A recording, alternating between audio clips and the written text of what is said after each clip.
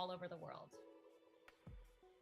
Each year, Americans observe National Hispanic Heritage Month from September 15th to October 15th by celebrating the histories, cultures, and contributions of American citizens whose ancestors came from Spain, Mexico, the Caribbean, and Central and South America. Hi, my name is Begoña Guereca. It's an honor to welcome you to OctogatosConf 2022. In this first day of Hispanic Heritage Month, we present to you the second edition of OctogatosConf. A lot of hard work has been put into bringing together this event, so I really hope you guys enjoy it. OctogatosConf is here. It's a conference that amplifies, promotes, and empowers the voices of Latinx in tech. So throughout the day, you're going to enjoy a live stream of interactive talks by industry experts in both Spanish, Portuguese, and English with live translation. And of course, we'll have swag giveaways, entertainment, and the opportunity to interact with the best, so stay with us. Remember, we're all here to grow and shine together, so let's make sure this experience is the best for everyone, and make sure to adhere to the Contributor Covenant Code of Conduct. You can find that at github.co/COC, or you can send violations to Andrea Griffiths11@github.com. So we're gonna drop that email in the chat, so no worries about writing that down. So let's go ahead and get this day started. We're kicking things off with our special keynote speaker, a personal favorite of mine, Mario Rodriguez. So Mario Rodriguez is a VP of Product Management at GitHub. He's currently focusing on all things GitHub issues. Prior to this focus, he led the GitHub Enterprise team, and he worked at Microsoft leading Azure DevOps Platform and Artifacts. Mario's core identity is being a learner, and from time away from product engineering, he spends with his wife and 2 daughters. So please give a warm welcome to Mario.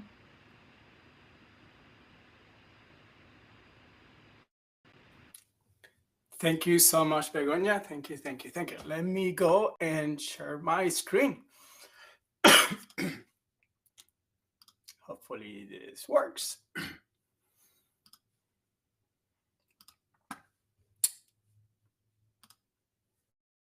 Perfect. And hola mi gente, and bienvenidos a OctogatosConf 22. Mi nombre is Mario Asley Rodriguez Caballero, and I have not been able to use my 2 last names for a very, very long time. So I'm pretty sure if mom ever watches this, she's going to be very proud that I got to do that again, in this day and age. Again, thank you so much and welcome to the conference. I'm very, very lucky to be one of your speakers today. I would say one thing, and that is that I apologize. Unfortunately, I got COVID just 4 days ago. We didn't want to cancel on you. So I'm doing the conference, but I'm going to run out of breath at times. And I'm also going to be coughing a couple of times as well. So again, I apologize for that.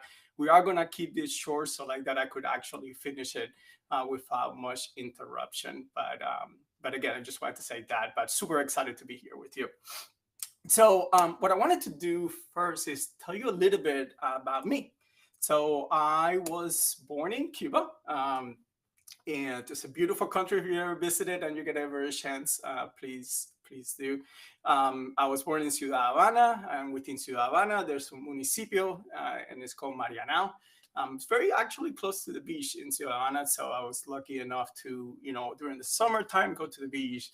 And I had an amazing time in Cuba. Unfortunately, my father was an ex-political prisoner, so we also had a lot of hard times in Cuba. And United States has this program, but at least back in the day, where you could apply for a visa and all of those type of things, and we were lucky enough to get one. And in 1994, I was able to come to the United States. It's the first time I ever actually flew a plane. And I still remember the time where I was sitting with my dad and I told him, what are we doing up here in the sky? But I came to the United States in 1994 and went straight into high school overall.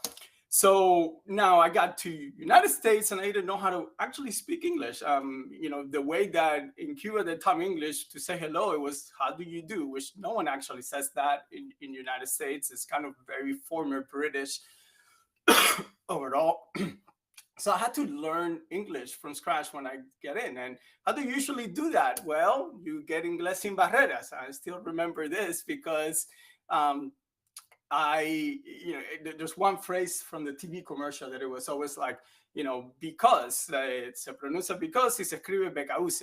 And and I really, really tried to learn English with this, but, it kind of didn't stick with me. And it was a great course, but it didn't stick with me. So what actually ended up sticking with me was this regimen of watching these shows right after I got from school. So the first one was Aladdin, from what I could remember. Then after that was Family Matters, or in between there was maybe Blossom or something else in there. And then I would end up with Full House. I would watch these things with subtitles and just try to get the language overall.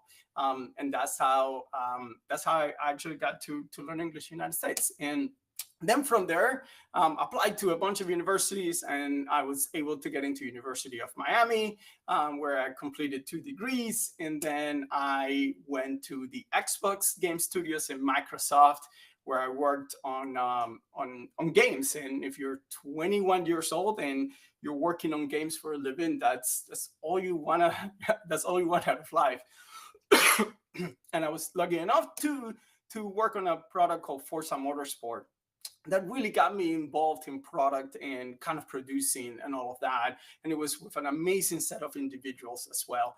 And I got this bug of, maybe I could do something in product management. And then I applied to a team, and that team was back then it was the Team Foundation Server team or the Azure DevOps team. And I was able to then start my career in product management, which then eventually led to that team acquiring GitHub, to where we are today, which I'm a VP of product at GitHub. And kind of that's how I got to today, and talking to you. But one thing that I wanted to highlight was that, if you actually rewind from that, and like I just told you a set of highlights professionally in there as I enter tech, overall, is that there's a lot not said in that journey overall. And the reality is that for many of us, that journey is very, very hard. It's not just this type of highlights that are all great, and you get to some type of VP position at a tech company. In the reason why that journey, in my opinion, is hard, is because the reality is that we are a minority, and we're a growing minority, which is amazing, and and there's a lot more people that are mixed race as well. So I think the United States overall, and even the tech industry overall, it's kind of growing in diversity significantly. But we're still a minority in tech, and that does mean something sometimes that you have to kind of overcome. So I want to tell you a little bit about my journey as a minority, kind of growing in tech in the United States, and that is not kind of based on those highlights. So one thing that I want to say is, there are 3 things that have driven me, or that I have learned, and I have had amazing mentors apologize, through the time. But one of those things is influence in the future. The truth is, if you end up reading things like Stoicism, Buddhism, if you kind of get into like nerding out about this concept of metacognition, and kind of read books about that, they all share one central thing, in my opinion, or at least they all, they might share more than one, but one thing that has captivated me as I read through all of these is that you cannot really control the future and what happens to you. And like, maybe we coming from Latinx backgrounds, we sometimes think that we could control the future, and that is very, very, very hard to do. The future cannot be controlled, but you could definitely influence it. And coming into terms with, you cannot really control that future and what happens to you. What happens to you is what is happening to you, but that you could actually influence, and that you could utilize and control your emotions to actually determine your actions to influence the results that you want. It's critical, and it has been critical for me. And I have learned this over and over and over again. And I had many mentors through my time as well professionally. And this has always been my North Star as well, which is, I cannot control things, and especially as a minority, but I could definitely, through actions and checking my emotions at times, because we're very emotional. Hispanic people are very, very emotional overall. Then we could, impassionate is what I mean by that. We could influence the results overall. So let me tell you a couple of things about what I mean by this. So the first thing is, so I told you I got into the United States, I was learning English and all of those things. But one of the challenges that I had to overcome through that time as well in high school, and when I got into high school, I started with ESL and things like that. And I hang out with a set of people that were my friends, but my friends got into drugs, and it was kind of difficult for me because and a lot of other people do drugs as well. And I'm not saying anything on that, but you could easily get stopped by police, and then I cannot control then what happens after that. And if you're a minority, you might get stopped a little bit more than not being a minority. So I had to make a decision, and it was a very, very hard decision to at times not be with my friends. But it was the only way that I could actually influence maybe a result of something that I couldn't control at one moment in time. And that was tough for me, in all honesty. Because it kind of took me away from some people that actually, I bonded with overall, especially in the school that I was. The second thing that I wanted to say, so after kind of that was it, I kind of learned English. I was kind of a little bit on the right path in there. I remember taking my SAT, and back in the day, it must still be it, you had to take this course to get into a university. And my PSAT, the pre-SAT was around 900, and 900 will not get you anywhere. It's actually a very, very, very, very low score. And the reason for that is my English was not very good. At least the understanding of English was not very good to score very high. I did pretty good at math, but not in that. And I could get it better. And I do remember going and talking to mom and saying, Mom, I don't know if I'll get into a university overall. My scores are not good enough right now, so I'll go to Miami-Dade Community College or something else like that. And what she told me is, it's okay. Maybe there's another way that we could think through it. And there was. I was mentored by a set of people, and there were, you know what, maybe you should take the ACT and kind of get better in these specific things in English, and maybe that will give you a better score for you to apply to more universities, and then that will give you an into universities and for you to actually further your education on it.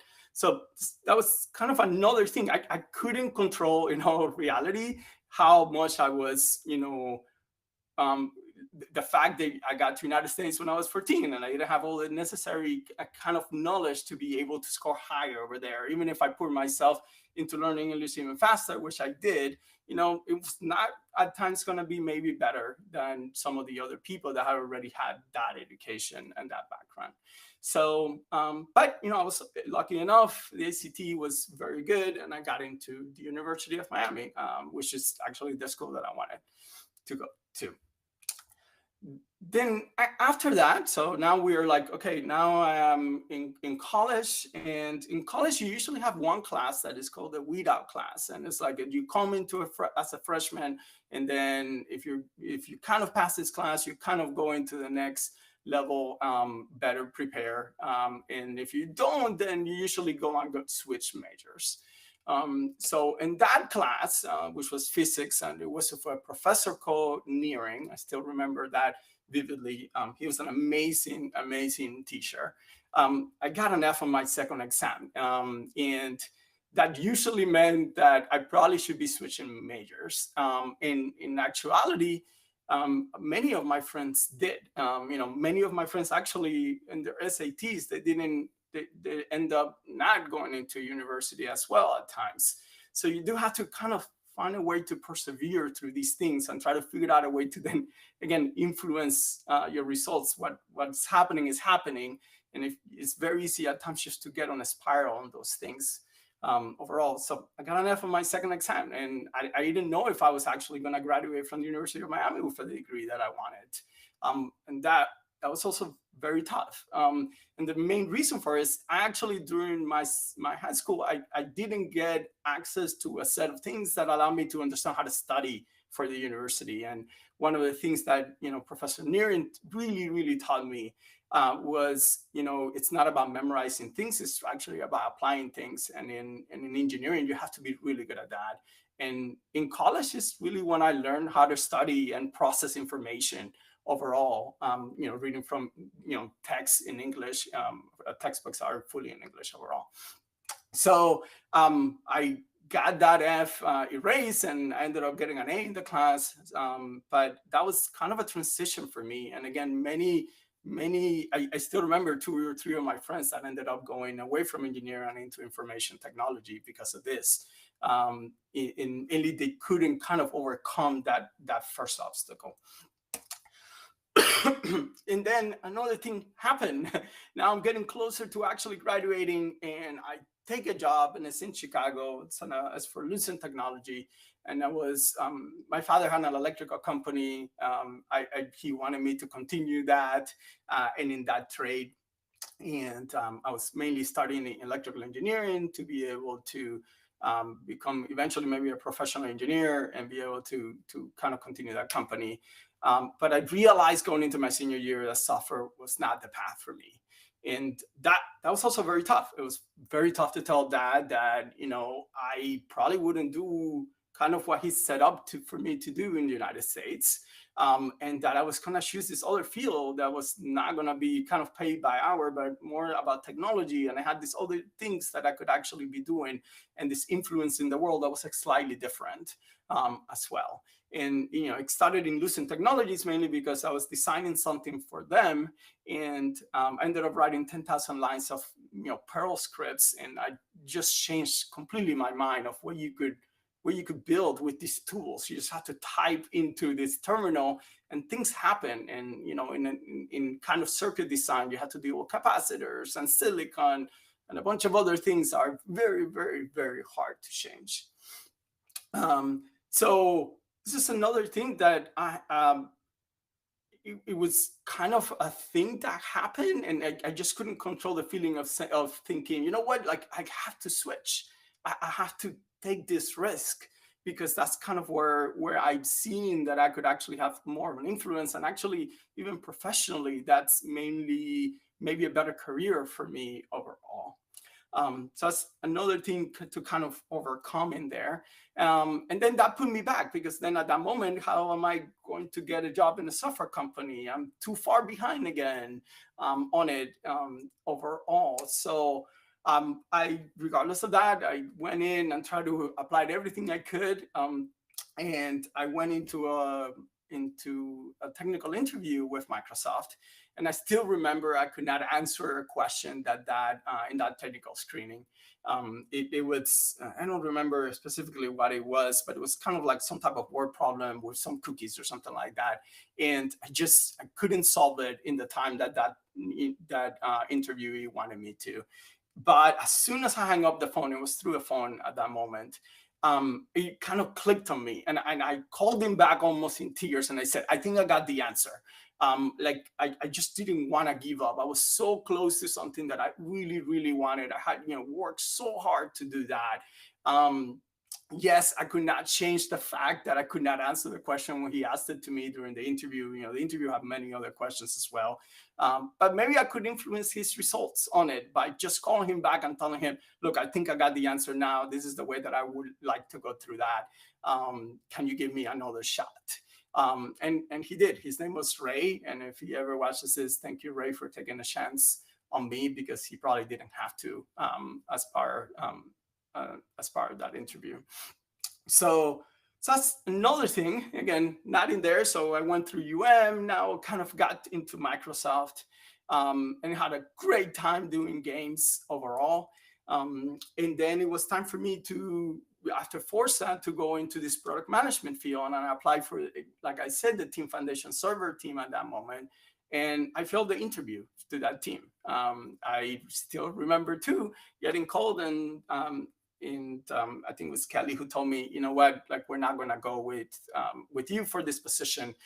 Thanks for interviewing for our team, et cetera, et cetera. But I didn't give up on that. I kind of asked on, okay, what exactly does it take for me to actually grow in it? And eventually, I think within 4 months after that, I got another chance and I was able to get into that team. And that kind of led me into GitHub. And the last thing is that, Begonia said that right now I've been focusing for the last 14 months on issues and projects. And if you see any of my presentations at Universe, you'll see that that's kind of where I've been mainly talking and kind of sharing my ideas on. But I have something else to share. And I don't know if I told this to many people, even inside of GitHub. But at GitHub, when I decided to actually refocus from enterprise and a couple of things that I was doing into that, I got told a lot that it was career suicide. It was a big risk. And in fact, it's not career suicide ever, but it is a risk. Maybe if that product, didn't make it into beta, that beta was not successful into GA, probably I wouldn't be at GitHub today. And I wouldn't be VP of product at GitHub. I would be probably in another company. But at the same time, like that's what my heart was telling me. And yes, there's a lot in there that you have to go through. And it's very, very scary, especially as a minority, to make those decisions. But this has been my North Star from the beginning, which is I could influence the results. I cannot control exactly what happens every time.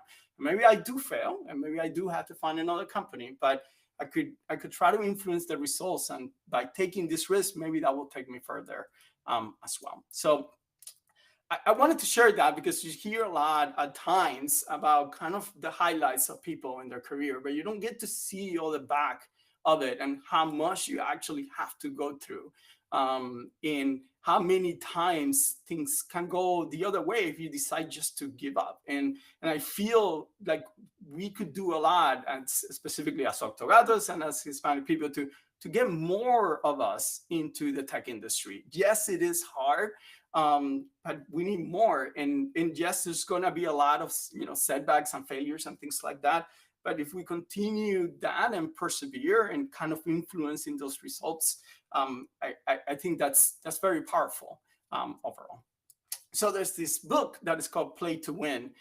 There's many Play to Wins books, so you're going to have to find the one by Larry Wilson. But they talk a lot about this avoidance, don't avoid situations where we might lose, fail, be emotionally hurt, or be rejected. And I feel this, coming as a Hispanic into the tech field has been something that I have to be continuously overcome, which is not being afraid of the situations where I may lose, fail, and be rejected. I told you multiple times during my career where I have gotten rejected or where I have failed, and where I have been able to kind of push through that.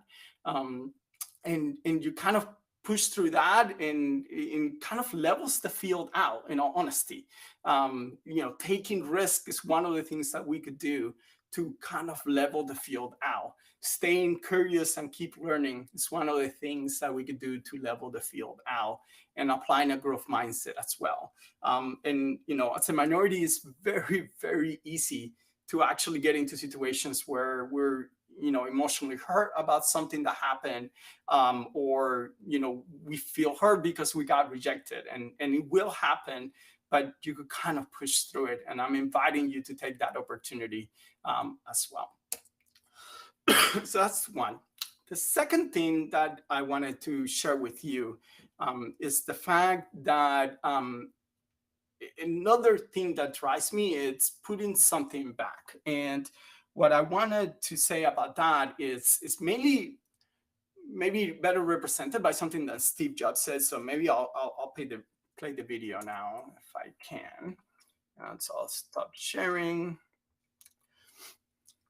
And I'll share this. Hopefully everyone is still with me.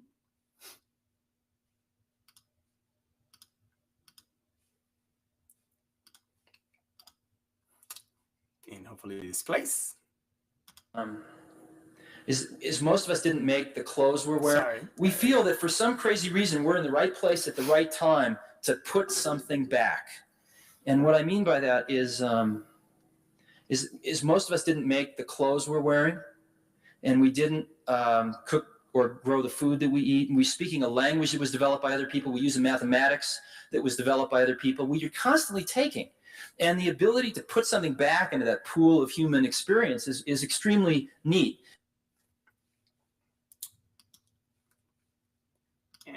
let me now reshare my screens. But that is one thing that I go back into screens.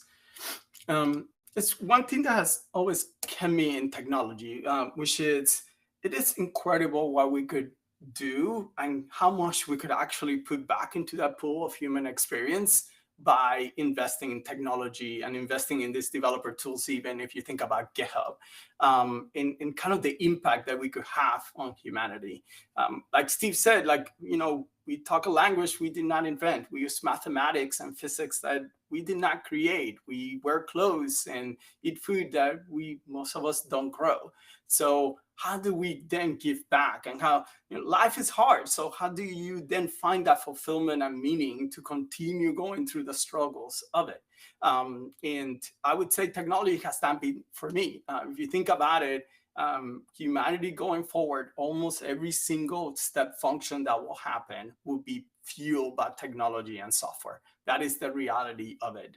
We already invented the wheel. We already invented gunpowder and a bunch of other things that were physical in nature. From here on, software is going to be the thing that kind of gets us out of this planet and kind of propels humanity forward as well. So you kind of being in this field is just phenomenal for me, and it's what gets me out of bed every single day. It's what allows me to present to you today, even though I was really sick 4 days ago. It's because I really think there's a huge opportunity for all of us to contribute and put something back when it comes to software and technology. So again, welcome all of you to continue to kind of stay in tech and grow in tech as well, because we have an amazing opportunity in front of all of us. Another thing that also kind of fuels me is education. I had a lot of great teachers, and I just wanted to share, this is the class. We founded a school, and we did a school mainly to provide different opportunities. The name of the school is Discovery. This is the newest teachers of that school. And it's mainly right now in North Carolina. It's in a rural, kind of semi-rural area of North Carolina, because we need better teachers in there and better education for those people. The hope is to hopefully replicate it to other places as well if it works out. But not only can we put something back just in our jobs, but we could also do it outside of our jobs. There's various forms of contributing back or of activism, et cetera, et cetera. The one that I chose has been mainly through education, mainly because education has impacted me tremendously as well. So this is kind of why I, one, stay in tech, and then two, how I provide kind of give back as well. So the main thing that I want to leave you with this is that I want you to find your way. So as you actually are going in your career and you're figuring out what to do, it is important to find your why overall. It's important for you to pay it forward and just kind of keep it and, be a mentor to other people. Go out there in the community and contribute and kind of find that fulfillment outside of work as well. And the more you could then do to invite more people into technology, that school is mainly a STEM school with a little bit of arts, because we believe that even programming has a liberal arts component to it. Then you'll arrive great fulfillment overall. The last thing that I wanted to share with you as well is I get asked a lot, what does it take to be a leader in a tech company? What do you do every day, Mario, as a leader in a tech company? And how can I get there? And again, I had many mentors, and there's very different ways that you could actually think about that question. But the way that I like synthesizes it the most is actually by something that Satya Nadella said. And he talks about 3 kind of leadership principles. I just want to share two of them with you today. And that is, one is lead with clarity, and the other one, and it's kind of, you have to create clarity for your team. And the other one is generating energy. Great leaders create clarity. And this is the way that he talks about it, is that the most important attribute that any leader needs to have, and is often underestimating his opinion, is the need to create clarity when none exists. And that, in an ambiguous situation, that's when you really see leadership overall, because in that ambiguous situation, leaders end up creating clarity. So in technology, the people that I admire the most are the people that have amazing gifts in creating clarity in ambiguous situations. They just have this tact of, putting something very complex and saying, no, this is kind of the course forward on that, and specifically during uncertain times. So as you grow, from an IC to a manager to then a leader, overall of multiple managers, always be thinking about that. Is how can I create clarity for myself, for my team, for my customers, for my company, for my colleagues, and even for the industry overall. So creating clarity, that's kind of one of the most important things that you could do. And the way you do it is, by writing, by sharing, by speaking, overall. Now, clearly there's a lot of thought that needs to go when you create clarity, but always be thinking about creating clarity. That's one of the most important things. And then the next thing that he talks about is generating energy. And really, for me, generating energy, yes, you could be super enthusiastic, and that's kind of one thing that you have to do. And usually, I'm a little bit more upbeat overall, but the other item out of that is kind of practicing this optimism side. If you think about it, if you are always with the person that they're always kind of down about something, or like the kind of the weight of things eat of them, it's very hard to generate energy in that situation. So you have to create optimism. Things are always going to be tough at times, or the grass is never greener on the other side. So like that optimism is what will propel you. It's kind of like when we talked about influencing the result, it's the same thing. It's kind of inspire optimism within your team, within yourself, within your community, and then kind of bring your creativity and your growth mindset into that as well. And having that is what is going to generate energy on people, and it's going to create this fellowship around you as well. And as a leader, you know that you cannot lead just by your reports. Now, you lead by influence overall. So you do have to get that fellowship. You have to serve people in order for them to follow you. And you do that by giving to them, by growing them, and by being creative overall. So you want to build kind of that organization that is stronger tomorrow than today. So these two items, kind of creating that clarity and then generating that energy, have been essential for me, and I have seen it be essential for many leaders, including Satya, when he, as he rose through Microsoft, and not only that, after he actually took over Microsoft as well, and why he kind of indoctrinated overall from a culture perspective in the company. And it was remarkable to see. But it was that clarity around our cloud products, and that energy that he kind of gave was essential for that. And I always try to reflect every Friday on that. Am I creating enough clarity for the team? Is my team enough creating enough clarity also for their team as well? And now we're generating the energy necessary to make this fun, and continue to do what we do. So that's kind of what I wanted to leave you to leave you with. It's three core things, which is, you cannot control your decisions, but you definitely can influence the results that you get. Put something back, stay in tech, put something back in tech as well, if you get a chance. And then if you want to grow as a leader, my main recommendation to you is create clarity for your team, serve them, and generate that energy for them. And with that, I wanted to end it and give it back to maybe Begonia to take us to the next one. And thank you very much.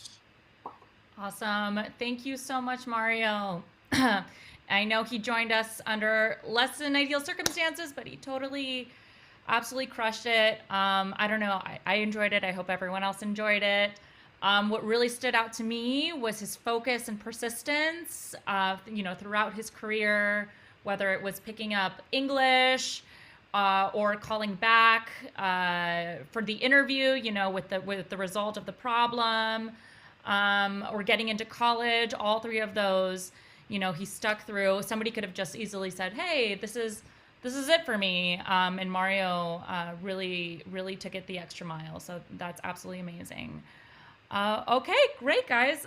So be sure to follow Mario on Twitter. His handle is Mario Rod1. So you can continue to follow him throughout his career. So yeah, after that amazing keynote, we have an incredible lineup for you guys today. Please feel free to continue the conversation in discussion at github.co/OctogatosQuestions, and we can also drop that in the chat. There will be giveaways throughout the day, and you have to be registered for the conference in order to get those. More details will come later on, so just stay tuned.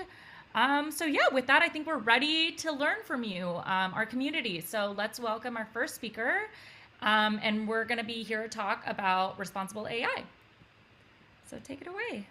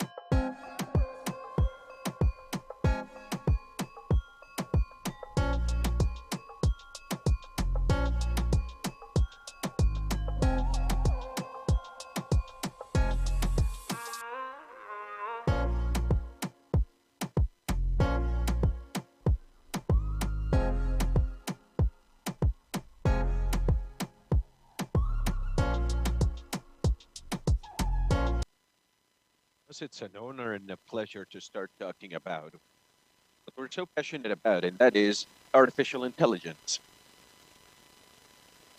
But, obviously we're talking about responsible AI. So in the next 30 minutes, we're going to be doing just that. Machine learning is pretty interesting, and developing artificial intelligence algorithms is pretty cool, right? But there's an accountability and a responsibility behind that. All right. So before we continue with the explanation, we're going to introduce ourselves. My name is Carly Chavez. I'm better known as Katy Chavez. I work in artificial intelligence, and I'm an ambassador for Microsoft in the gold category, and I'm a field expert also. Thank you. Well, my name is Luis Beltran. I'm Mexican. I'm Microsoft MV also in artificial intelligence as well as Azure. I am currently taking up a PhD course in the Macaulay University in the Czech Republic, and I specialize in cloud computing, mobile app development, and I do these technical presentations. I like to share knowledge. You can find us at these email addresses, and also these are our social media handles. All right, so we're gonna start with with the topic. When we talk about our artificial intelligence, in general, what we mean is a machine learning model used within a system to automate something. Carlita, could you give us an example, please? Sure. Mm, uh, w- when we use an autonomous automobile, meaning a self-driving car, it can use sensors, right? Basically, through a machine learning model, the car is able to use this image to make some sort of forecast or prediction. For instance, let's take a picture of a train. This image will allow us to make predictions if the vehicle turns to the left or whatever, right? So this is an artificial intelligence model. When we develop artificial intelligence, there are risks. Artificial intelligence might be unfair, or it might be risky because it could be seen as a black box making decisions for humans. So if we go to another case, we'll find a different model analyzing the personal information of a person, their nationality, their how much they make, and based on that, the the artificial intelligence will make a decision on whether they get a loan or not. But that carries potential problems. Companies have to set a clear focus on the use of artificial intelligence. And that's where responsible artificial intelligence comes in. It's a governance framework aimed at doing just that and at setting boundaries to artificial intelligence. So, artificial intelligence provides us with unprecedented opportunities, especially companies. But as we already mentioned, this comes with a great responsibility. We know it has a direct impact in the lives of people, and there are ethical questions based on that. What is the privacy of data? Can we trust it? What's the legality of it? There's some research, for instance, by Accenture in 2018 and 2019, where only 35% of global consumers trust how organizations use artificial intelligence. And on the other hand, 77% of these consumers think that organizations should be held accountable if artificial intelligence ever gets misused. As organizations broaden the use of artificial intelligence to gain benefits, they have to hold themselves accountable and comply with regulations and rules. Here in Europe, for instance, privacy rules and GPR, all of that is a very sensitive topic. Users own their information. Therefore, they're entitled to request companies to ask about how they're using their own private data or to just flat out delete them, right? Data scientists, engineers are the bearers of the ethical responsibility to create a model that does not affect individuals or groups of people in a negative manner. So, Carlita, let's delve into the specifics. What is responsible artificial intelligence? All right. Responsible artificial intelligence is a practice.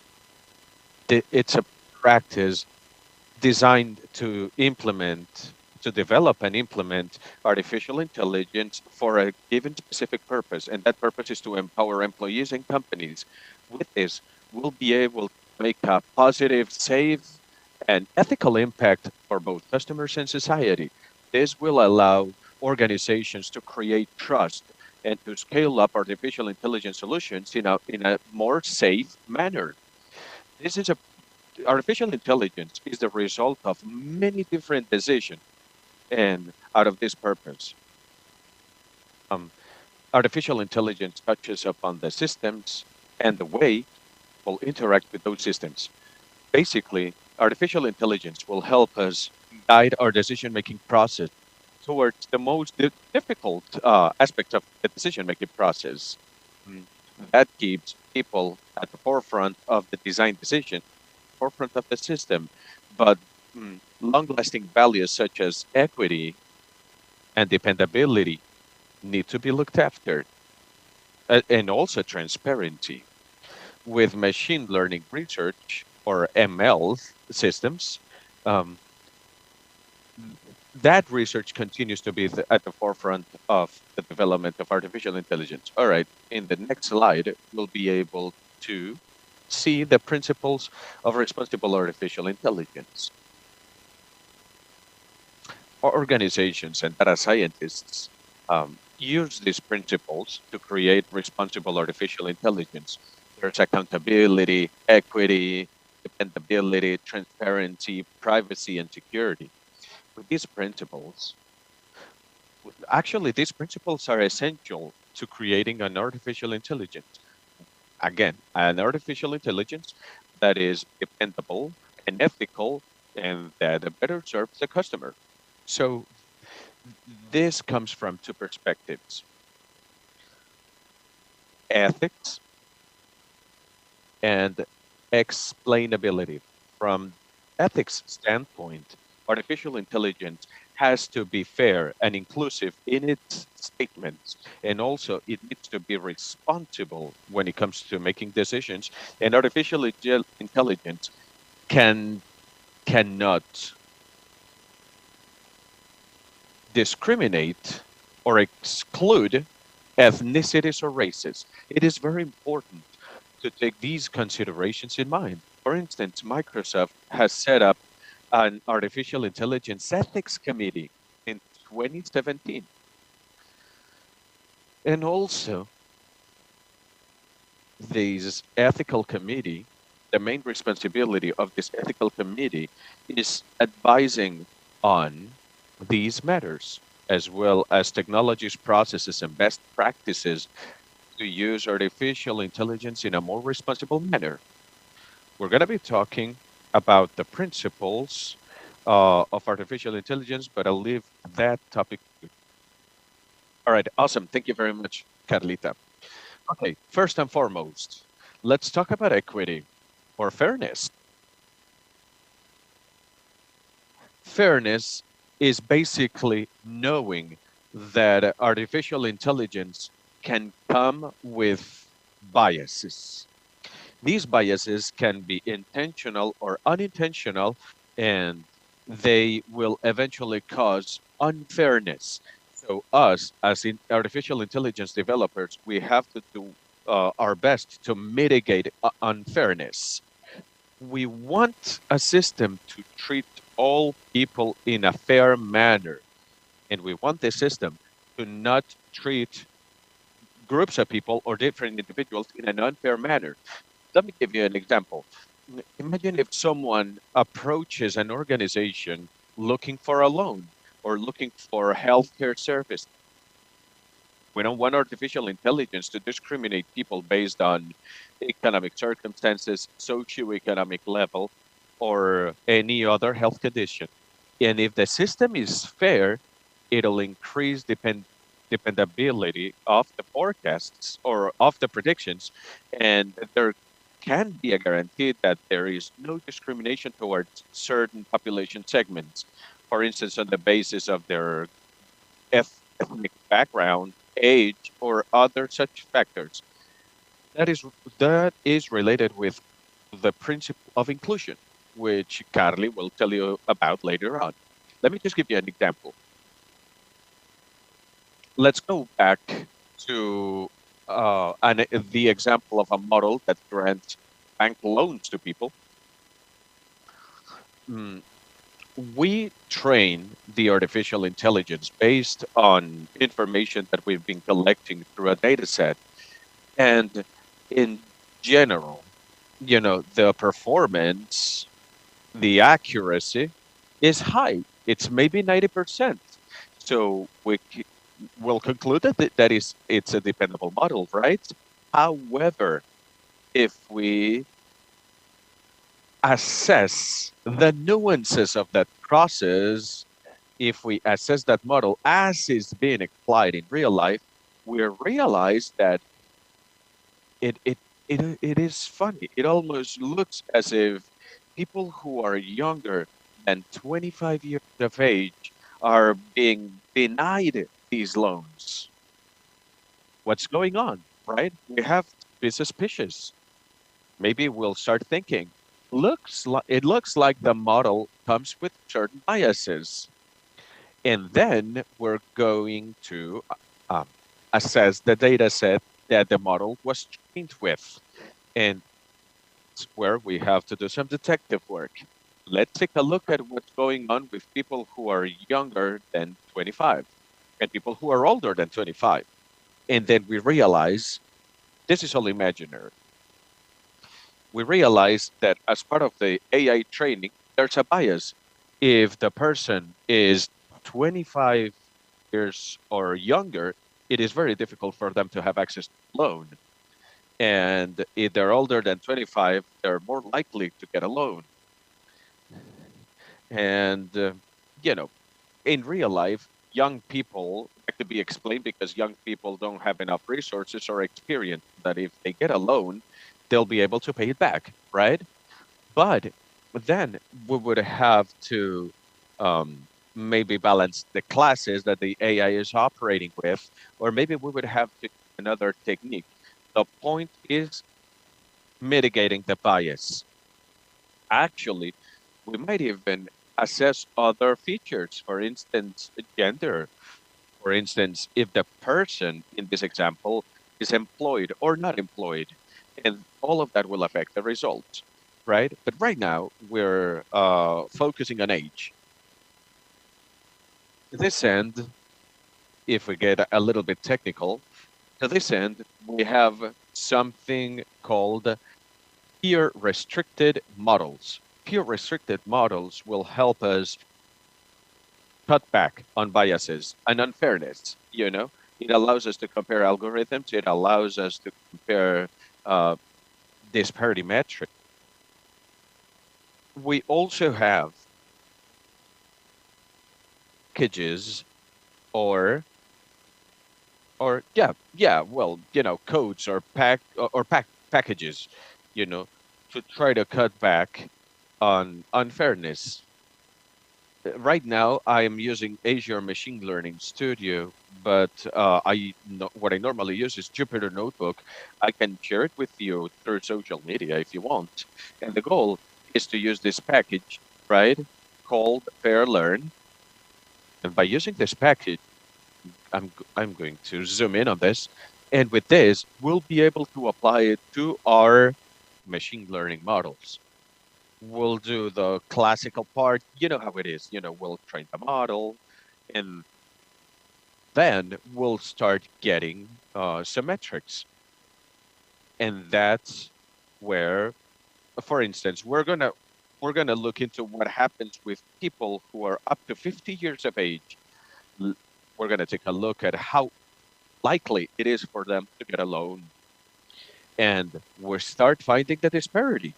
You see, the unfairness for people who are older than 50 years, um, and more than 50 are granted a loan, right? So elected. So we can use this package called Fair Learn. There are many more similar packages, and packages usually have a dashboard that we can use to feed it data. For instance, validation data. As you can see in this data set, we can feed it sensible categories and results, and all of that will give us a dashboard. With this dashboard, we'll be able to make progress. We'll choose sensitive features, accuracy, recall. We'll be able to set false positive rates, and then we'll have metrics as a result, as an output. And let's pick a for this feature. And the metric, I'm gonna select recall as a metric, for instance. All right, thoroughness, and I'm gonna select that disparity, right?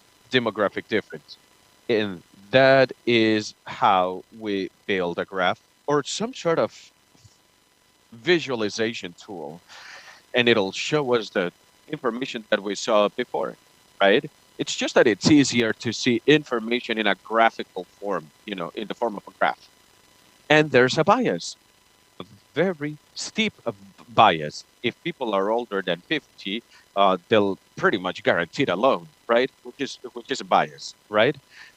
And we have to look into whether the feature has a strong influence or not. And if it does have a strong influence, we have to mitigate it. We have to balance it out because of of the nature of the model. Maybe the model needs strong features, in which case you'll make that decision, right? But we do need to look into the biases, at least to be aware of the biases of our AI. All right, so the clock is ticking, so we're going to move on to transparency or explainability.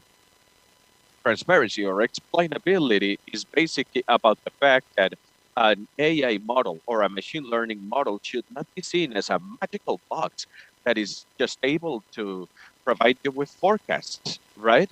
It cannot just magically give you information. For instance, there's a user who's granted a loan and another user with very similar features is denied the same loan, right? The goal here is using tools such as interpreting, etc., to know the characteristics or the features or the info regarding that you use to make a decision or that the AI used to make a decision. So the question here is, what are the most sensitive or the most important features to grant a loan, right? Maybe for this loan study, depending on the information, the earnings or the salary or wages will determine if the person gets a loan or not. And the second category would be the amount.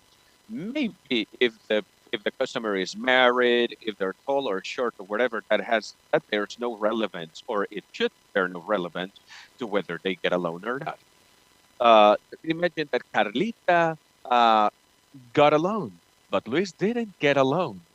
If we want to go case by case, we have to look into local feature relevance.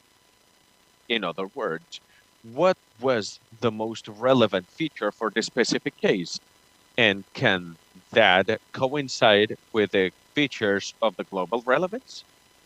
So very briefly, I'm going to apply the package that I mentioned, for instance, interpret ML, and I'm going to apply it to our machine learning model to build some sort of graph. And basically what I'm looking at of all of this is what are the more relevant features to come up with results. The number of pregnancies that a woman has gone through, that's the most significant thing, right? For for diabetes. Imagine if you want to get treatment for diabetes, right? Age, a bunch of different features, right? And we've mentioned this information before. Carlita, tell us about dependability.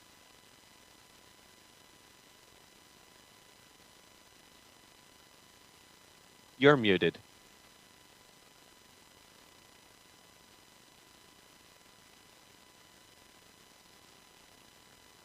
As I said, the third artificial intelligence principle is dependability. These artificial intelligence models have to be safe if we want to trust them. If we're to trust a system, it has to have a dependable design that can respond safely to new situations, or we need it to respond in a dependable manner to new situations. So it can degrade with time. We have to have robust monitoring and follow-up procedures to modeling so that the performance of the model is optimal. All right. So in this slide, we have the fourth principle, privacy. We, we know deep fakes. We all know deep fakes or fake news. Deep fakes or fake news have a lot of incidents on public policy, and that's a threat to the safety of people. By using facial recognition software, you can infringe on the privacy of a person and you can threaten their safety. So privacy is any data that can identify a person, maybe their location, their daily activities, or their interests. All of this is subject to strict privacy laws. For instance, GDPR, regulatory framework in Europe, makes it mandatory for companies to abide by these transparency and privacy rules. We can mention two open code packages that can allow for a larger scale implementation of safety and transparency principles, smart noise and counterfeit. The fifth principle, I was reading actually the comments. Uh, um, the fifth principle is that we have to design an AI that is non-discriminatory, but also we have to take into account the fact that the world around us is very diverse. We have people with disabilities, or basically AI systems need to be inclusive and they have to be in tune with the needs of our diverse ecosystem. When artificial intelligence systems think about inclusion, they have to answer the following questions, or you have to answer the questions. For instance, was the AI system developed to profile different individuals or organization types? And the second question that we can reflect on is there any data set that should be handled exceptionally in order to guarantee for the individuals belonging to it to be included? In the next slide, we have accountability. Accountability is fundamental for responsible artificial intelligence. People who design and feed AI systems must be accountable in their actions and decisions. So this is just food for thought. And if you want to answer, it's a question. And if you want to answer this question through the chat, by all means. If we use a self-driving car, AI, to cause an accident, who's responsible? Who's accountable? The creator of the AI technology, the driver of the car, or the car? Let's take a look at a tool. This tool is called Responsible AI Toolbox. This is actually a toolkit to provide you with a custom-made, responsible, accountable AI experience. This toolkit will allow us to explore and evolve models as well as data. And it'll help us understand our AI systems in a better manner. And This toolkit also allows developers and stakeholders to build AI solutions that are more responsible and more accountable. And that allows us to make better decisions based on data. Basically, the goal of this tool is to provide a collaboration framework on responsible AI by using interactive visualization.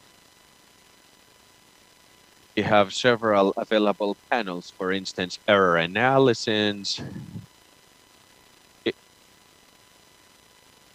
interpretability, meaning interpreting data, interpretability, and also fairness, and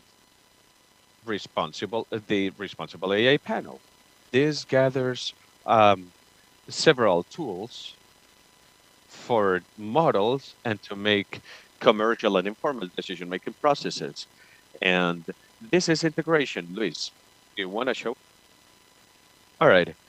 So in order to get to these capabilities, we have these kits and these tools. Some of these we already took a look at when we were explaining the models.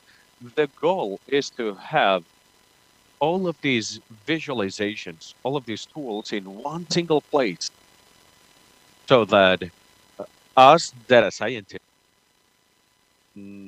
know if an error's been found, if some type of unbalance has been detected in any classes, if we're unknowingly affecting the results.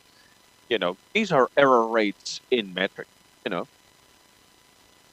So again, this is a very useful tool to add to our experiments, you know. And it allows us to know what are some of the factors affecting a decision, right? Comes with what if scenarios too. For instance, a loan was granted a person, right? This person got a loan, and another person, Luis, didn't get that loan. What would happen if Luis was 40? Would Luis get a loan or not? Or what if Luis's salary go up 20%? Would Luis get the loan in that situation or not? And then transparency, um, uh, checking for our system to not for unfairness. That's where it comes into play. And also, we have to look into what are the consequences of using the data and the different possibilities. That's basically it. It's about justifying our artificial intelligence, right? We have several packages here, and something that is very important to mention is that these are open source. So we can know for sure that we'll be able to follow up whatever we're doing because it's open source. And to wrap up, we'll provide you with some recommendations. If the AI system creates metrics, it's important to show those, and it's important to follow up on those. It's important to let users know that artificial intelligence cannot be 100% accurate all the time. You have to set expectations on when the system can make a mistake, realistic expectations. If you have a 100% dependable model, that's very suspicious, because it means that this model is only memorizing responses, right? Uh, but rather, you have to look for the responses to be related with the context, and you have to make sure that AI behavior does not include biases or unwanted, unfair judgments. We want, for instance, our AI system to acknowledge different genders, right? And these are some of the benefits of responsible AI. All right, so here's the overview. We want to guarantee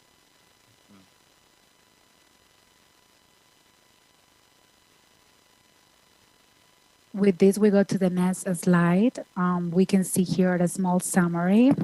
Yes, we just wanted to remind you the principles when we are building artificial intelligence model is to be equal, trustful, transparency, inclusion, and responsibility.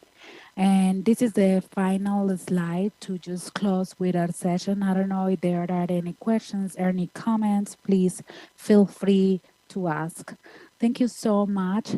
It was such a pleasure for us to be able to share all this information with all of you. Carlita, did you have any final words? Yes, the same. Thank you so much. We're going to be keeping an eye on the chat in case there are some questions. But thank you so much. We're going to be able to answer all the questions you have. Thank you so much.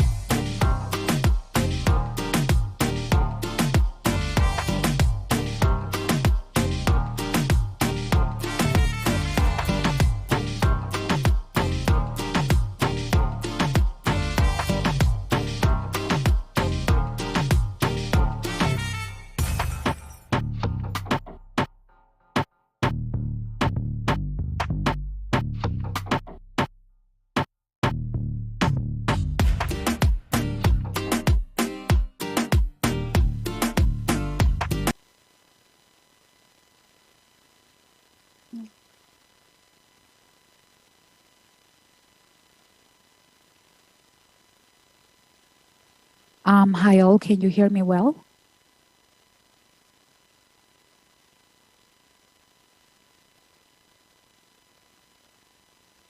Yes, first we are checking here because we're gonna have interpretation in English as well. So we are just waiting for the other person to end so we could start with our presentation. Your conference is going to be very fun. I am very happy to be here as well to participate and to have English interpretation.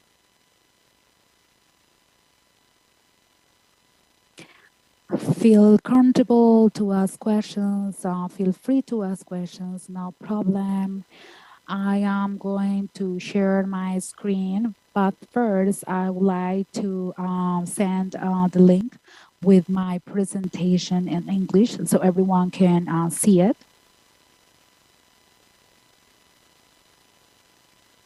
So I'm just gonna share my screen right now.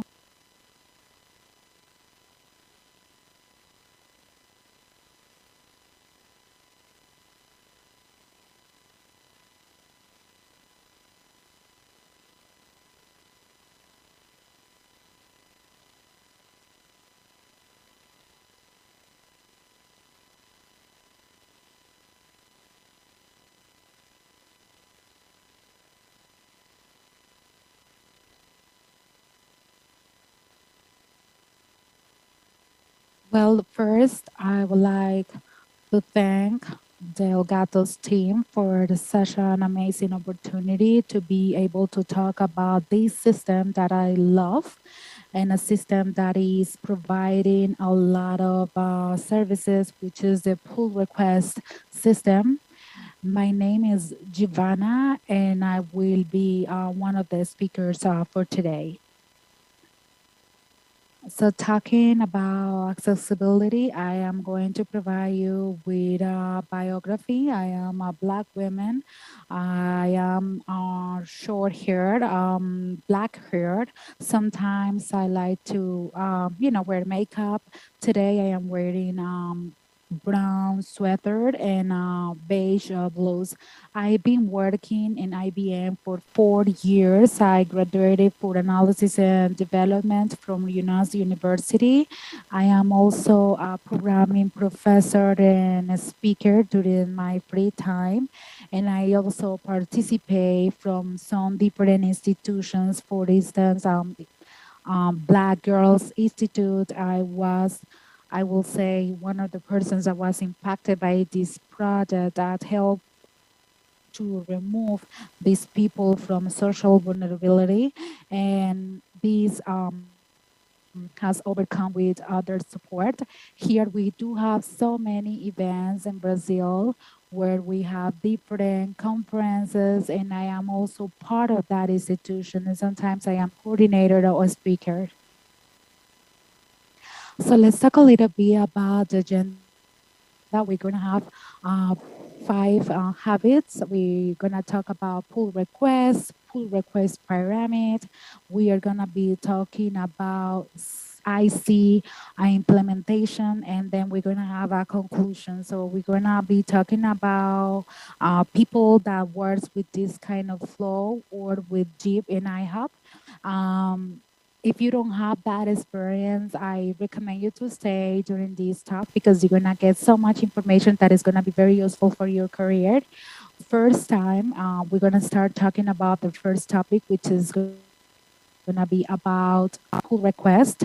And I will say that many people is afraid of pull request, and we all are afraid of it. Why? I don't know if it's good or not, but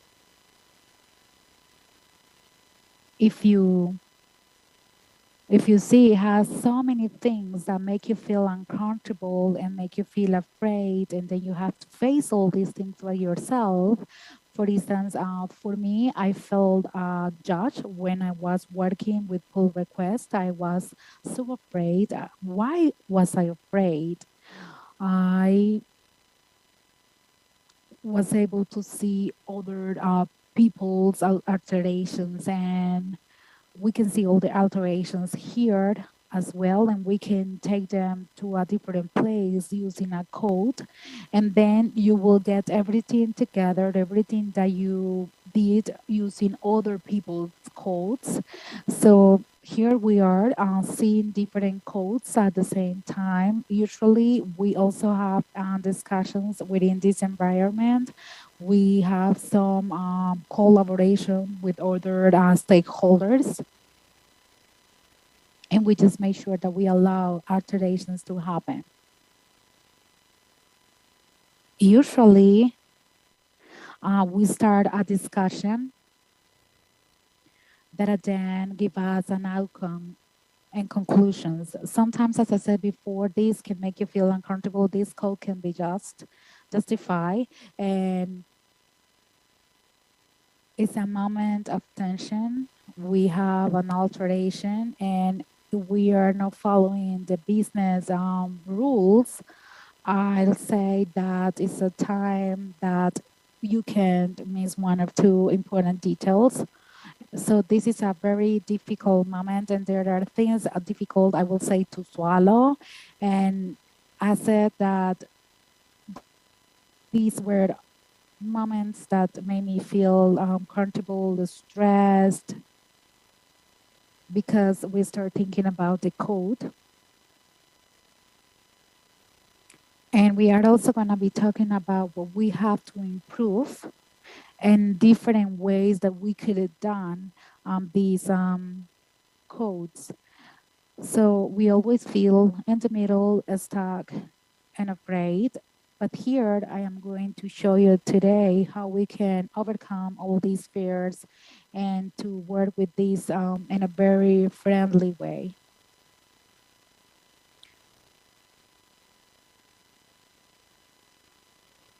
So this is a very tense moment from a developer that is also very concerned. But what is a pull request? When we talk about pull request, I said that we have a parameter. This is a code review. And basically, what we have to see when we are opening a code question or when we are reviewing a code, usually what we have to do, we don't have to focus on this. We will have to focus on the code style that has the design patterns. It has the solid dry where we can have some repeated things in the code. Besides that, we also have the code styles that can be different. We can say that this code is beautiful, this is not beautiful, but what is for a good practice or not for a good practice if it's useful or not. If we don't have that, that is okay, but it is part of the process. But what we'll have on the next level, we can do the test automation, the different topics that we need to take into consideration. It's a different way to see that the features were really tested, that there are different tests that are inside the app. So this is definitely more important than the code style, and that is important to see it. Under test, which is like half of the pyramid, is the documentation. Documentation is the use of the code and everything that was released, are all the things that were documented. Software documentation, I will say that is the foundation, is gonna be in the middle, is very, very important, even more than the test. So we can have the semantic implementation that has a lot to do with the business rules, safety, certifications, and viewing. Everything is inside the implementation and is gonna be also part of documentation. So if we are talking about semantics, it has to do with all the details that are part of the code. For instance, having certifications with codes, codes that are also part of the business rules. For instance, we have data. There, we can implement semantics as a main foundation. And the main part is APIs and semantics. Basically, they are codes. Without these codes, you don't have anything. So I will say that everything altogether builds this pyramid with the essential foundation. And what we have on the top is the one that is going to give us the quality of the cycle. But how we're going to apply all these to a pull request? We said that this is essential and the weight and the importance that we have daily, but how do we apply all this information? Because it's not worth it just saying, okay, this is what we have. I'm not giving you any solution to the work that we have to do. We need to understand how we can apply this. So the first step or the first tip that I could give you is to tell you that this is the time to do it. Everything I do, of course, I still have issues with semantics. So the first topic that we're gonna discuss is semantics. So we're gonna talk about semantic commit or conventional semantics. This is one of the ways that you can do comics and standardization within a project. Sometimes when we start a project, we start working on a project, first you have to send a message, commit message 1, commit message 2.0. This is giving us ideas of what we are thinking. Commits basically is the message that you are given about different alterations that we have done.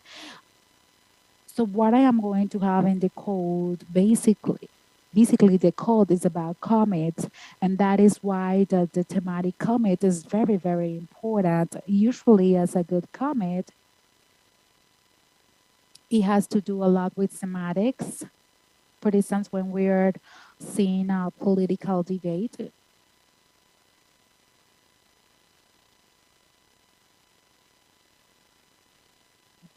type of debate, so we can have the green sample. But the most important thing is to be able to understand how this thematic or type comic was built. This is going to be the first part. Let's just think that we are going to express what we are doing, what type of comic we are doing. Is this a test? Is this something new that we are doing? An advice that I give you is to read first the Angular commit message, that line, and at the end of the day, we are gonna be talking about different links that are very useful, but the documentation that we have is very useful because they give you an idea of how we're gonna define these types of codes. We also have here that the information of the step was done. If it was easy information, if we did a new root type of code, basically we need to understand what is the main scope of the code. Also, we also have some descriptions that are easy to understand. For instance, I did a new treatment, I did a correction, I fixed something. Where we have the product, they have a description. Something else that we also have in the semantic commit is the body, which is an accurate description. It could be a detailed description. It could be also important information that they could have when they see the commit.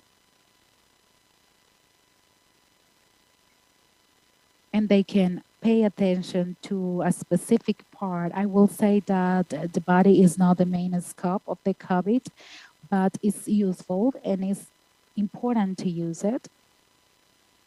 We also have other information of who did the review of this comment. And review could have also suggestions from the projects. And I will say that this page header has integration of other commits that we did before, and the commit will be reference of the code that we created. So it's very interesting when we use first the topic, the page header as an information for the commit. The second advice that I could share today with you is the PRS and the size of the PRS. As I said before, this is sometimes you feel guilty. You feel guilty because sometimes I create huge strategies, and sometimes the ones that work with me want to kill me, but sometimes I remember that I created PRS that were more than 20 lines to review. So this is a very big one, as you can see it here. The ideal is to translate this PRS with 2 lines maximum. So it's important to consider not to create huge PRS, because this will have a lot of code alterations. So it has to be by parts. And this is something that we are always going to review. So I am always trying to reduce the size of my commits. And I remember that I also talked to the reviewers. When something is very big, I have to split it, and I tell them, I cannot give you the whole thing.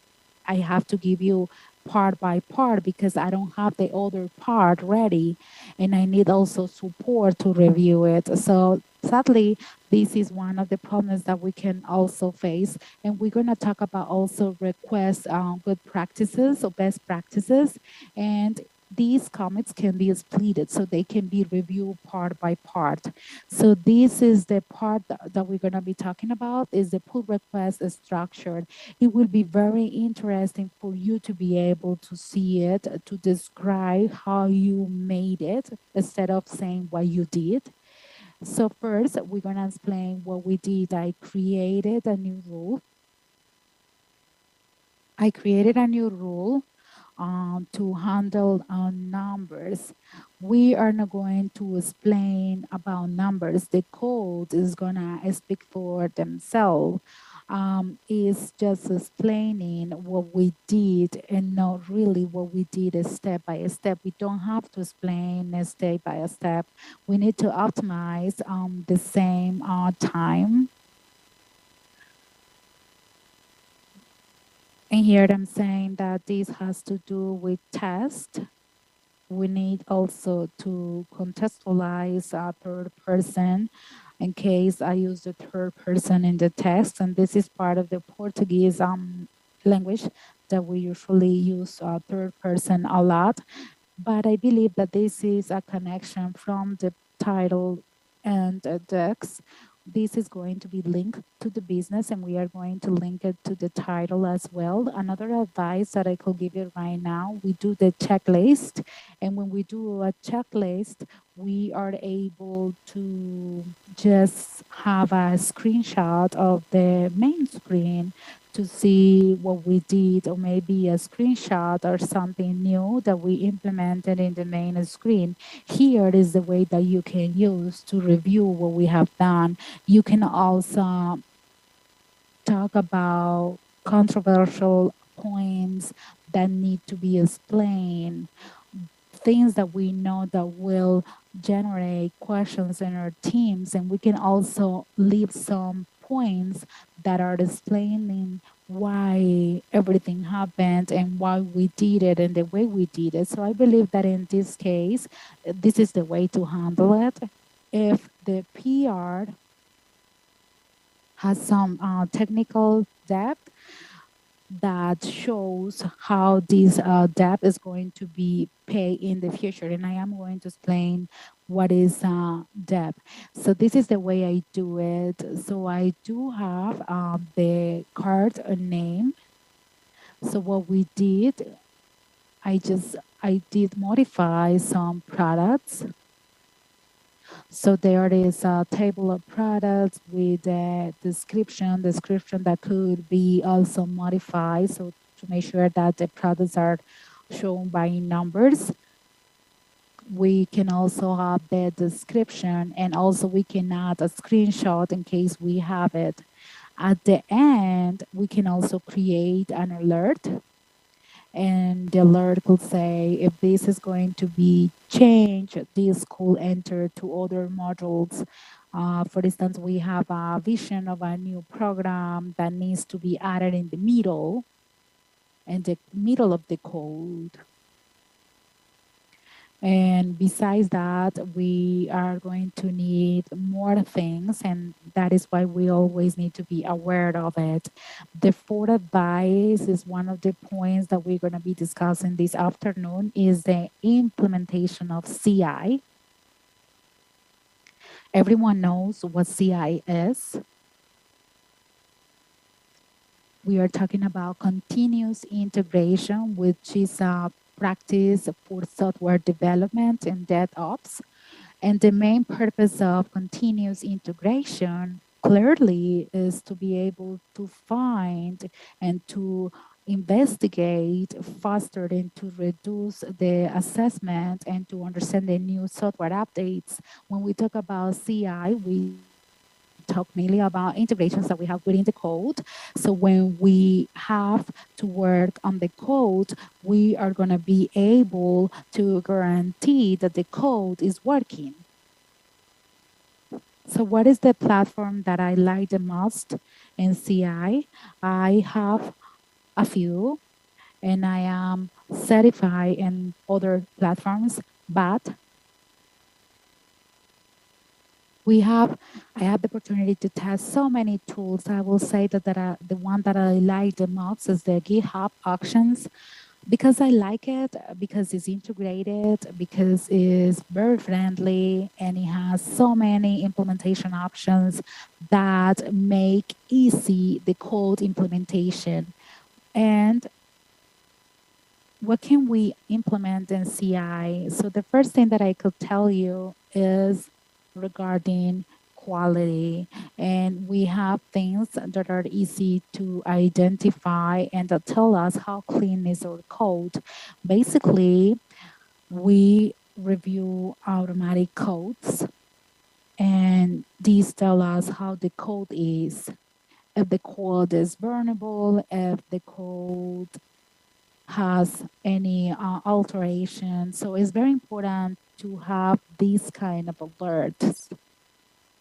Second, we do software test, integration test. Usually when we have CI, one of the biggest advantages is that we can do a test before we introduce the code. So we don't have to be concerned about how the code is gonna be created. We need to make sure that we do these tests before. We need to apply the test and make sure that the code pass the test. We have different tests that we could implement. I usually like to use Jest, but remember that we have Cypress, Unit, Selenium to do these kind of tests. And let's say that the code doesn't pass the test, the code will be blocked. We also have the secret detector. Usually it shows code alterations automatically to see if we have variables that we cannot send. It's usually very good to identify safety. And one of the things that I like the most about my job is give guardians that is integrated, that is also giving us alerts. Sometimes we can have old comics that are providing a lot of alerts, and this is telling us where do we have to go and what do we have to fix and the type of adjustments that we have to do to this code. Fourth, we do have the software analysis, which is LCA, and also this is apply and static apps, and this also has to do with the black box to make sure that we identify the safety of the black box. So we have this type of alerts. Usually the most well-known are the UI source. I don't know many, but I believe that this is the one that is very popular, which is the Y source that is given to us by SAST. And it gives us all these that is more related to safety of the code. So we have here on Lint. Basically, what this does is to execute an assessment of the static code is searching for an error, if we are missing a comma, if the variables that you are placing are not being used, if you are putting the code in the right way, if you are allocating, or maybe you are importing a lot of data that is not being used. So you are taking information from a library, but you are not using that information. We can also do some validations, and we can also verify the tree just to make sure that we are using the tree right. Usually this part has many options. It has GitHub from Marketplace that can be customized.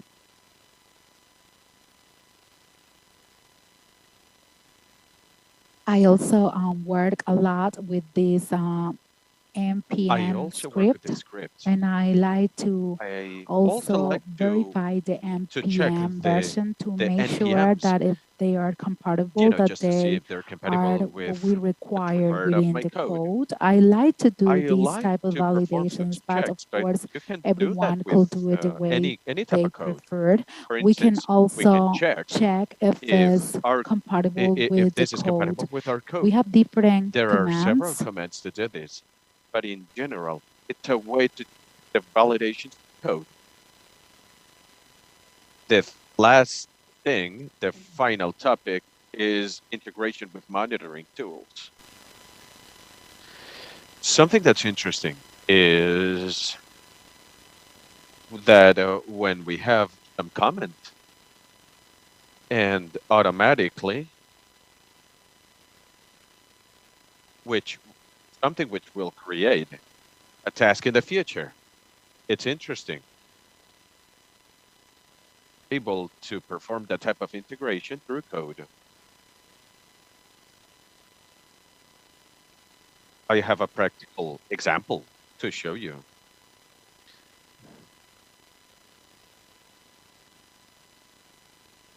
Only I leave these 5 topics as main topics. Uh, the transparency that it provides us within the code, the speed that it delivers to us all, the resilience of adapting without, uh, regardless of the type of alteration, and providing security. That's also a type of support. Let me see if I can show you a very quick demo.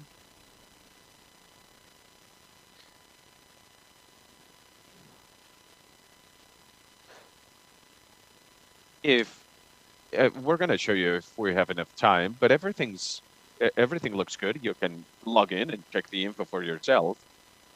This is a doc. This is a template where I left you an example that you can use.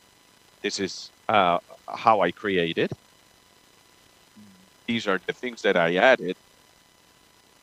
And see how I did the process.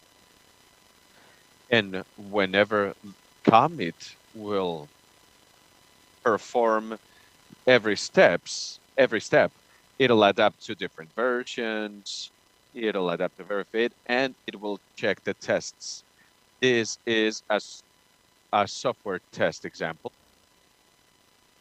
Actually see this for yourself. You can see the coverage and everything else.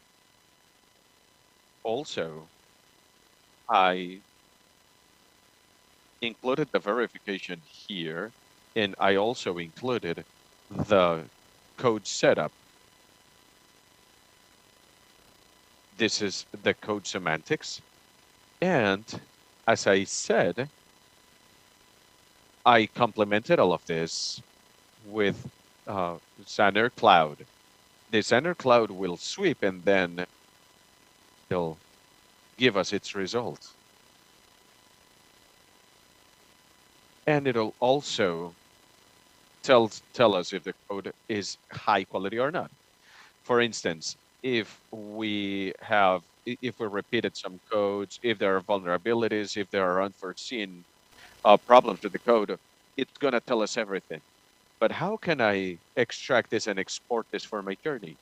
Well, this is an example. Basically, we created this file.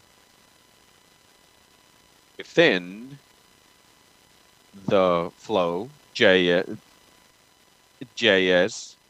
XML, and we're going to export this within the code. We are going to place it on the integration, and we'll be able to make these integrations to check it if it's necessary. Now, something interesting are templates. With templates, templates can be automatically generated in our branch. I wish I had more time to talk to you, about more things, but I think that's it. Thank you very much, and this is a QR code with my contact info.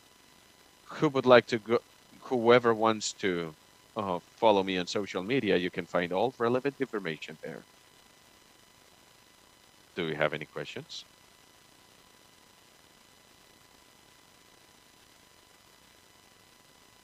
No, that's all right. That's all right about it. That was a fantastic presentation.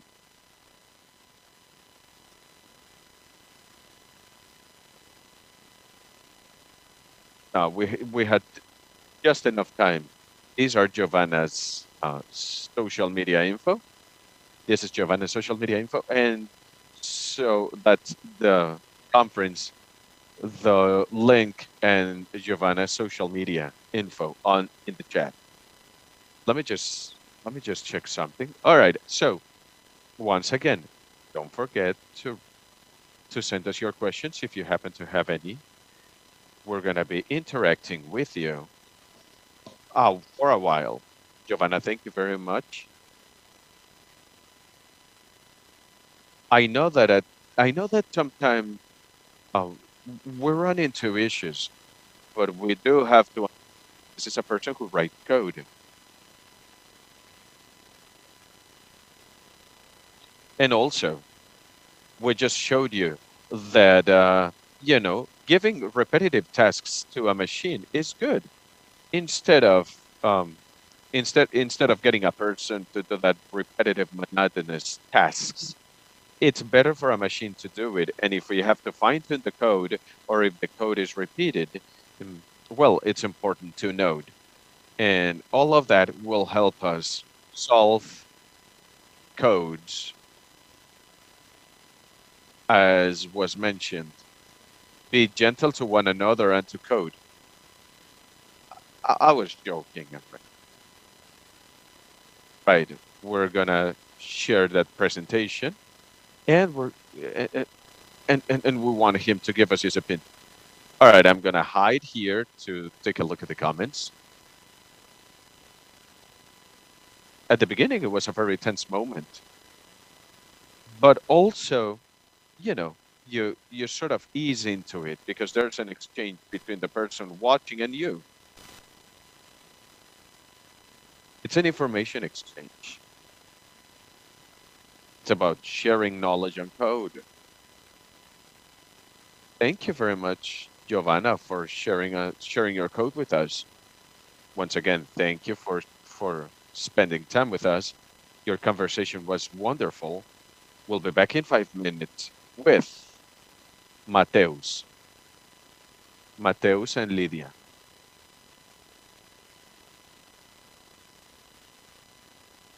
Yeah, they'll join us in 1 moment. Thank you very much. Bye-bye.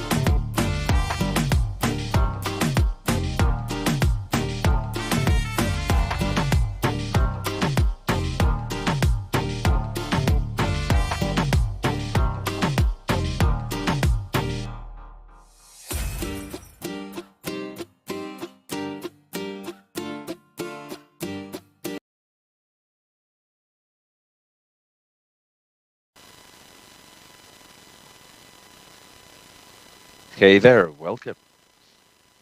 We're going to continue talking about accessibility. In this case, we're going to talk about accessing our websites, and we're going to try to find accessibility vulnerabilities. First thing, I want to introduce myself. My name is Adrian. I'm from Spain. I work as an accessibility software engineer at GitHub,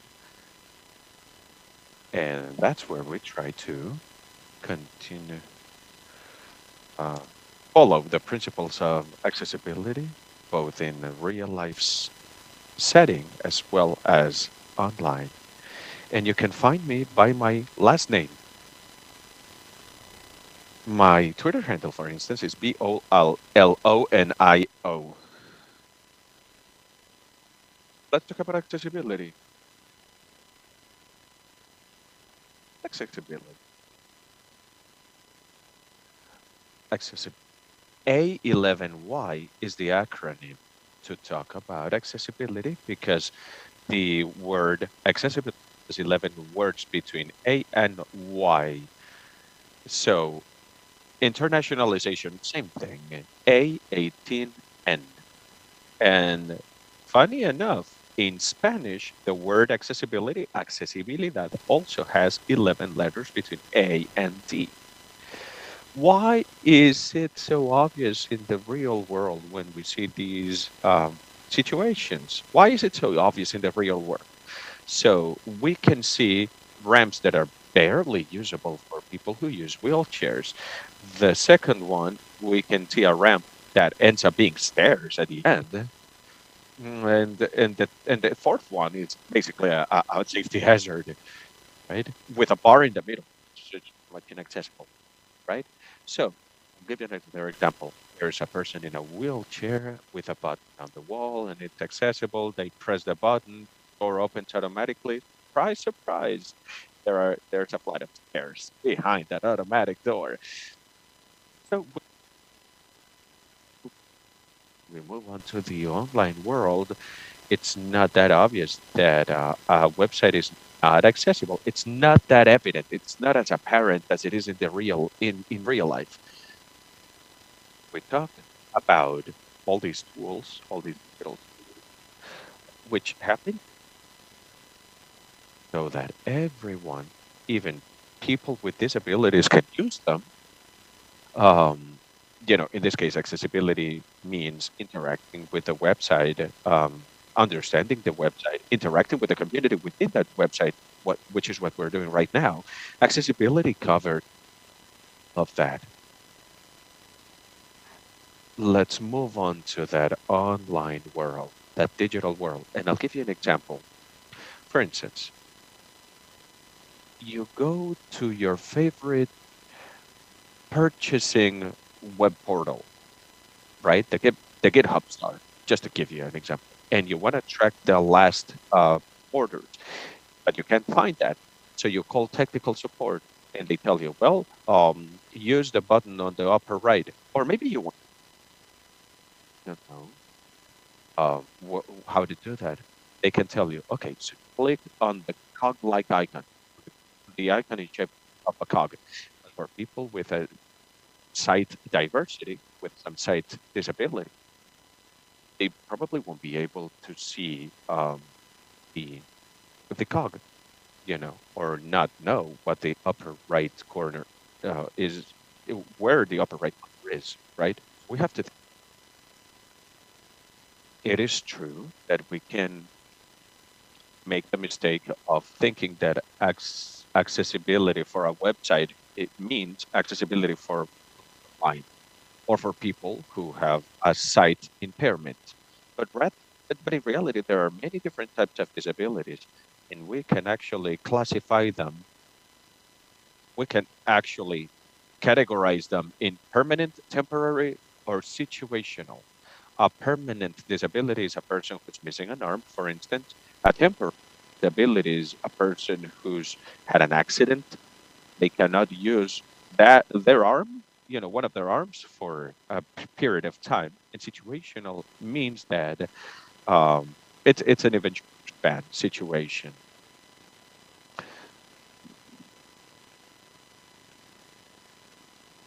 So it's about using a computer or a laptop or a smartphone with one single hand because you are in a situation where you can't use both.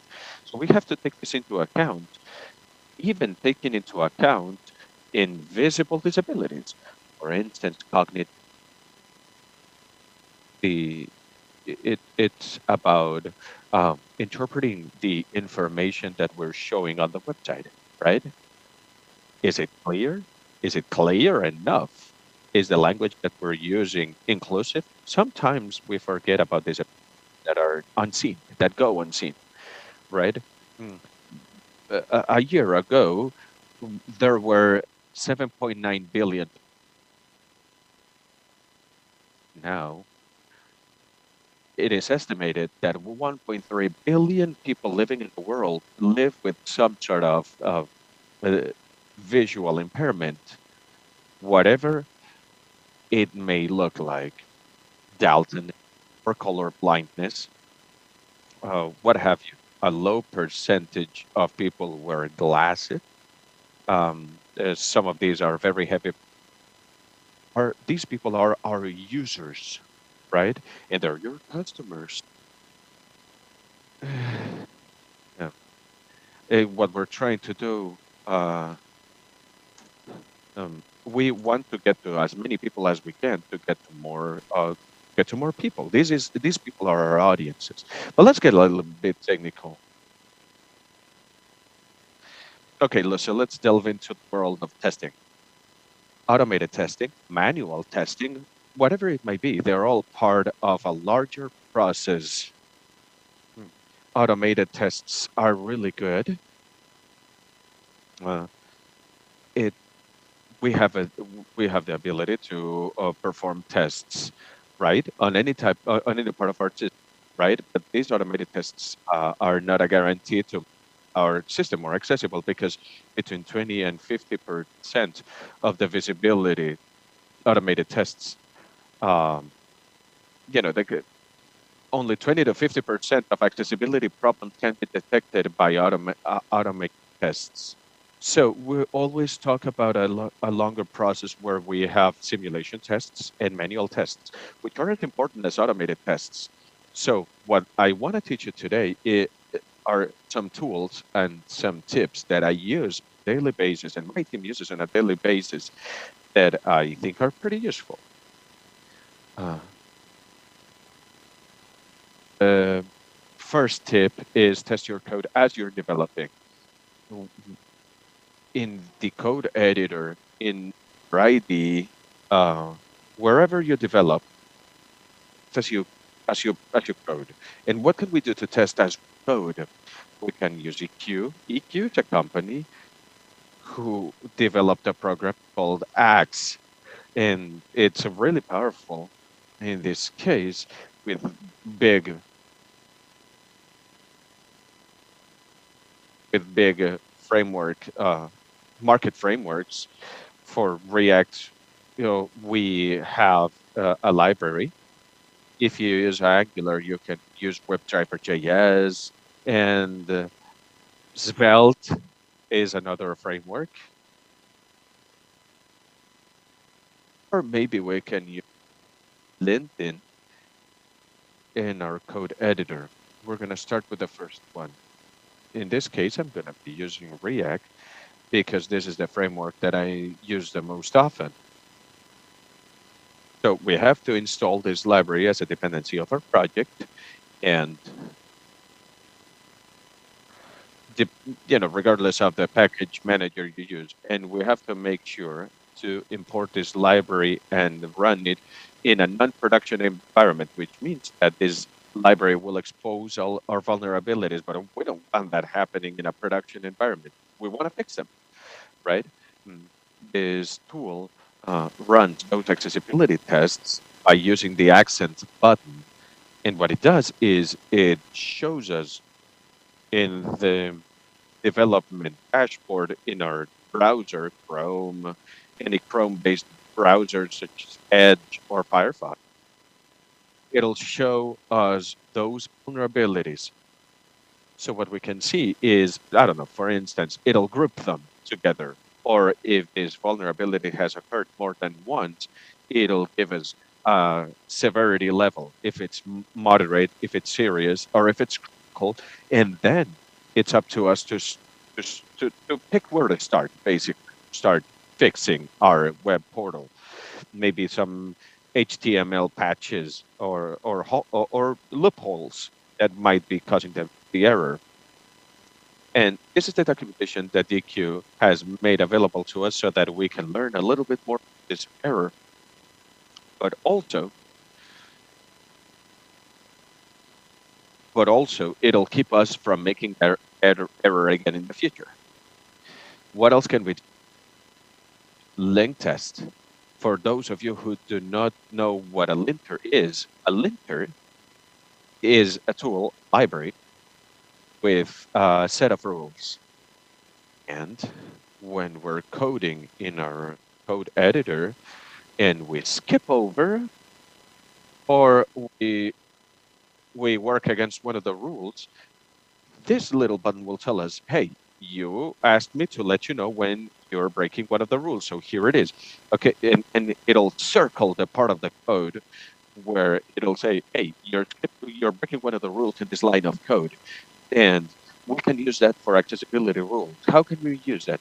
If we use ESLint for TypeScript, ESLint, I think, has can work with TypeScript, and then we can improve visibility for the HTML language that we're using.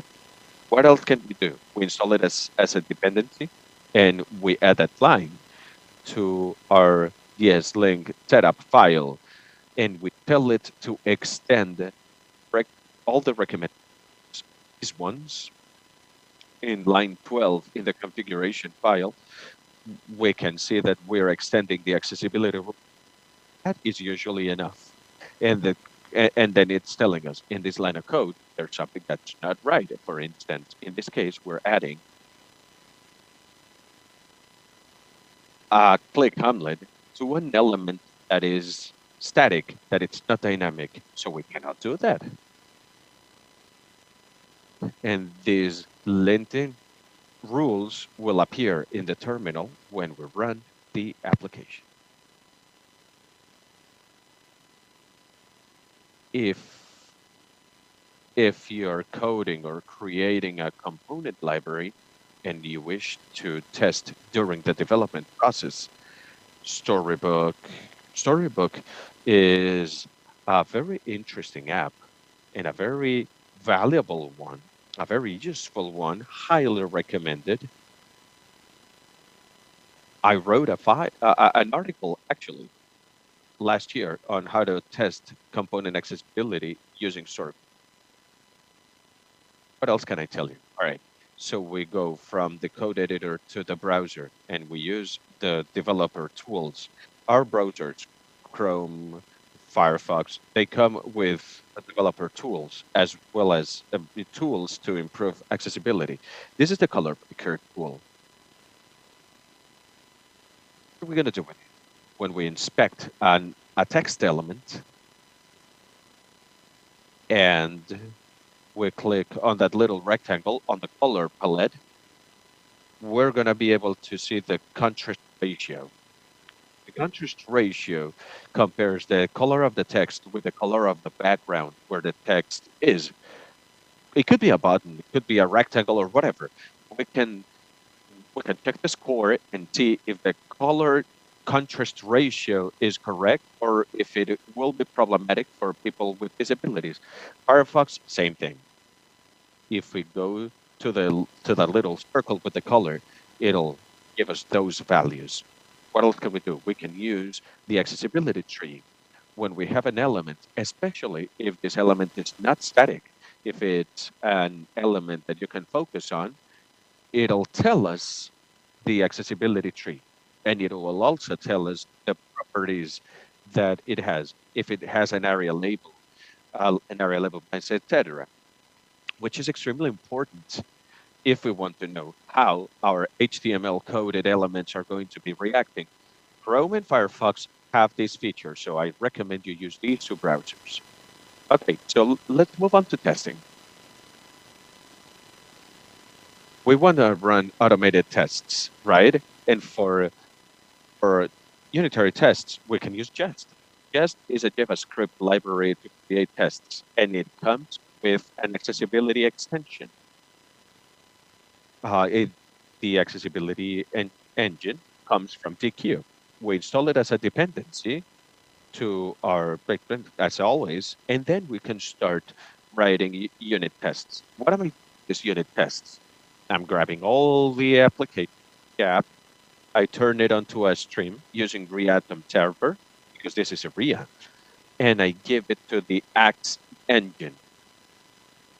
And I hope no rules have been broken, right? When I'm in the terminal and I've ran all the tests, whether it be with a code extension, we are going to see very similar information than compared to the one we saw in ReaText. We're gonna be able to see the error, how many times the error appears, if it's a serious error or not, and we are going to be able to read all the documentation as well. All right. We've gone from the code editor to the browser. We've gone back to the code editor to create our tests. Now we're going to take a look at the tools we can use. Again, we can use Axe. Axe, our great friend, has a CLI and an interface. In this case, instead of doing it at a project level, what we're doing is we're installing globally in our machine. So we can execute it in any library. We can just do or write X and the URL. And what this does is a Chrome instance. This is done in the background and it will do all the tests. It's very similar, the information we will be able to see the error, how many times the error shows, and this is part of the documentation. A very similar library is PA11Y. And we can execute it in our terminal, followed by the URL. Is very similar because since we don't have the direct link to DQ University, but this is what we have to do. We have to go to Google Note and we need to find a way to fix this error. What is really important about this library is that it gives us the double C, and these are the headlines that you receive, and we are able to see the error, the principle that we are violating, and the error that needs to be fixed. As I said before, this can be done in a URL, but we can also do it in a different app, an app that we are locally running. We can use from URL to URL, but today we have different URLs that we can use for testing. Here in this library, we have a file, a setting file.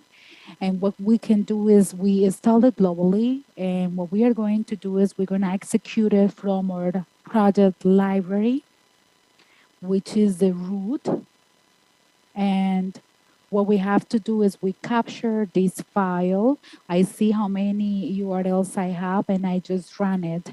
What is interesting about this library is that we can do different actions. Let's say that there is an element with a video or a class element that was uploaded. We can also navigate between different webs, and we can also take shot screens, screenshots from different URLs, and these screenshots are going to be uploaded in our library, and this is going to be very useful for reports, to review the vision testing, which is another testing tool to test the design. In case the design has been moved or anything else, you're going to be able to compare two screenshots. Another library is called Lighthouse. This is a lighthouse that was created by Google. We can all have this library in Chrome browsers, but this is something that can be also installed on our machine. Lighthouse, you can just select the URL that you wanted to test, because I want a report at the end.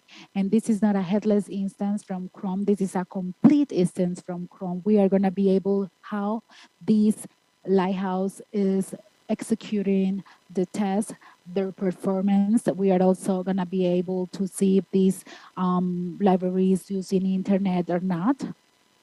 And we are going to receive a XML file, a report at the end. Here is the report. You can see once again, it's very similar to the other URLs. We're going to be able to see the error, which elements are having the error, what is generating the error. Here, I have a link that is called Learn More.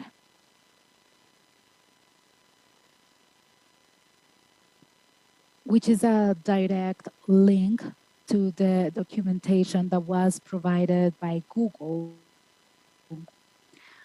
This is regarding the error, and this is done to make sure that we don't have this error in the future again.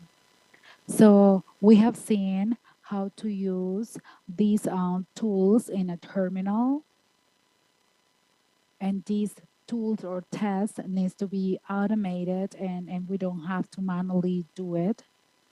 If you have a repository downloaded, you can also use actions for this type of procedures. What is a GitHub action? A GitHub action are serial of tasks and commands that are going to be executed after a specific event. What happens usually is that this specific event is a pull request. Basically, is to have a CI/CD in your GitHub repository.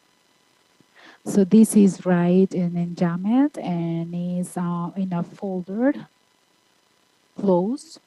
And what I have done is I created a GitHub action for every single file that I have for access, for test, and for Lighthouse. As you can see, we name it and we will be able to say which one is the specific event and when we wanted to run this event.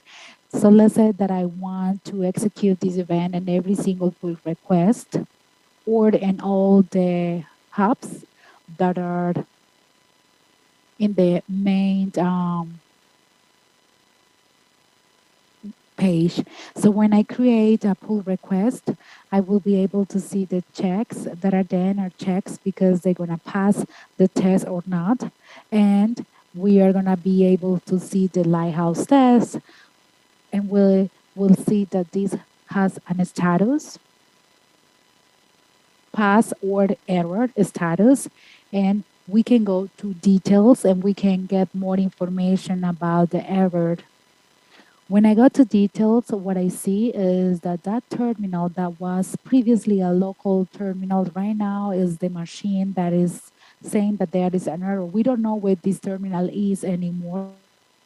We knew that it was a local terminal, but right now we see it as a virtual terminal. So we could read where the error is, what is the error, the action that we have to take for this error. And this case is Isaac, so that is giving us the link that you can see on the bottom on the green box that I just created. So you are able to see everything the same that you saw in local. But if you see one of the 4 actions has a green flag, it means that it didn't have an error. And we have the possibility to understand why Lighthouse is giving me a green flag. Lighthouse is a testing tool which generates hypotheses. This green flag says that Lighthouse didn't find any error, and since we don't have a server, Lighthouse just created a report in a public server. This case, we use a store, publicstore.com, and here we can read the report. And now, if we want this report to be private because we wanted to send it to an enterprise and we don't want it public, we need to have a private server that will run Lighthouse and that will be able to store these reports. We can use that. The documentation from Google is very, very long, so it's important to take that into consideration. Here we can see all the actions, and these actions, I upload them to a repository that is under my last name. Here is the website. If you go there, you will be able to see a pull request. You can just get into it and you will be able to see all these actions. You will be able to see the details of each check and you will be able to understand the error a lot better. And if you want to see this talk again, and if you wanted to copy the code, here you can get access to how automate the accessibility test and the different codes and how we can edit a pull request. We can also have that information here. How can you enable this button in case these actions are errors, so we avoid having these an accessible code available. So at the beginning of the talk, we were saying that it's very important to do test for everything that we do. We need to make sure that we also do performance tests, SEO tests, etc. But we can not only trust automated tests, we can also do manual tests. When we talk about simulation, we need to talk about screens, right? Screen readers.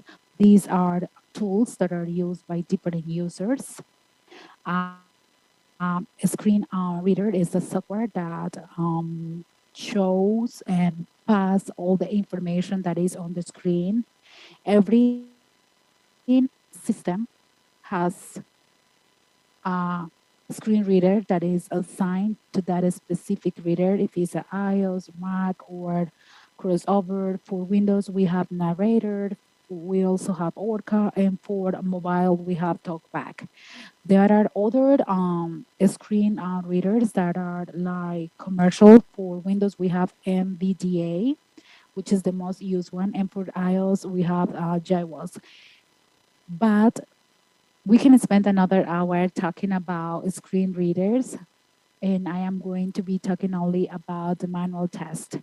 So I do recommend some extensions that are used for these browsers. So we go to Chrome extension. We also have it for Fireworks. And when we are in a URL, under the development tools, there is a tool that is called ACE, and we are going to click on it, and it will do a complete analysis of the URL. And in case there is a support that needs to be done in the terminal, we could do that. Visually, we are able to see the element, the impact, the error. We're going to be able to see the link to the DQ University. And it also gives us information on how to solve or to fix this error. Another extension is ARC Toolkit that is also under the development tool. And we also have a group of ARC Toolkit test.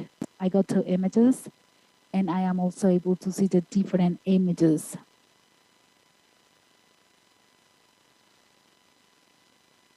We are going to be able to see everything on the screen, so it will be easier to handle. Accessibility Insights, this tool was created by Microsoft, and it has many things. And I will tell you that the tabulation order for us is very important, because not all the users that come to our website use this URL. Not everyone has that skill, and many of the users use a tabulator. Usually it gives us different elements, interactive elements. We talked a little bit about the insights. So we need to understand that the order of the website has to be consistent with the content that we have.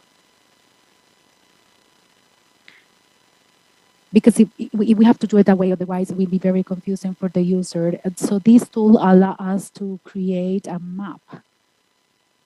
So what we see here, there are different numbers and the order of numbers. And this is a tabulation order. That's how we call it. And here you are able to analyze. We can see that this is skipping an element, and probably because in Chrome maybe is a little lowered and we are adding text. So we are gonna have to change it as well. But that's the way this structure works. Another tool that is very useful, and we have it in our extension bar, And when you click on it, it's gonna do the analysis right away. You are gonna be able to see different images. You are able to see the structure of the headers. You're gonna be able to see H1, H2, H3 to make sure that the order is right, the color contrast is right there, specifically for this test. And we can use everything, and we will be able to see if this XML structure is right there. We are able to see if the structure is correct and is consistent with what we need. What else? We were also talking about Chrome development tools. It's not only for accessibility and color, it also has simulators. In this case, Chrome has a simulator for view efficiency, for visual efficiency. For instance, if someone was seeing something in our web that was in the code, but it was very blurry. Let's say someone that wears glasses needed to remove their glasses to be able to see the web. And Firefox, we also have visual simulation. So here we can simulate visual efficiency in color. In this case, you can see it. It doesn't have the blue color. If you go back, you will be able to see the real color. The color from the right is orange, blue, and from the right is orange. If I move this to the visual simulation, you will see the blue in green. We need to understand that there are colors that can be only used to deliver information that has like an icon or has like a sentence, a specific sentence. So as a summary, um, you always need to make sure that you test your code while you are doing the development. Use the browser tools. You need to use automated tools. You need to be having always text accessible, and please don't forget about the manual test and the simulation. When you are using extension tools, you need to understand also how to use the screen readers. At the beginning, I was using other apps, and I also have them in this repository. And if you want to know a little bit more about my blogs, or maybe if you want more information about development, you can go to my website. I also wanted to recommend this class that is not only for programmers, but this is very useful for everyone. And these will define the programming standards for the community and the language that we use. This is free. And I just wanted to leave a few sentences that I think that are very useful. Not only users that are trained will have access to the web. I believe that we should all have access to the web. We all have different skills. And everyone, I believe that should have access to it and will be able to learn. And we need to also keep in mind that we have a lot of people that are disabled, that are not able to do many things. And we need to remember that the screen needs to be available for them as well. Or maybe someone has a baby on their hands and they need to work on tabulation. We need to make everything friendly for that person. We need to make sure that web accessibility is there. Is not a functionality, but is a process that has to be done and has to be developed daily.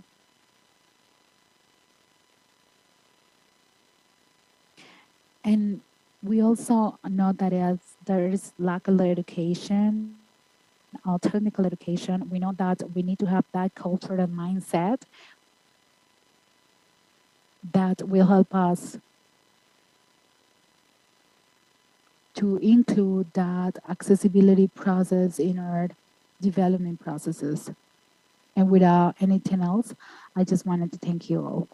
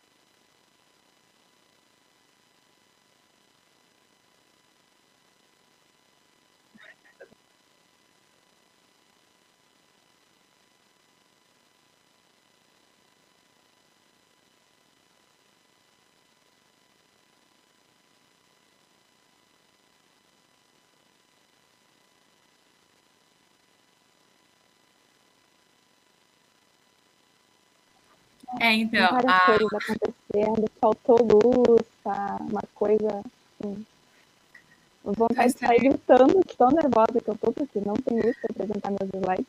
Então a Patrícia maravilhosa aí vai apresentar os meus slides. Vai dar tudo certo.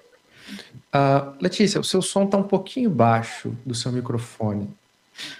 Não sei se é só para mim, tá para você também, Paty? Tá. Ou às vezes você usar o próprio som do microfone do celular.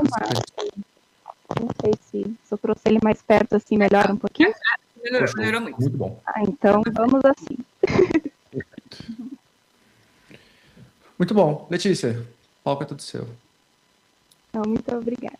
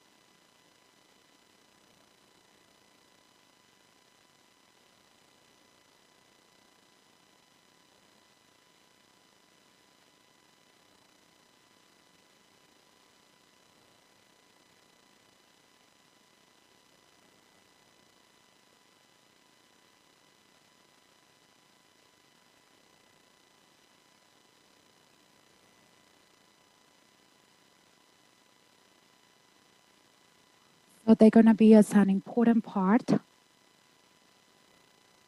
So we can use these files to present other projects within the README. So these could be used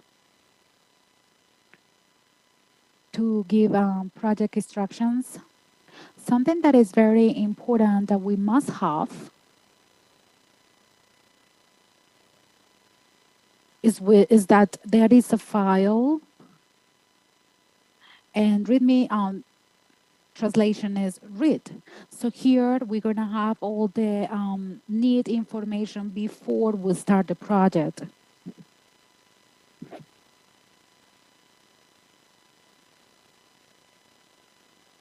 But here now we have very interesting information.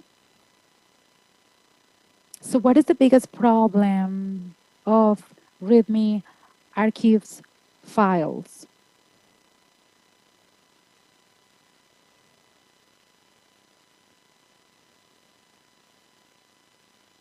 The biggest problem of these files is that these are now made by people. They only go and upload the projects, but they don't know about these files and these documents. Here are 4 different codes explaining why we need to invest more time doing READMEs. First, they must have it because it's through README that you present your profile or your projects. For people that is having access to a repository, README could be used as a project documentation, and is also interested that many times we need to we need to document our project, we need to use some data as well as tools. Another important point is that we could use it as an important point, and I will explain how at the end. We can write about the project that will help us to understand different project aspects. We are going to also be talking about the codes that we are developing, the quality of the codes.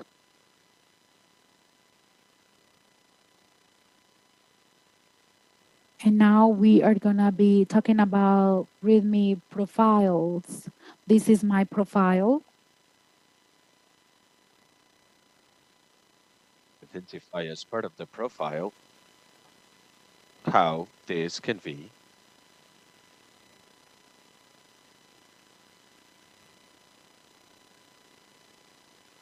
we're identifying it as a platform where I am going to have some codes for some places.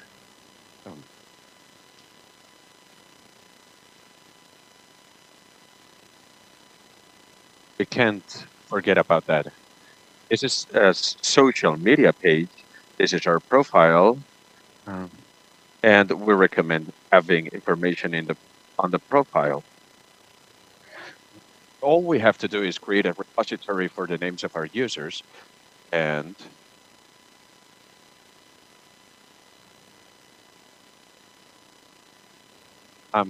I'm sorry, the audio is very poor quality. People who are interested on a job position, it can it can be done using the information in their profile. We can have some relevant text on screen. I have welcome messages, for instance, and on the picture we can on the picture we can see some types of projects that we have in the repository. Also, we have some relevant topics. We can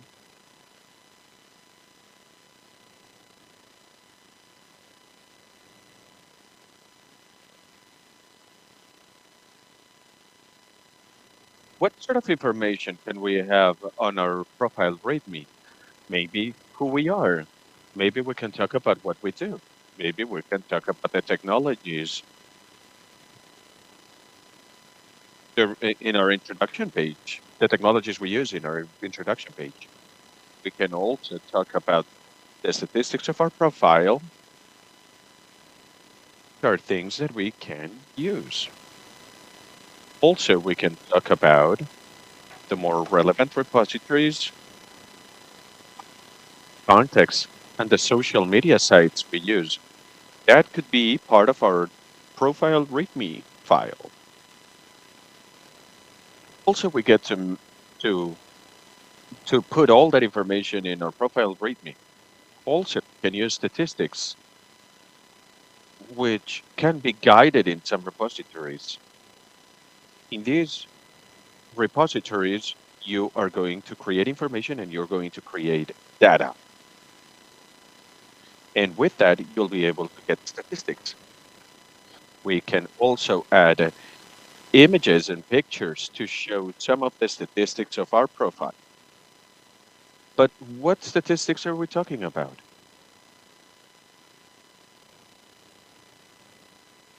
In the end, at the end of the conference, we'll put together a code with all the portfolio material where we'll showcase some example projects to serve as examples for you. Another thing we can have in our profile would be information relevant to our project, our contact info, and our social media sites. We're going to interrupt you for just a bit, Leticia. Can you hear me? They're telling us that your microphone is choppy and people can't hear you properly. Can we change your microphone so that we can hear you much better, please?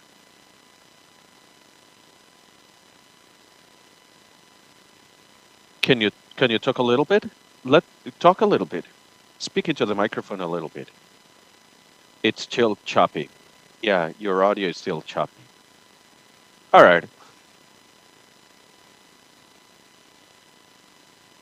Okay, okay. You can continue. That's a slight improvement.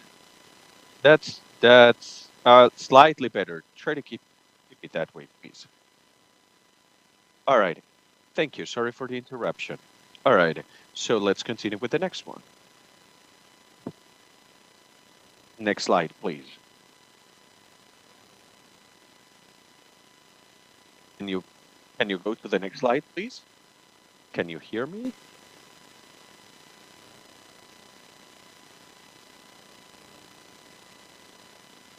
No, I don't know if you can see the next screen. I don't know. All right. All right. That's the next slide. All right. We're gonna talk very quickly about the project README file, which is the most important part in this particular talk, because the README file will allow us to show information to other people, and it'll allow us to keep information about the project. Now, this is the first project. It's not the best ever, but we can use it to have a general idea of what the project could be. We wanted to show you a practical example so that you can see that the README file is extremely important. All right, let's go to the next slide. Here we have a project. This is a project of my own, and I want you to tell me what this project is about. What do you think the topic of this project is? And please tell me if you think it's interesting or not. Maybe you won't be able to tell me anything about this project, right? As you can see, this is README project, right? But we don't have a lot of information regarding what the project is about. But just by looking at this file, we are completely unable to identify the topic of this project or the purpose of this project. Now, let's go to the next one. This is a very quick example of a picture of my project. This picture is the first thing you find in my project. This is part of my README. And now we have a better idea of what my project is about. And we can see it by just glancing at the main page. We have several things besides pictures. This is just to show you how relevant the README section is, and just to give you some information about my project. But as I said at the beginning, the biggest problem is that people don't create these files. The first thing is I'm going to remind you what my project is about, how it works, and I'm going to talk about past experiences. Oftentimes, we can't remember the nuances of every project, so this is pretty useful to have that information here. Also, people believe that other people looking at their projects will not take the time to read the README section, but it's absolutely vital to interact with a project, or maybe even contribute to the same project. Then this documentation is really useful. The point is that everything is here. Everything is very clear here. It's clear, how to interact with the project is very clear.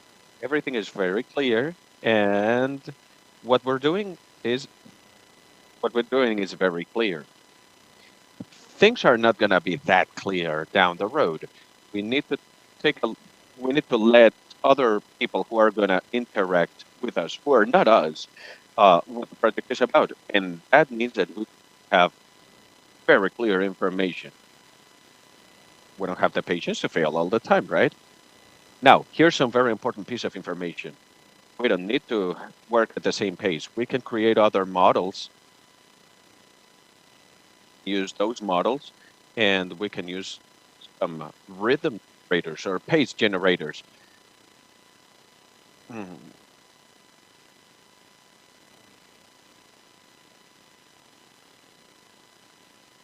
So, okay. So about getting the README section of the project. Um, first thing is we can upload images of our project. And these are, it also features information that keeps the project working. When we set out to work on a project, we get to choose which project we show. This is far more interesting. People need to open the project and take a look at how it works.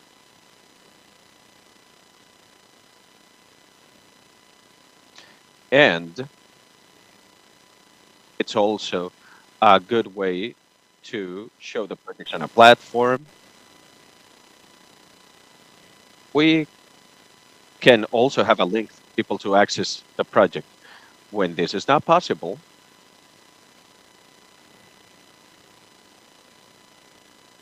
there are 3 fields that I consider to be mandatory in any project.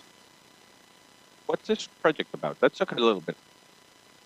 Let's talk about how to use this project. And we are going to specify considerations to get our project rolling. And then we're going to take a look at how to use the project. And we're going to focus on how we're going to use this project once we have it. Other project links. I like to include documentation here as well. The documentation of the project, as well as colors. I'm sorry, the audio is choppy again. You have to alter the project in some way so that depending on the project you're working on, we can get down to the specifics. Everything we're gonna include in description will depend on the project we're working on, as well as the relevant type of project it is. It's a learning proposal right now. Let's continue. Can you pass the slide, please?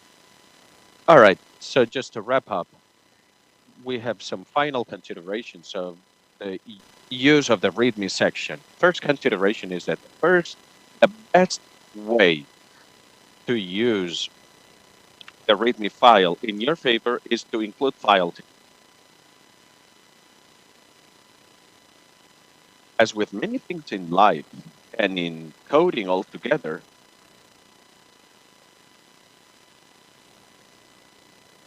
you're going to need to practice a lot. Practice makes perfect. This is a QR code, which, as I mentioned before, you can use to check all relevant material, as well as links to interesting articles in case you are interested in this topic further. Thank you very much.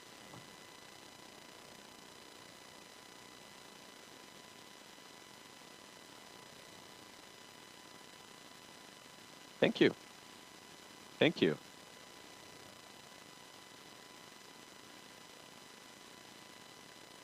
I'm sorry that I had to cut you off right in the middle. Okay, it's okay. You know, technical difficulties are a huge challenge.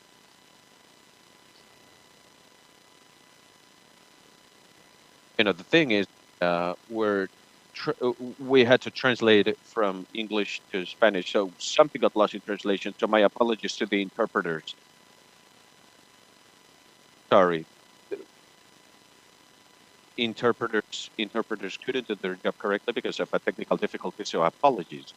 All right, so that is an ongoing discussion. Put it in the chat or in social media. The people who didn't get the QR code, if you could please share it on your socials, we would greatly appreciate that. Thank you very much. We'll see you in 10 minutes. So we are going to step out, grab another coffee, and we'll see you all in a bit.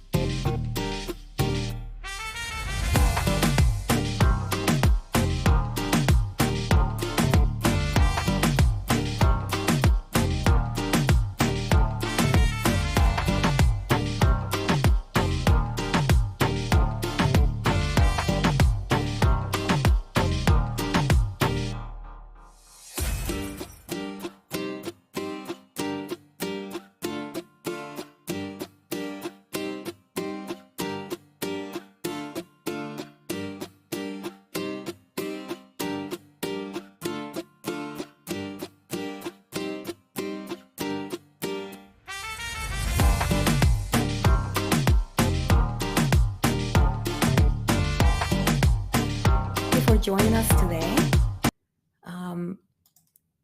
it's amazing, the turnout and the just excitement. It's so appreciated. We've been planning for this for so long, and it's just great to have you all here representing so many different countries and being an ally. So even if you're not Latinx, your presence here being an ally to Latinx and Hispanic speaking fantastic presenters and producers and everyone who's here helping out. So we super appreciate you. Thank you so much for being here, being a part of OctogatosConf 22. We've gone live for almost 4 hours at this point. So we're going to be moving into some brief entertainment. And the first one that's going to come up after the break is going to be one of our very own Octogatos, Ariel Valentin, who's one of our engineers here at GitHub. And he has the voice of an angel. So he's going to delight us with some music. So if you are watching us and you see some music coming on now, you know you're still in the right place. We're just taking a momentary break to go have some coffee, go get a little sandwich, eat some lunch, and listen to some amazing tunes while you're at it.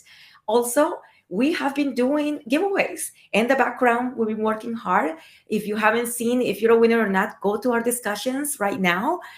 We have our discussions on the conference repo at GitHub Presented. That is the name of the org, and you'll see Octogatos 22 as a repo there. And congratulations. I can go ahead and say congratulations to Nicolas Altes, Moises de Paula, Lucas Flores Cruz, Luis Lavori, Daniel Rey, Juan Baquiro, all winners today, all folks who have been contacted via email. So be sure to check your email. Also, Edgar, Ganosa, Jose, another set of winners. And then throughout the day, we're going to have even more giveaways. So stay here with us. Stay tuned. If you have not registered to the conference, please be sure to go into OctogatosConf.com and register. That's going to take you to an Eventbrite link. Important that you register if you want to participate in the swag giveaways, because that is what we're using to draw these amazing winners. Thank you again for being here, and we'll go back to a momentary break, and then we'll be back with some awesome music by Ariel. We have more exciting and just incredible talent coming up this afternoon, so be sure to stay with us. Thank you for being here, and thank you for supporting us.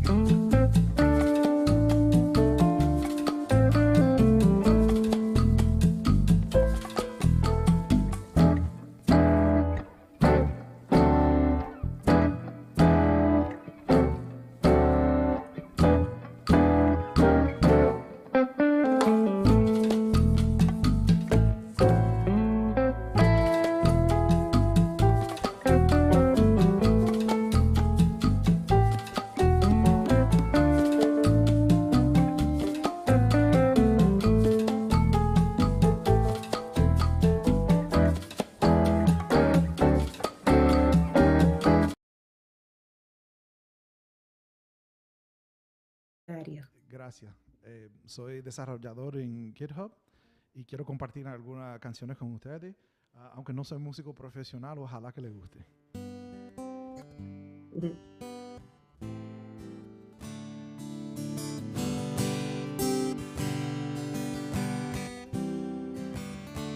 Ojalá que llueva café en el campo, que caiga un aguacero de yuca y de cielo una harina de queso blanco, y al sur una montaña de berro y miel, y digo oh, oh, oh, oh, oh, ojalá que llueva café.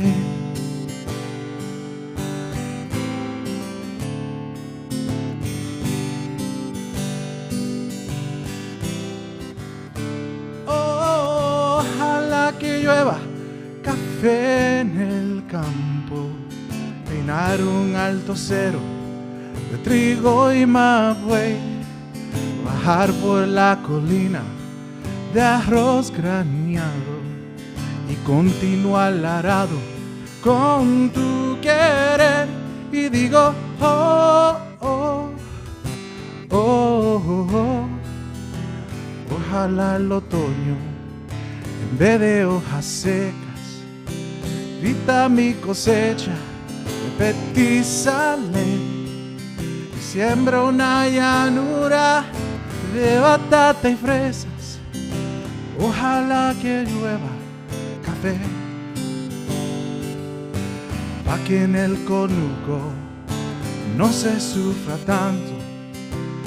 Ojalá que llueva café en el campo, pa' que en los montones oigan este canto. Ojalá que llueva café en el campo. Ojalá que llueva, ojalá que llueva, ojalá que llueva café en el campo. Ojalá que llueva café. Yeah.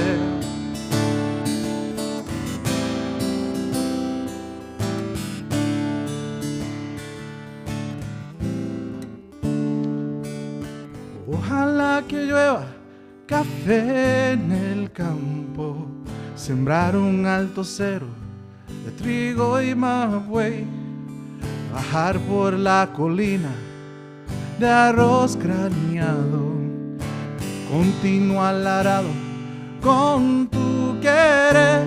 Que digo, oh, oh, oh, oh, oh.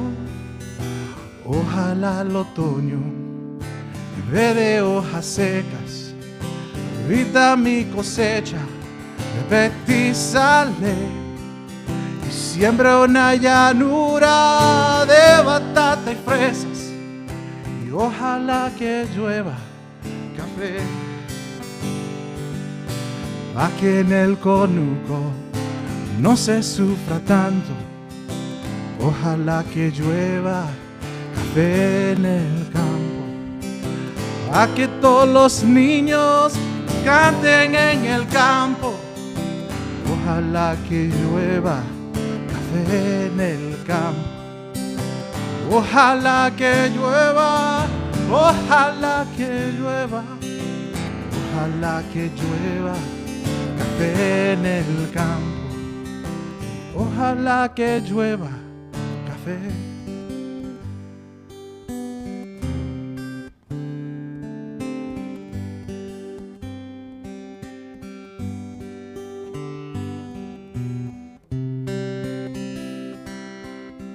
Dos oruguitas enamoradas pasan sus noches y madrugadas llenas de hambre, siguen andando y navegando un mundo que cambia y sigue cambiando, navegando un mundo que cambia y sigue cambiando. Dos oruguitas paran el viento mientras se abrazan con sentimiento, siguen creciendo, no saben cuándo buscar algún rincón, que el tiempo sigue cambiando, inseparables son, el tiempo sigue cambiando. Ay, oruguitas, no se aguanten más, hay que crecer aparte y volver, y hacia adelante seguirás.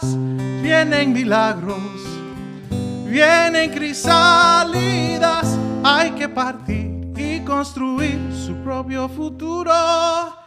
Ay, oruguitas, no se aguanten más, hay que crecer aparte y volver, y hacia adelante seguirás. Vienen milagros, vienen crisálidas, hay que partir y construir su propio futuro.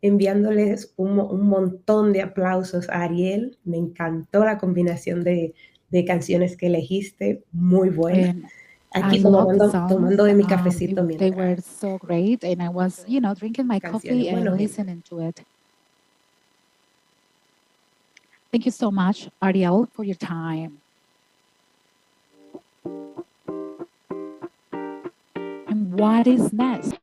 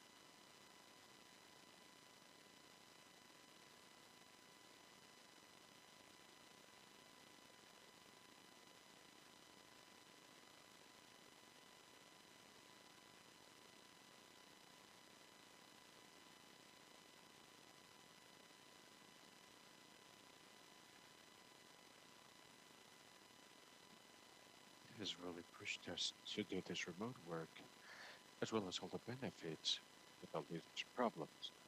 This is part of a longer presentation.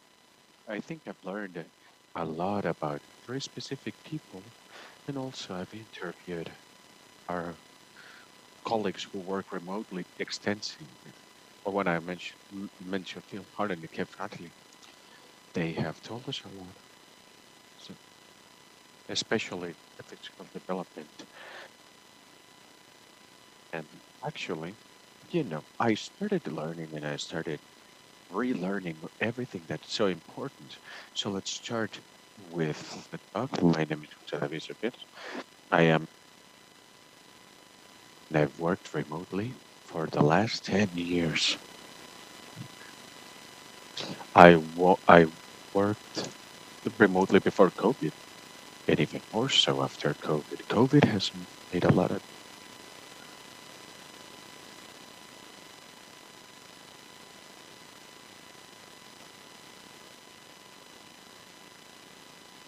remote work is something that uh, it's something that started a while ago.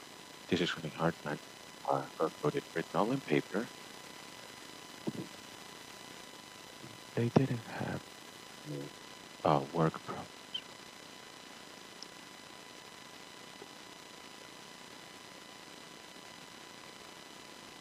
Device such as iPhone has processor with more capacity than all of them.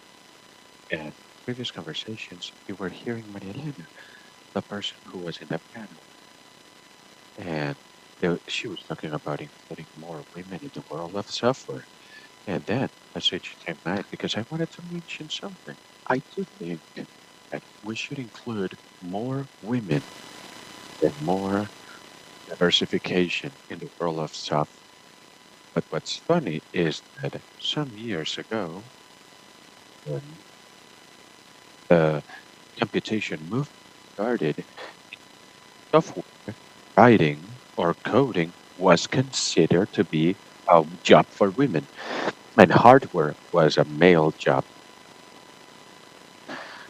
In order to write code, typing was a job for women back then. At least it was considered as that. And then we obviously want more diversification in this day and age. We want more brilliant minds to help us move the software world ahead. Uh, now, we have COVID, and COVID made us work remotely. In 2020, when COVID was at its peak, it was 75 to 71% remote work. And now that a lot of companies are going back to the new normal, it's slowly reverting back. Now, it's been proven that remote work comes with a lot of benefits and a lot of added value, especially when you're not tied up to an office, although it does come with certain disadvantages. And we do have to mention those. This is what remote work looks like today. You're working from home with your family, everyone's involved, and it looks very poetic, right? But it does come with interruptions and its own type of obstacles and challenges, you know? The coolest thing I've seen in today's Congress is that we're talking about a world of software that never stops. It's 24/7, you know, and if we don't work on projects, if we don't come together as a team, somebody else will, right? Because it's open all the time. And you know, in between presentations, you had a musical number. That is how you do remote working. We need to set time aside, refuel the tank, so to speak. One of my favorite things whenever I attend these seminars is the social part. This is a picture I took in 2019 back in UNOConf. We have Minaya, if you can see her there, as well as a lot of different remote programmers, coders. And, you know, and they're absolutely efficient without having to step into an office. But let's take a look at the habits of a remote coder. Let's take a look at our job, which is 100% remote right now. Let's take a look at some of my own experiences, which have made me become more productive. This is another seminar where most people work remotely. And all right, so remote work. Why working from home is both awesome and horrible? Well, we all know that if we work remotely from home, we have to wake up really, really early. But the moment we open our eyes, our laptop is right there. You know, we can get to work immediately. We don't have to commute to work, and we don't have to junk food out in the street. We have more flexible schedules, and and we have more flexibility when it comes to our own schedule. You know, because we can go and pick up our daughter or our kids, you know, from school or whatever. So productivity at work at the office is you know, it's all relative. Oftentimes people go to the office and waste time, you know, but working from home also has challenges. You know, you start losing your social skills, interact with your own or sometimes with no one at all. Remote work with remote work, I don't know, I work, there are certain issues. You know, one of the largest firms in the United States concluded that a really high rate of divorce occurs in homes where one of the spouses or both spouses work from home. So, you know, coexisting together in the same house, you know. So With that in mind, here are some questions for you. How can we manage a balance between work and personal life? And second question, does failing make you think of a way that that success can't? And how do you provide feedback in remote environments? Third, how can we thrive with the overwhelming amount of information we process every day? It seems as though we're watching a new conference, a new video, reading a new article every single minute of every day. And how do we process that information? And lastly, how can we get enough clarity as well as to assess our priorities? Oh, and by the way, this is a real last one. Is it the same thing to work remotely now than to work remotely during COVID times? We need to put all of this in context, and we need to process, take the time to process all that information. Is one of my favorite quotes. The majority of the problems at work are not so much technological as sociological in nature, because in the end, um, the human part of us will always win, and we have to work with the part. If I'm not mistaken, it was they conducted a study where looking at which teams added the most value, which teams were the most functional. In all teams, there were really functional people, highly intelligent people. These were teams where people felt really well. So usually that's where people trusted each other the most. People with an enough level of coexistence and personal space to work ideally. And also we have a lot of stereotypes. Coders or programmers are introverted. They don't want to talk with anyone. Maybe we can have our own specific personality quirks, but this show is not faithful to reality, as many of you know. Successful programmers get the promotions are usually different than the stereotype. They're willing to collaborate. They're willing to talk. They're willing to speak. They're willing to team up. I remember this show where the presenter was saying, programming falls on the individual, but creating value is on the team. We can't just be brilliant. We have to have a brilliant team, and we have to add brilliance to the team. So what do we have to take into account? Communication. Communication is one of the most important things we have to have when teams are distributed smoothly, because I can't know what you're doing on a daily basis unless you tell me. We can't trust our manager or our coworker to keep us updated at all times. Our customer will not be able to know what we're doing unless we know what we're doing. And it's about communication, communication, communication. I would call it over communication. Don't be afraid to over communicate.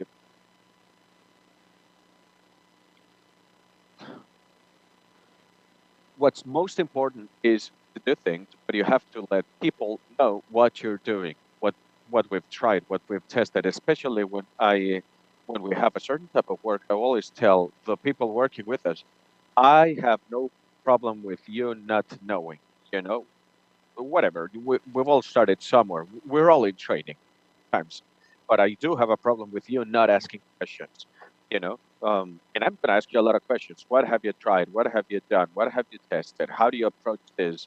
There's no such thing as a stupid question also, um, there's always someone in our team done something that we're currently doing and give us a hand. For instance, assisted programming, where two people are working on one problem. It's highly effective because whenever you start programming, you have the architecture of things in your head. Something else that would be good would be to say, I'm doing this, I'm trying that, and I'm testing this or whatever. So that means that everybody knows what you're doing. That's a sprint through chat. This is what I'm doing. This is what I'm stuck with. This is what I need help with. And if you do that, you get cooperation and you get help faster. You just have to ask for feedback, and fast feedback is one of the major factors growth, because we usually come with our own bias about ourselves. It's about asking as many people as you can, how can I do things better? How would you solve this issue? That gets us thinking and solving problems in a more efficient manner. This is one of the one of my major pet peeves in life. Working hard is not enough. Life isn't fair. It's just life. It's the way it goes. For instance, every night I read my daughter about how what's really crucial in life is to think positive. You know, I don't think that's productive. Because we need focus on our efforts to get what we want, right? Oftentimes we have programmers not stop working, work 24/7, but they don't get the results they want. Why? Because they don't get support from their team. They don't look to them for support. That they don't provide enough visibility for everyone to know what they're doing. It is important to share information with the team, and it's important to document things well. But I'll tell you about that later on. Providing positive feedback, everybody likes it. Feedback is absolutely essential. And we provide feedback with emojis, great job or whatever. But negative feedback is more constructive. It makes us grow. Negative feedback is an art form in and of itself. Let's describe the situation exactly as it happened. Let's describe the behavior of the person, what impact it had on the team. The main thing is not to jump to any conclusions or to formulate any type of opinion. These are the facts. Here are the facts. And with that, the other person will make a commitment to keeping that from happening in the future. For any situation, you need to let us know before time. The human touch is very important. And this is more important than anything else. We all make mistakes. We all need help from others. And that's how you get feedback. There are myriad ways on focusing on things to grow the team. And the highest value is generated by a team when the team is really working as a team, as a cohesive unit. And this is the main thing. You have to build trust. I wouldn't trust Dwight if he's staring at me like that. But really, remote work is really important. It's really important for people to have a time to have conversation. Andrea, por favor, apaga tu micrófono.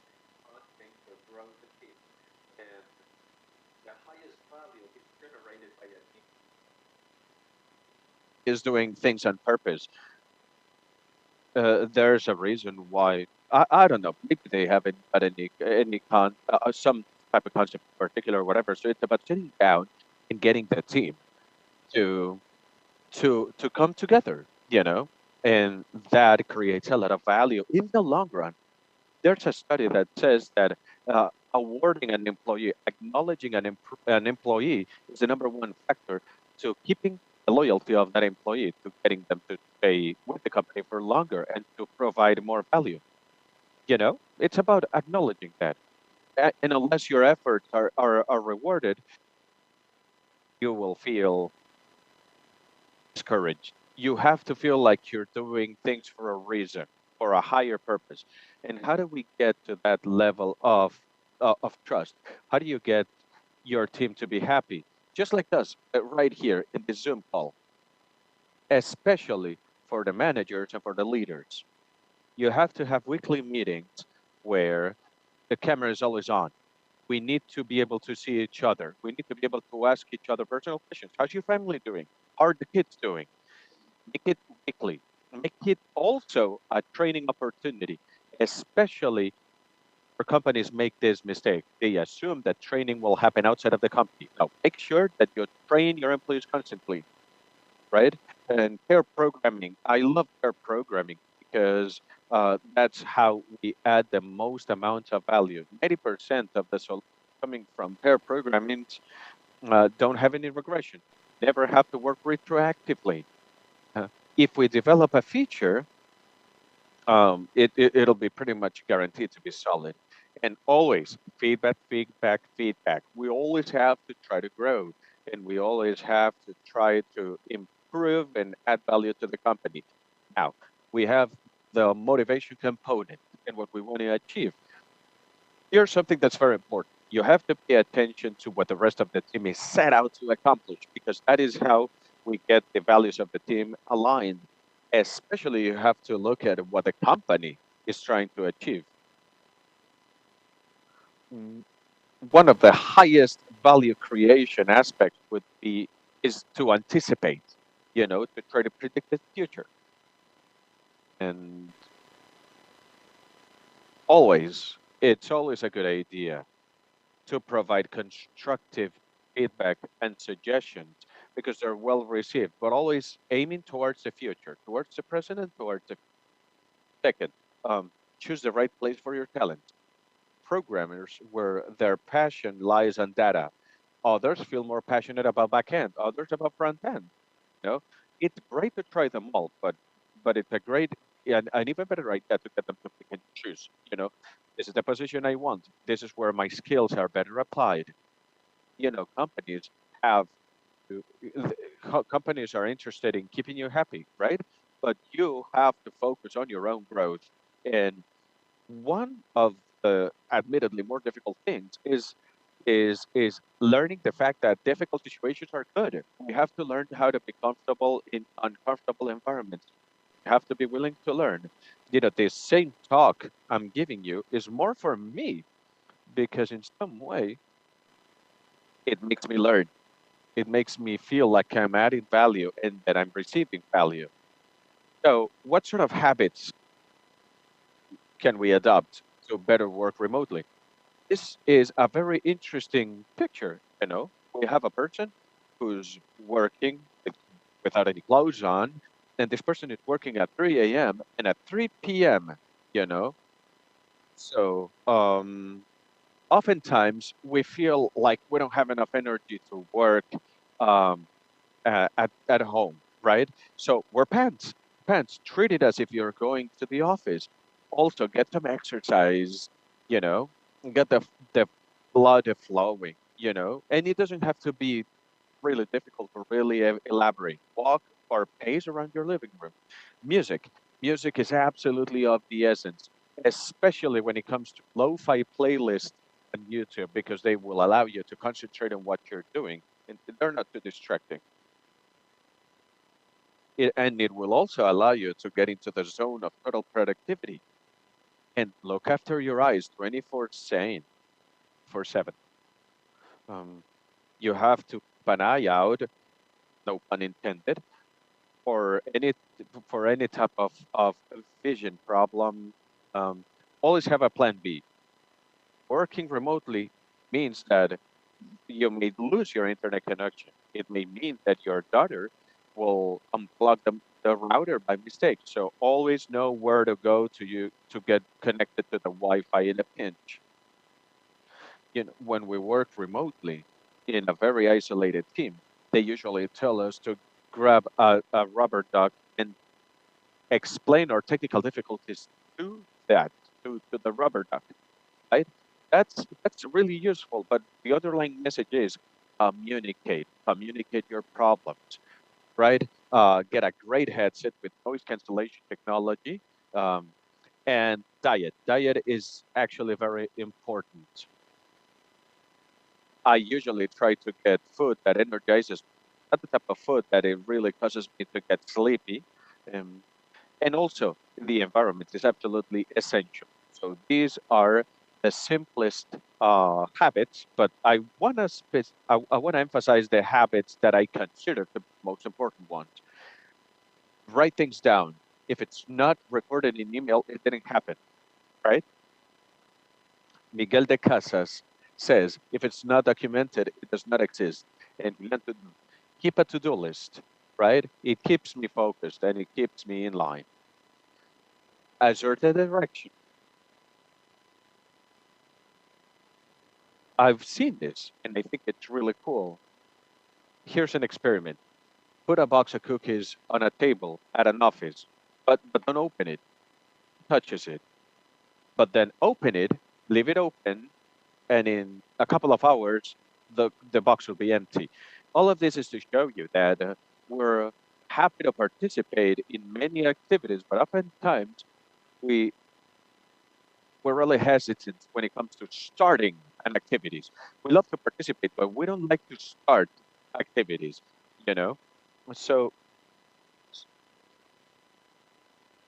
if if you think something should be done at the company, be proactive about it. And this is something that managers have to be really careful with, because sometimes you're working out on an idea, and employees tend to agree with you, right? They tend to give you positive feedback because there's a bias that they think that's what you want to hear, right? You have to communication channels for them to give you honest, constructive feedback. Also, set boundaries. This is very interesting. Where in this picture we're happy, we're smiling, but in the middle of a meeting, when we're developing a feature, what if somebody opens the door to your room, that pulls you out of the focus, you know, even if it's your family. Uh, so you have to set boundaries. They have to know that you're going to be working from this time of day to that time of day. Your family or whoever lives with you needs to know your work schedules. And this is pretty common. This is a pretty common sight, your work, and this is very critical. It's about knowing when to stop working. Since we're at home and we finish everything, at midnight or whatever, it's a great thing to have a work schedule. All notifications from work. So we got rid of all notifications from social work. We don't have any email or whatever, except when I make a decision to use that.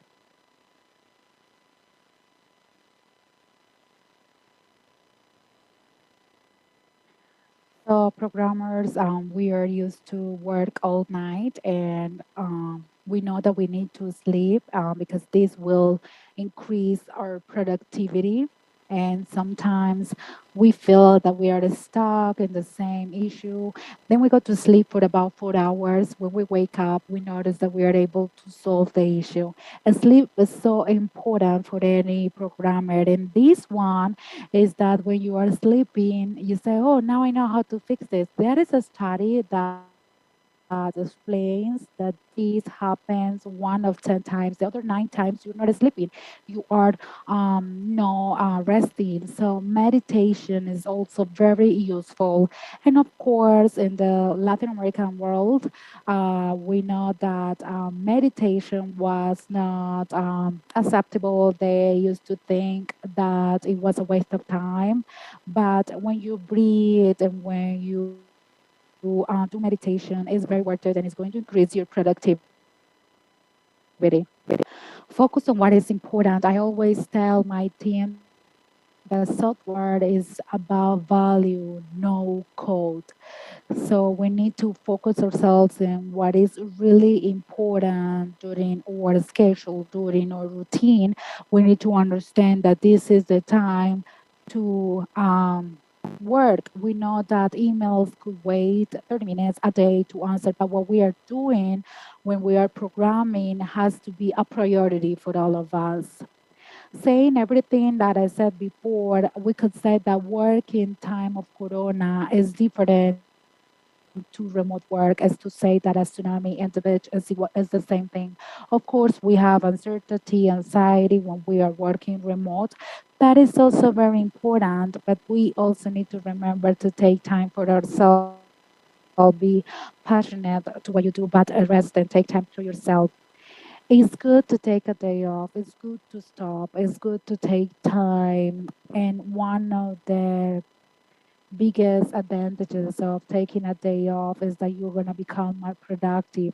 Human beings, when we think about something that make us happy, we feel happy. And when we think about something that we are concerned about, we end up being very concerned, and we cannot stress ourselves for things that hasn't happened yet. So this is a good thought that we need to keep it in our remote work. Like something that a friend of mine said: be flexible, flow, have all these habits. It's like when you go to the gym. Of course, the beginning, you feel that is very hard, but when you go 200 times to the gym, you feel more comfortable and you are more flexible.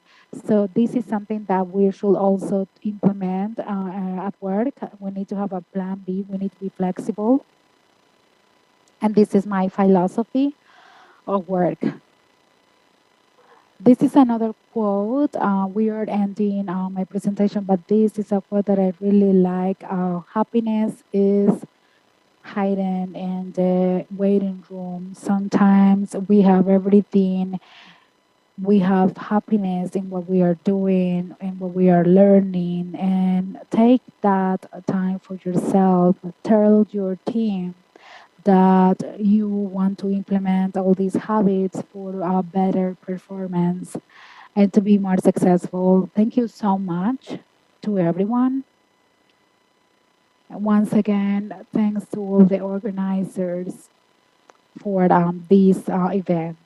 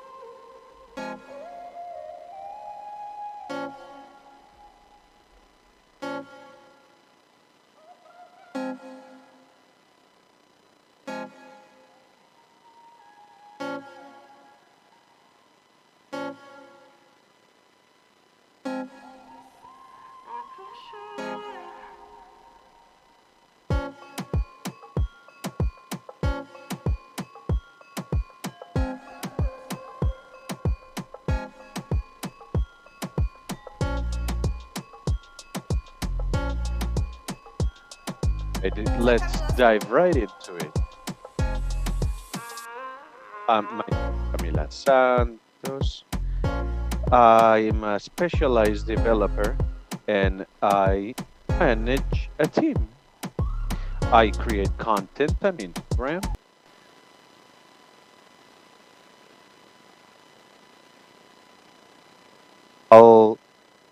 I'll put a link in the chat for you guys.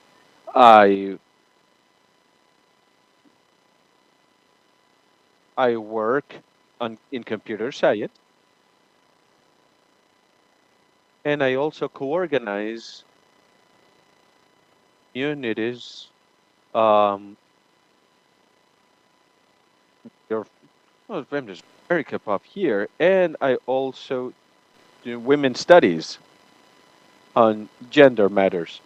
What we're going to talk about in this presentation are essential topics to start studying to become a developer.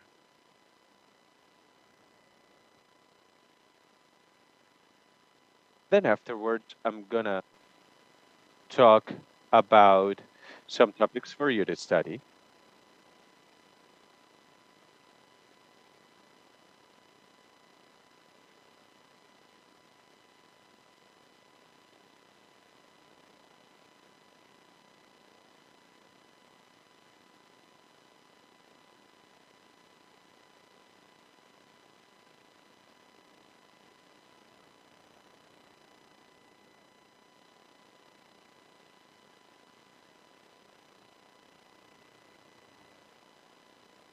Fantastic that you decided to include the logo here.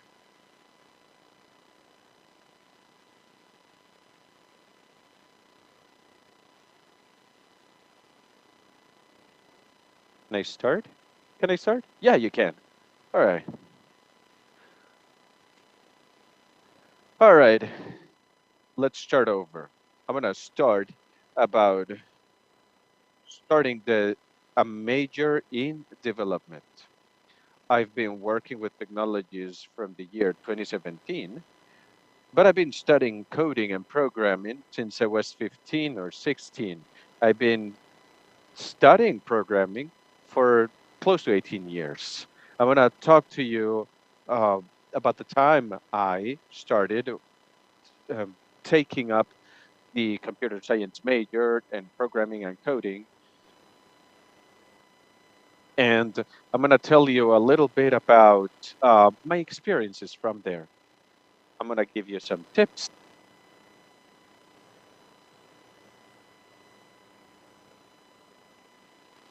that I would have liked to hear when I started coding. Okay, just to introduce myself again, I am a specialized subcoder and I specialize in managing. I create content for Instagram as well as YouTube on Java, on cloud. I did a lot of content on computer science in general, and I have authored a couple of books on Java and microservices. One of these books was written by 30 people, me included. I still continue to study computer science, and I co-organize the Wimakers Code, Perifacado Code, as well as others, which specialize in grouping together women who are coders. And this is the agenda of this presentation. I'm going to talk about a roadmap. This roadmap is going to deal with essentials to study programming. I'm going to tell you about some of my experiences. I hope they add a lot of value to you. I'm going to delve into intermediate and advanced topics here so that you can get to the market in a much faster and efficient manner. And also, like I said, I'm going to tell you some things I would have liked to hear when I started studying programming. We're going to start with the study roadmap. If you're taking up computer science at school and you want to be a backend developer, uh, we're going to get right into that. But I want you to bear in mind that a lot of what we're going to talk about can also be applied for other types of coding and programming. We're going to take a look into what an algorithm is, what pseudocode is, what variables are, what are data types, what are constants. We're going to learn how to attribute value. We're going to take a look at data transversality. We're going to take a look at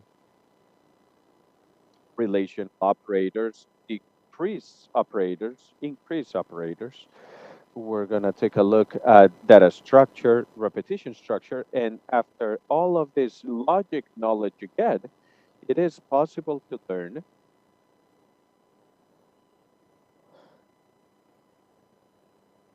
what objects are and what object types there are.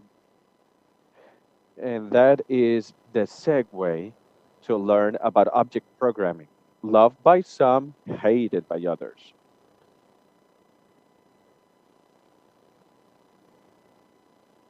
To talk about access modifiers. So how do you control visibility? How do you create objects? How do you create methods and what abstraction is? You guys are going to learn about abstractions in interfaces. We're going to talk about inheritance and what some types of inheritance are. And we're going to talk about capsule. When it comes to object programming, I have a playlist on my YouTube channel. And the content I developed it for my YouTube channel delves deeper into these topics. But for the purposes of this presentation, I'm going to delve really fast. I'm going to talk about these topics really fast. But if you want to get a more paced, a more detailed explanation, please feel free to visit my channel. All right. So object-driven programming. Object-driven programming is about method overloading and method overriding, as well as capsuling and polymorphism. A lot of people ask me what is the simplest language to understand, programming language, that is. When you learn Java, I don't see a big enough reason to learn Python, because with Java, you're in a more direct manner. Are focused on language. I'm not a specialist. I only specialize in this certain language, so focus on that. I specialize in all languages you can imagine. So I'm not a specialist in Polymer, and I'm not a specialist in West language. So we are going to learn about Java. I have to learn everything there is to learn about Java's impact, how you create classes, objects, how you work on object-driven coding in Java. We're gonna talk about good conversion types, but pretty much you'll be able to learn that in any Java course, and that way we'll be able to familiarize ourselves with these topics, as well as flex. We're gonna take a look at newer parts of Java, because now we're on Java 18. We're gonna learn about streams, optional, as well as many other things.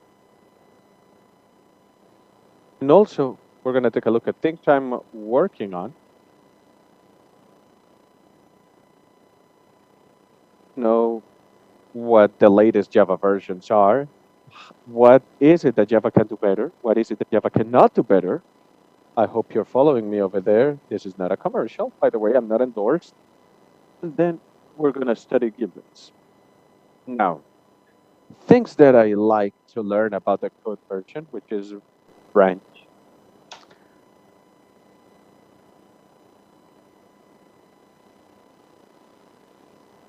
And we're gonna learn about pull tests. Then, because it's September, and a little bit more, if you don't have that much experience with GitHub, this is an opportunity to learn.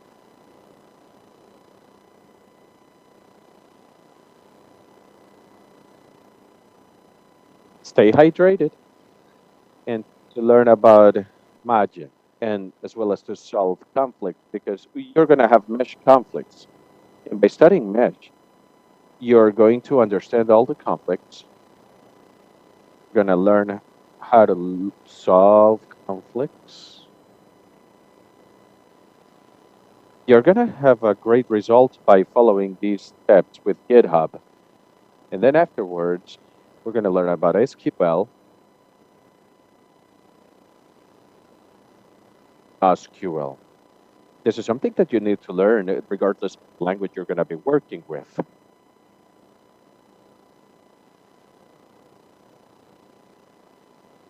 Need to learn the basic SQL commands, what a table is, what data on a table looks like, how to update anything on the table, how to look up something on the table.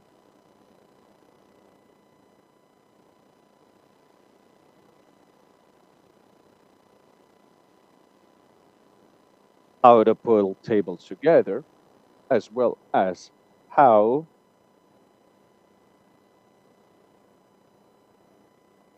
what a basic NoSQL table looks like, as well as databases. Afterwards, we're gonna learn about basic operation system commands as well as Linux commands. We work with a lot of Linux commands.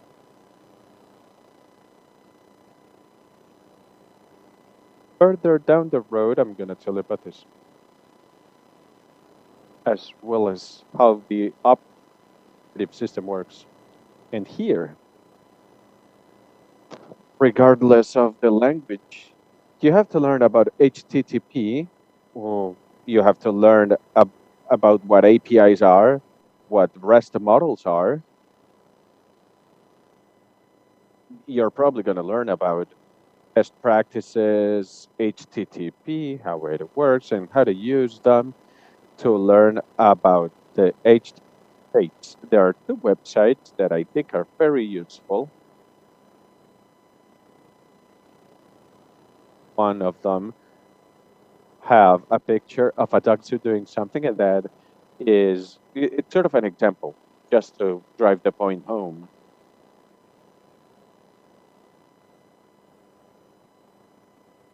So once you learn the language, you learn programming each one of the objects. Once you have learned ECOP, we can start creating service APIs.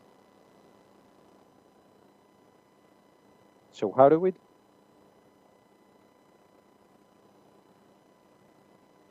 HTTP to HTTP2? Learn that.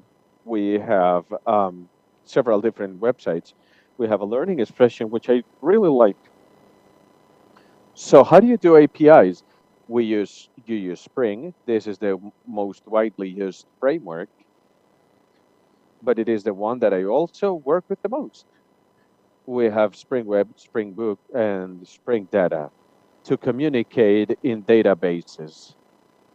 So here, we have to have a basic Spring, and these are dependency generators. So it's pretty much like if it were in Grader.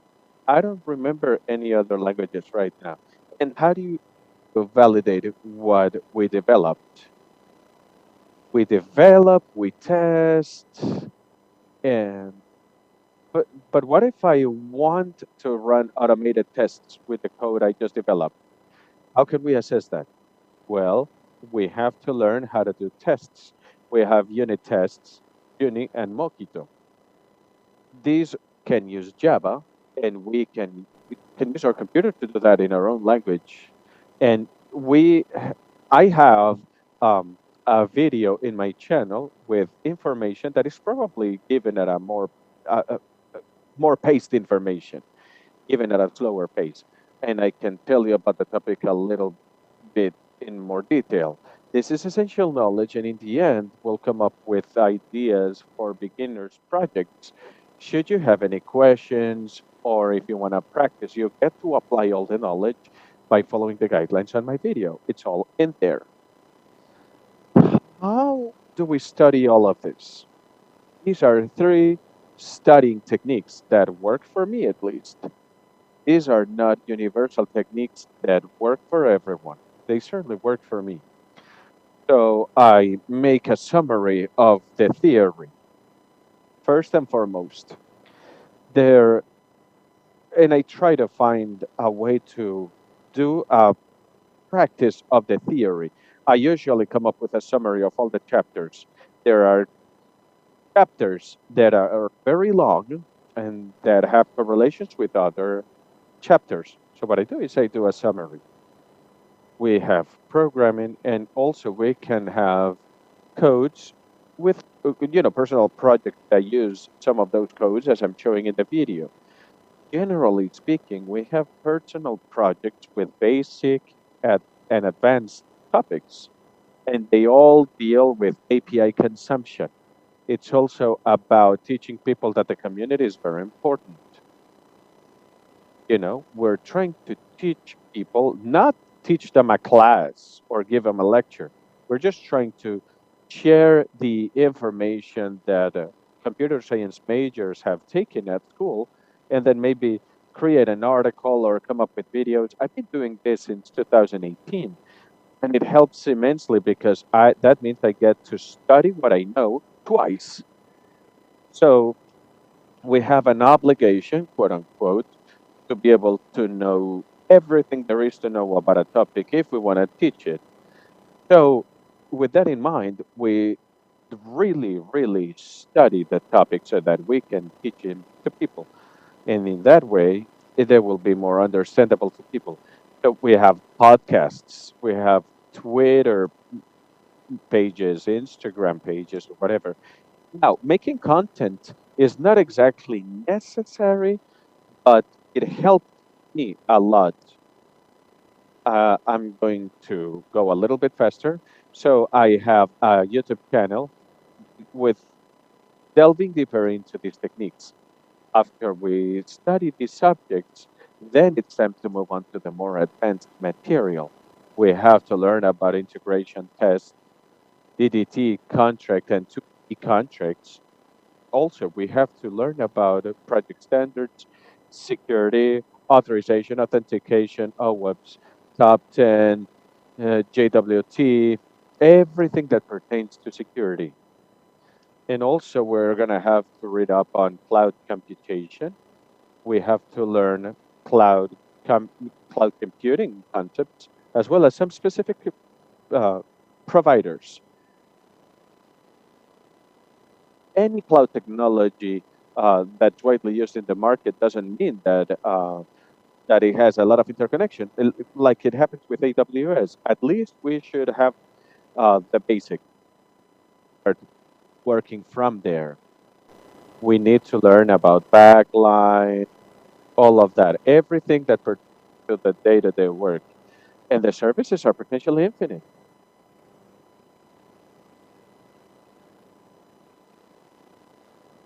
No one knows everything.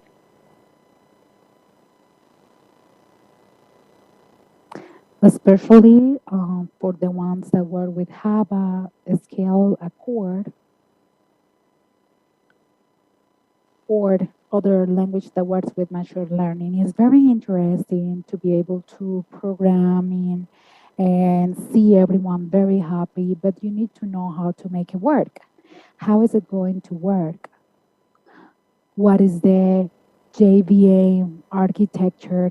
How I will see the code on my screen? What are the functional rules? And I also have some conferences regarding that topic. I will share the link. We talk about all the JVM components. What is the first part. The second part, especially about the performance, daily performance, we could need to do JVM to improve Java performance, or to see how we can improve the GVM that we already have. And we also can make some mistakes that are coming from GVM. We could see these errors every single day. If we are not able to identify them, we are going to be in a visual cycle every single day. We also need to learn about messaging. These are fast messaging. So when we have an app, we do have synchronized communication. When we send a message, we receive an answer from that message. So every time we send messages, we're going to receive answers, but we are not always expecting an answer. We also have WF lines, active MQs, and we can also work on Kafka, and another one that I don't really remember the other messaging system. We also need to learn about Docker. I started at the beginning because we have so much information, but Dockers are containers to create content. And we use that content in our app. We also work about microservices and microservices standards. What are microservices? What are the advantages? What are the standards of microservices? What are the communication standards, data, surveillance, and internal and external communication? This is also important. You need to learn about architecture. You need to learn about hexagonal architecture, driving design, clean arc. When we need this, knowledge, architecture knowledge, is very important to understand that this is another step in the journey. This is my last slide. We are almost done with my presentation. I have some advices that, of course, I wish I got them at the beginning as well. Some of them I got them, but I had a version that I was able to work really fast. Please remember to choose a language, choose an area, and be focused. You cannot be starting and learning everything at the same time. You need to first choose a topic. If you wanted to work on Java, focus on Java, on Java. And also we need to consolidate our work. Sometimes we believe that we don't need to keep learning because we have all the information needed. But in the future, we could face issues because we don't have the right foundation, and we need to learn the foundation before we keep going. We cannot go to 360 different courses if we are not practicing what we learn. We have the theory, but we don't have the practice. So we need to create codes. We cannot be copying and pasting codes. Please don't skip stages. Don't want to know everything about frameworks. You need to learn first the language. You need to learn microservices, and you need also to learn what is a REST. Maybe sometimes, for instance, and when you are in college, they ask you to go and study A and B, but sometimes everything depends of where you are. And if you are not in college, I believe that you could choose whatever you wanted to learn. So once again, please try not to skip stages. Try to have 100% of requirements. Don't lie when you go to an interview. Don't say that you know something that you really don't know, but always be willing to learn. Be patient with yourself. It is impossible for you to have the whole knowledge. You cannot have the knowledge of a person that has been working in this for 20 years. Don't compare yourself with others. Don't compare your knowledge with others that may have more experience. Don't be concerned. Don't say, oh, if I don't learn how to do this the same way the other person did, I won't do well. I'm just starting. Try not to compare yourself.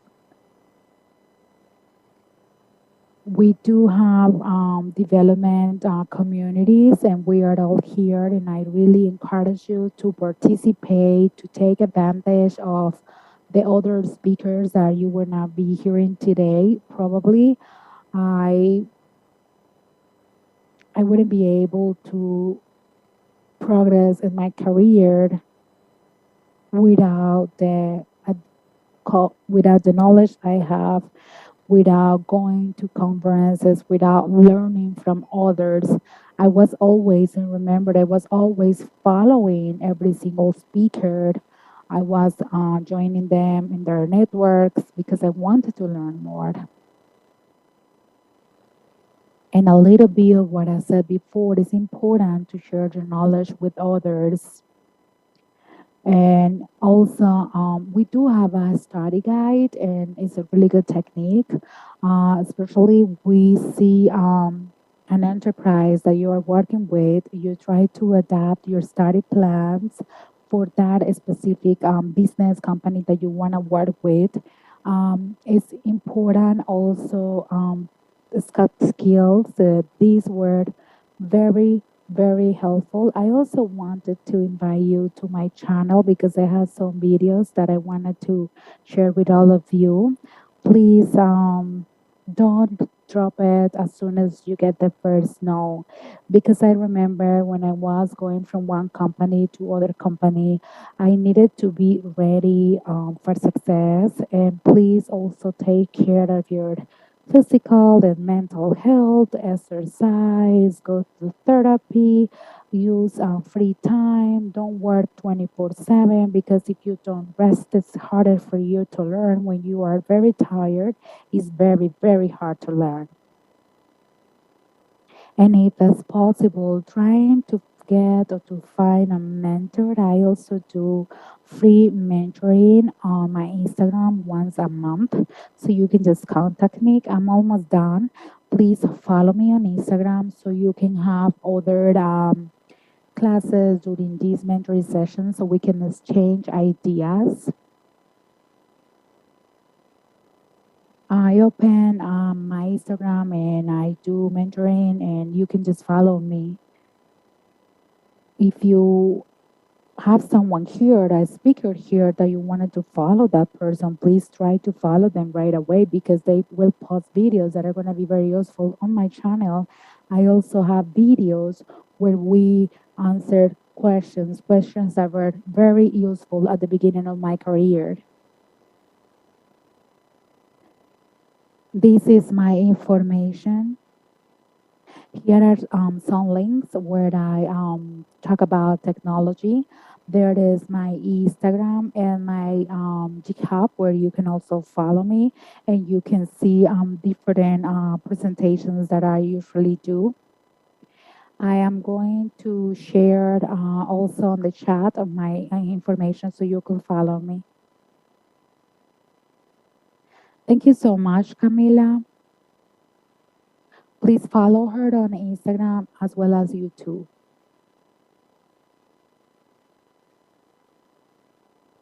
Thank you so much, Cami.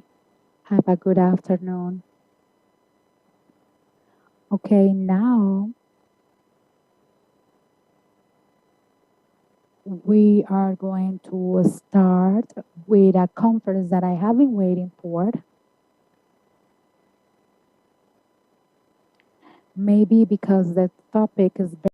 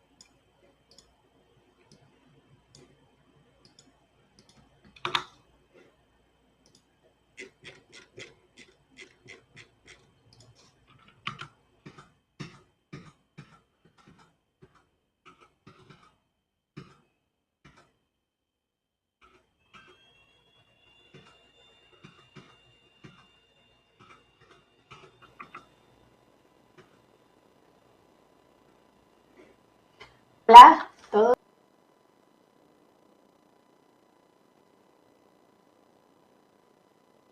Hi all, I hope that you are all very excited for being here as I am today. I am going to share my screen right now.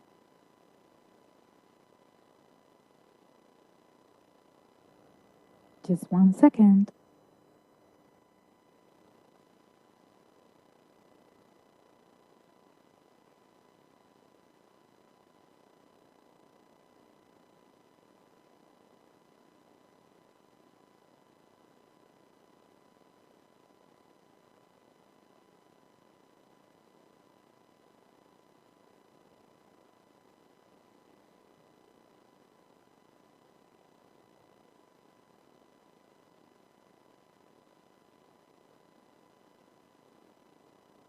I was also following the previous talk.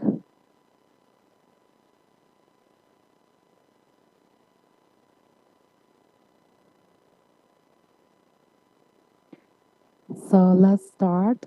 We're going to start with a small disclosure. All views are my own and do not represent the views of any of my employer, past, present, or future. And I am not a financial advisor or any kind of advisor. So please keep doing your own research. And during this talk, it's going to be in Spanglish because this is the language I talk. You're going to be hearing a lot of technical words in English and some of them in Spanish or maybe Portuguese. Hi all, so we're going to start with the talk about Bitcoin, blockchain, NFT, mainstream, and scams. How for our community this is very relevant, and this is relevant because every time we have a new work, it's important to assess a project. So what I wanted to share is things I wish I knew when I started my career in crypto.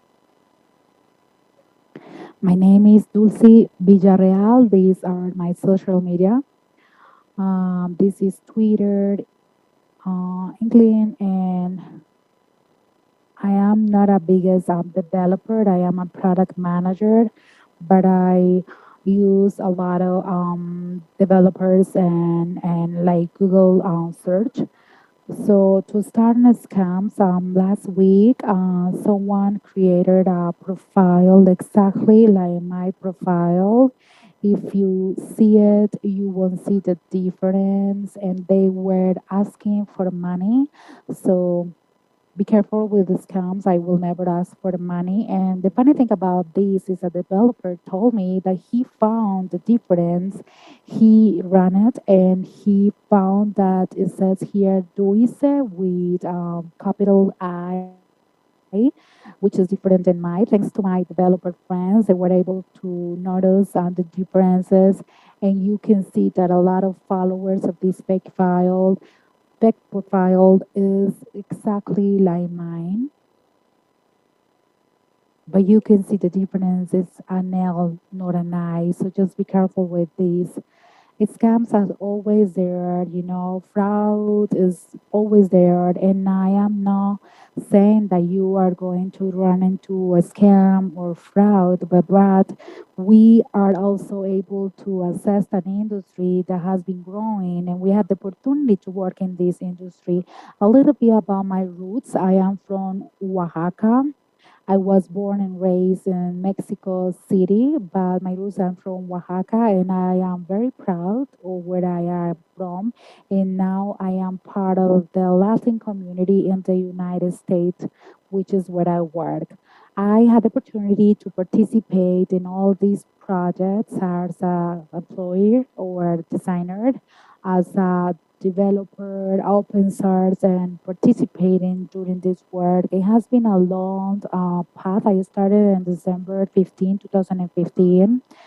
I started with Bitcoin, and now I even work as a blockchain developer. I never thought I was going to work as a blockchain developer, but we didn't have enough developers. I knew a lot about blockchain, and I started working as a blockchain developer. I love to do programming, but this is more like a hobby and not a full time, because we know that there are people like you that are just amazing, and I prefer to be a product manager. And right now, I work as a Lightning product defender, which is the second stage of Bitcoin. And this is something new, and we are going to be able to do smart contracts over Bitcoin. And I also create Academy of Bitcoin Online for Latin America. This is an open source community, and the idea is that we are always first when we get innovation wave. You know, we need to arrive before, but not later when they already create these innovation waves, and that is the idea. Many of you know that blockchain is a new technology, and before the market drop, blockchain was the top one. It was the hottest job, and the activity that was hot. I remember during that time. So there was a huge demand, but we didn't have enough marketers or product managers or developers. We still have a huge demand, but we don't have people with experience. Usually we have people with 6 months of experience, 2 years of experience, and we are looking for 5 years of experience for this kind of job. But to me, it doesn't really matter how long you have been working. When you talk with people that are in blockchain, it doesn't really matter how long have you been working. And this, the most important thing is that you are really good at what you are doing. You can also specialize. For instance, that's what I did. I specialize in smart funds, and I have been working in that as well. You can also do that the same with the smart contracts and other technologies. And it looks like blockchain became a word that was used everywhere. Everybody was getting blockchain. But how do we know when something is good or not? So in blockchain, there are benefits and advantages, and everyone should know. And our open public ledgers are decentralized without intermediaries. Everyone can write codes on it. Besides that, we also have the DLTs that are digital technologies, and these are technologies that are distributed. Are not like an open technology. They don't have intermediaries, so we can find more apps or applications that don't have intermediaries. And what is similar in blockchain with Bitcoin is that there are not digital money. I'm sorry, this is digital money. There are no banks, so the government is not involved. We can send money everywhere in the world, and the fees are very low. In the case of Lightning, the fee is really, really low, and they can go to the first or second year promotion. And this is something that for the first time we are able to do programming, and we don't need any permits to do it. Maybe if we need to ask for permission, you can deny the use of a blockchain, but when this is denied, it's because it's not a blockchain, it's distributed data. For instance, let's talk about Russia or Venezuela. We remove the permits from the people for the people from Venezuela, and they don't have access to the blockchain. So we need to analyze different points and if it's immutable or not. These are the blockchain, Bitcoin benefits. These are new industries that are available. So we also have smart contracts. And this is amazing because as a creator, for the first time, you're going to have a record in a database and no one owns these. Which is what happened to other applications. For instance, a corporate associate, when they remove the account, all the pictures will be deleted or disappeared. Here, no one owns it. So this is what we are trying to do. We are far away, but that's our idea. And with all this, we always ask ourselves, is this a scam? How do I know if it's a scam or not? There is no way to know it. And the thing is that Bitcoin and blockchain are in their infancy. They are babies still. Is not a very mature industry, and that is the reality. This is a new industry, and like any other startup, blockchains, they are going to have an error, they're gonna failure, and they're gonna fail. And how, since we are not experts, we are just studying these blockchain and Bitcoin career, how we're gonna know if something is good or not? And we also know that 70% of the projects are going to fail. So we are going to start from something that we as an economist do. We believe that everything is a fraud, even Bitcoin, and then we start analyzing criteria that help us to understand the behavior of this new technology. There are new technologies that are going to evolve, and it's hard to find criteria to understand if something is going to be stable or not. So we are going to talk about the criteria that we need to evaluate to assess the job offers in Bitcoin, blockchains, and TFS. I am going to also be reading your questions and all your comments, because at the end we're going to try to do a Q&A. And if you have some technical questions, please go ahead. I will say that I started without knowing English, without knowing how to work as a programmer. And I started working as a software developer in San Francisco. And I really want everyone to be able to have same journey as I did, maybe happier than what I had before. And that is why I wanted to share my knowledge with all of you. If you have questions, please write them on the chat. If they are technical questions, don't worry. If they are personal questions, go ahead and ask them.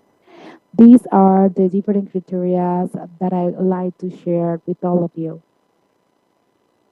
Something that is also very important is market cap.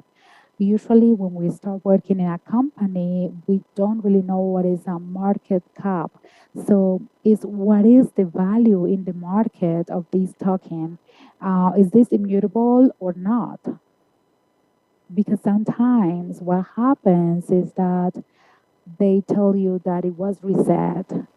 And when they say reset, isn't this a blockchain? This is not a centralized platform. Why did they reset the platform? Or why they did a change in the back? The centralization points of every single project are very important, because every single project has a centralization point. Even Bitcoin, which is the decentralized one, it has a lot of information. It has codec management, and because of different reasons, it's not well centralized, and it has different points. Nothing is decentralized, but we are working towards. The other part is venture capital. Who controls the blockchains? Who controls the project?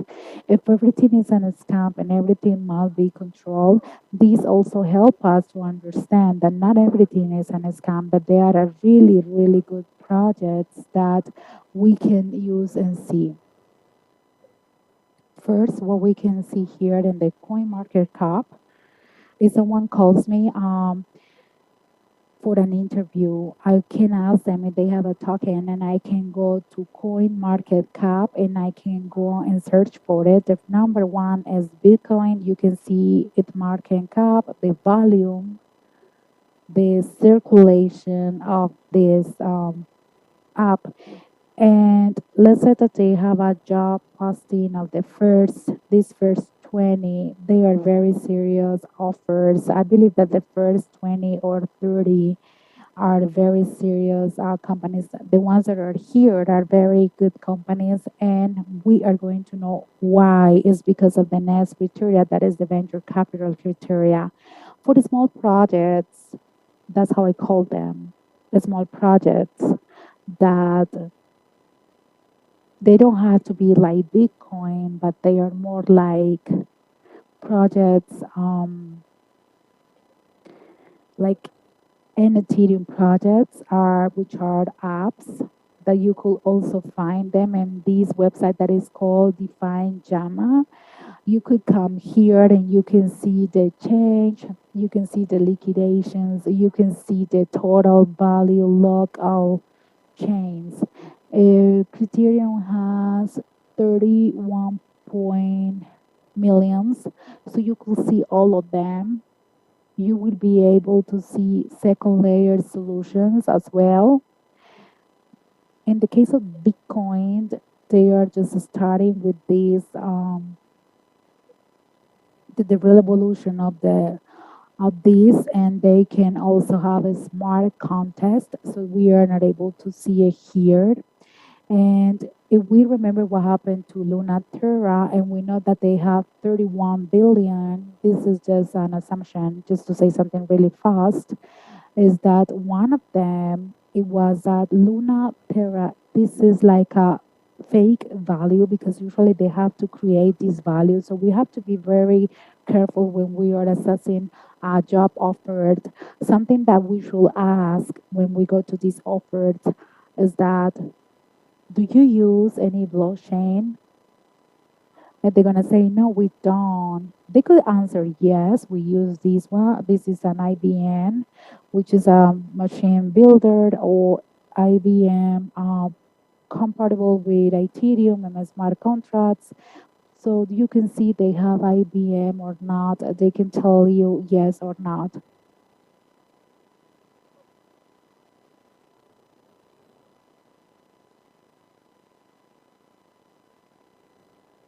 Would like to know if there's a blockchain that you are thinking of working, or maybe you've worked with in the past. And then they tell you, sure, we would like to work with Binance, with Ethereum, with Avalanche. And then you can say, I would like to know that because I would like to prepare for my interview. And that's how you get more information. And also, you can actually be prepared for the interview. So always try to have this type of information at hand. It is also important to know what type of blockchain they work with to find out if it is a serious project or not. Now, another important thing is to go to Crunchbase and look up the company. Look up the company here, look up the holders here, because, for instance, if I wanted to look up Avalanche,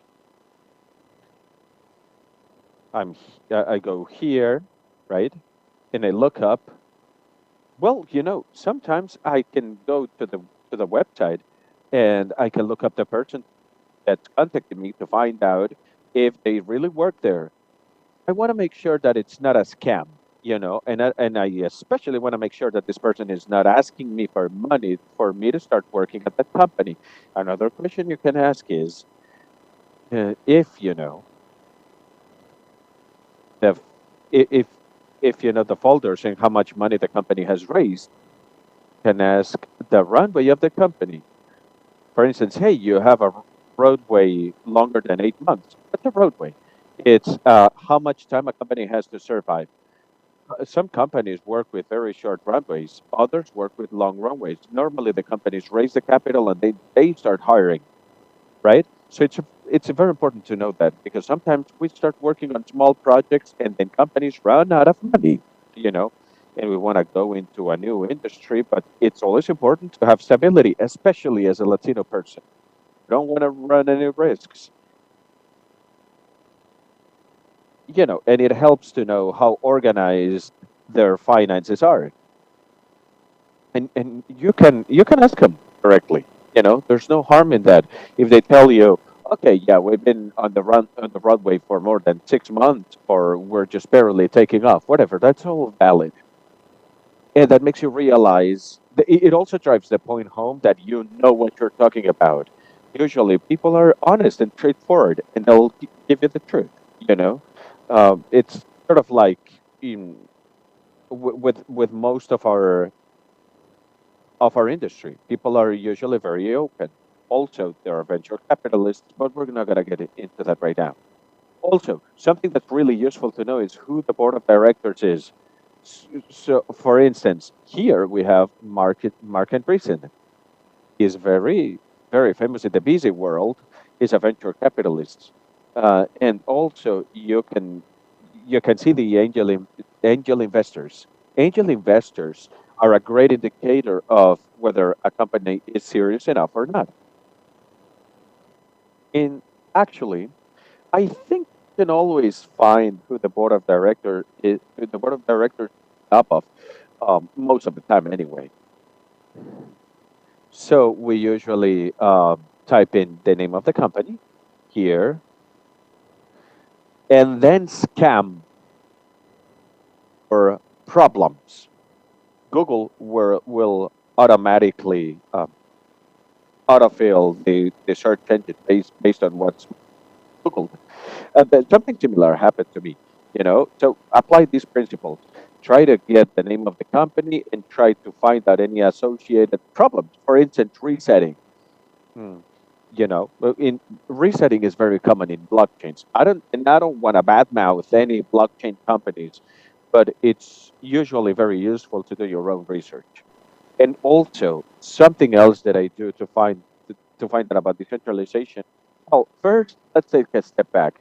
Mm, Uh, when it comes to Ethereum, for instance, they pull the blockchain back. So you know, so they're not that immutable. That blockchain is not that immutable. But you know, blockchain currencies are a surging industry, still an incipient industry. So just Google them.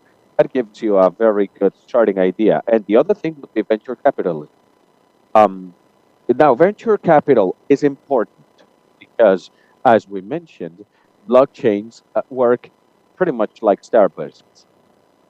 It's not the same for A16 A16C to sponsor their developers versus. Give me just a second. I'm going to have a sip of water.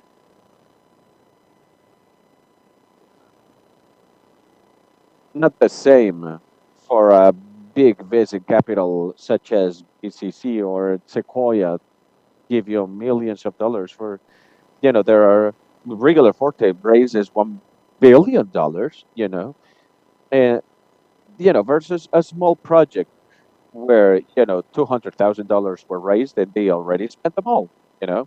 So that would be the the most important evaluation criteria or assessment criteria. I'm going to read your questions in a bit. First, let me wrap up. I want to tell you that this is constant evolution. We've been working on this since 2016, and I wouldn't be working on this for these years if I didn't love this. I quit a fantastic job back in Mexico as a manager. When they offered a manager job in Mexico, I instead decided to come to San Francisco and research blockchain with no job opportunities, actually. So, you know, it is that exciting. This is the first time in history where we've had money without any state intervention. So, I mean, that in and of itself is revolution. And I want you all to do further research on this because this is truly revolutionary. Let's take a look at the last part of the presentation. The last part of the presentation is basically is our tips. Now, here are 3 tips to get your dream job in crypto. So, it's about comfort. It's a business model that's based on the B2B methodology. It's B2B to C, B2C. So, so B2C in this case would be B2 community, business to community. Attend local events, attend in-person events, get in touch with the community, give to the community. You have to go to the community. Another thing you can do is write a blog post. You don't necessarily have to have a YouTube channel. You don't have to film yourself. You can come up with a video with only audio. And those are usually sought after, you know. And by the way, whenever you try to find a job, that's what they'll ask you during the job interview. Do you put out any videos? Do you have any presence on the web? And if you want to get into crypto, go to Twitter, go to the Twitter space and listen. Another very important thing for all of us who are product managers is testing new products or services. If you're on products or if you're a developer, your branch might be test products or services, try them out. And don't forget to provide feedback. Feedback should be positive. It should be um, it should be constructive. And if you write to a company, you can do so through Twitter, right?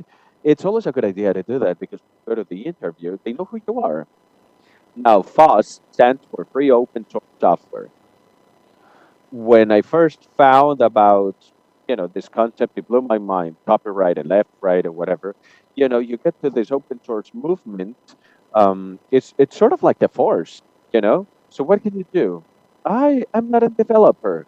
For instance, you might tell me, I was a developer myself, and I ended up being a developer. It is not impossible. You can do it. Go to GitHub first thing and open up an account and check FOSS projects. Another big tip: learn Visual Code, learn Unit. Mm. If you watch a 3 to 5 hour long tutorial, that's it. You're set. Visual Code Studio is a great tool, and it's perfect because it allows you to test new products or services. Something else would be to create readmes or instructions. A lot of developers hate writing documentation. So if you try the service and if you write up documentation with suggestions for improvements, they're gonna love you. That's for those of us who are not developers. Again, go to GitHub, check out FOSS projects. Now, something that's very interesting is that we think we have to come up with a resume. And sure, yeah, um, but it's easier to check your requests and also run the Unity test. Run all the tests. Take all the tests. No one wants to do that, but that is really, really needed. That's necessary, and it is absolutely fundamental to build a project. You already know this one, especially senior developers. This is very normal for you. Look for good first dish. It even has its own website, and if you find a project there that you liked, and if it doesn't have a good for issue, ask about it. They're gonna thank you. This is one of my favorite ones, Element Project. People are super super nice. They're fantastic. They don't speak English. This is a project by Francisco Calderon. This is an 8,000 user pod. It's already received grants from different foundations, and it started out as an app, as a Telegram bot. You can send and receive money without KYC, meaning without any ID, through a pod. These are super low. They're very close to zero. And this is their GitHub page. It's github.com/int2pod. It's available in Spanish too. And lastly, review pull requests. Now, these are my favorite website. Here, John Acab, he explains how he became a Bitcoin developer. And that is really a very exciting journey. You don't need to run a node, by the way. You can use Rectest, which is local. You can use DevTest, and that will blow your mind, really, with the kind of there. I am a Bitcoin maximalist, but despite of that, I bring you Ethereum Magician. Right? You can go to Ethereum Magicians, go to Google and look up brands, fellowships, grants are between $100,000, $50,000.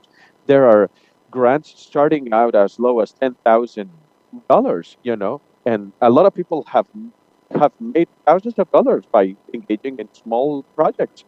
All right, and this is it for me. Thank you very much. My DMs will remain open on Twitter. I will never ask you for money or anything of the sort. All right, this is not a scam or a fraud. Thank you very much, and I'll look forward to answering your questions.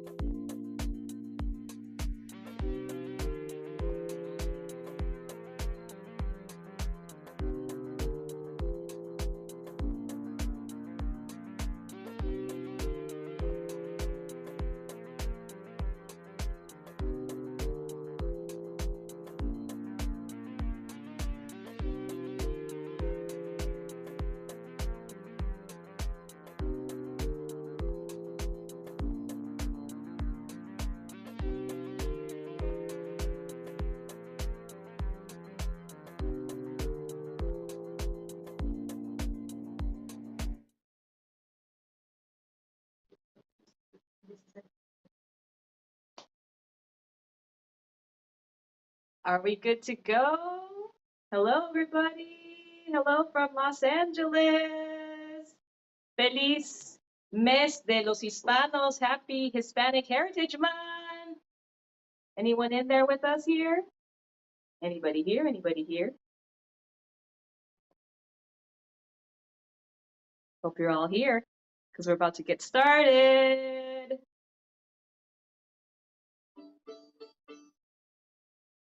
Hello, hello. Let's see. Chats. All right, we're good to go. Hey, everybody, we are Ellas from Los Angeles. Well, let me specify here. We have our very good friend Rufino here on the guitar helping us out here today. Celebrating Hispanic Heritage Month. We also have Nelly on the guitarrón, and my name is Swemi, and let's get this going con el son de la negra.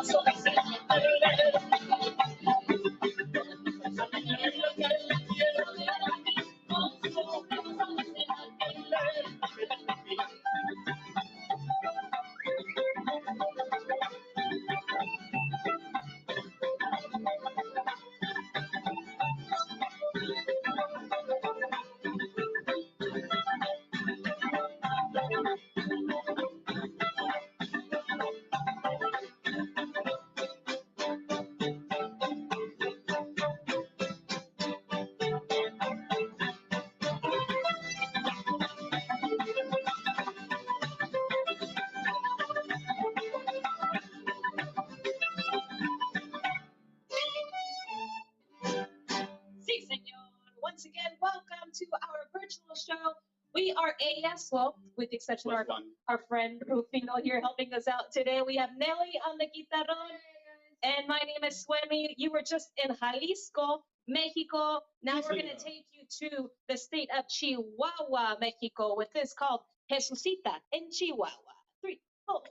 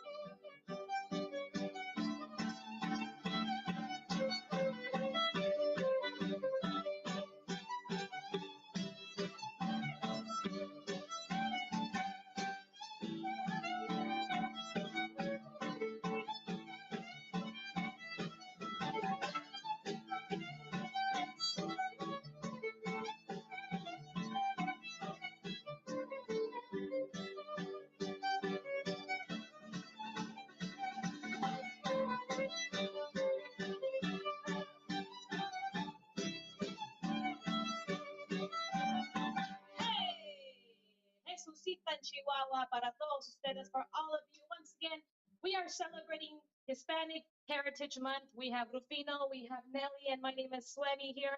We're going to continue with actually one of my favorite songs from one of my favorite songwriters, Jose Alfredo Jimenez. And this is called Si Nos Dejan, para todos ustedes. 2, 3, 4.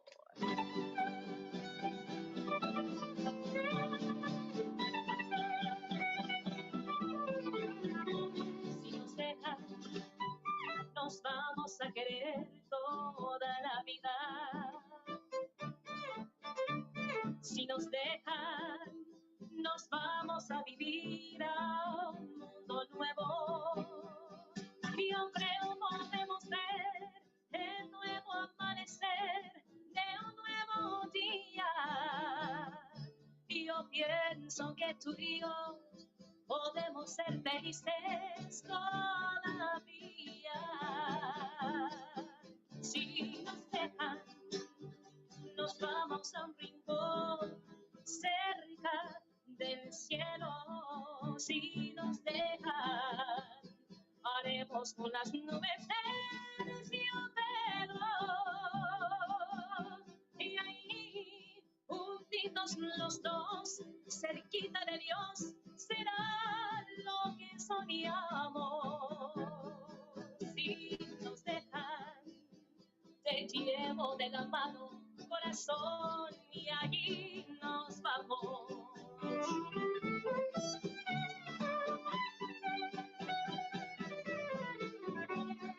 Si nos dejan, nos vamos a un rincón cerca del cielo. Si nos dejan, haremos con las nubes del cielo.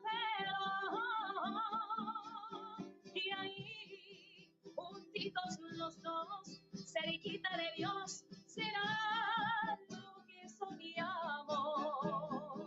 Si nos dejan, te llevo de la mano, corazón, y allí nos vamos. Si nos dejan, de todo lo demás nos olvidamos. Si nos dejan, si nos dejan, claro que sí, si nos dejan.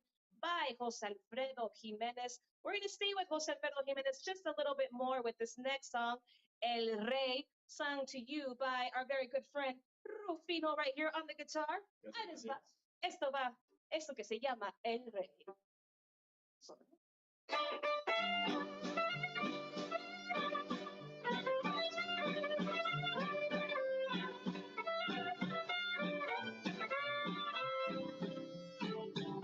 Yo sé bien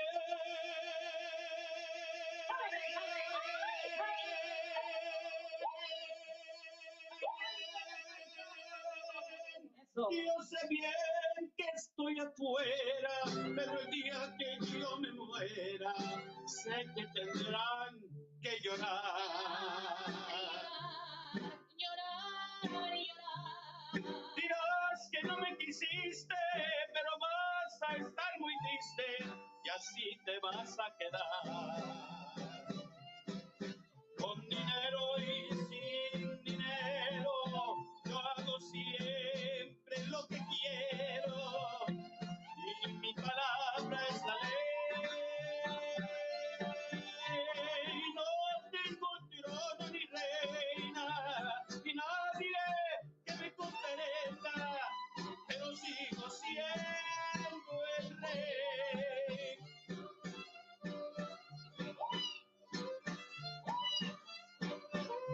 Y puro valores hidalgo.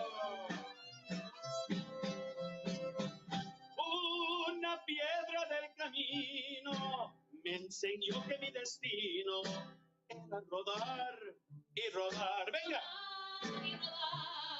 Rodar y rodar. Después me dijo un arriero que no hay que llegar primero, pero hay que saber llegar.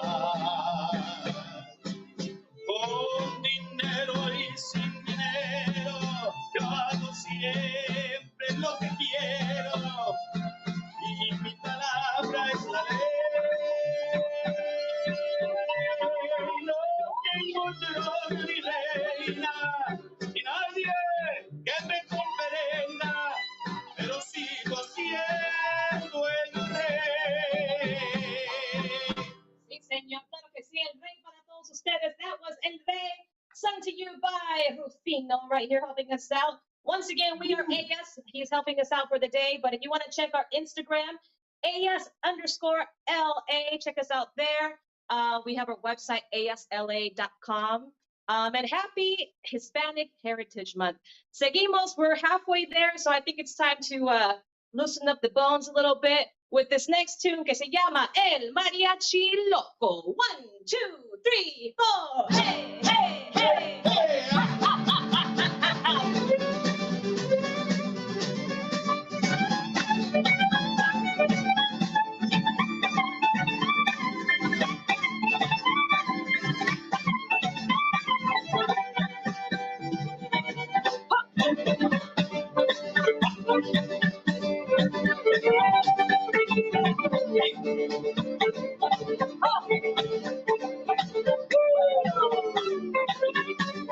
Everybody say ha ha.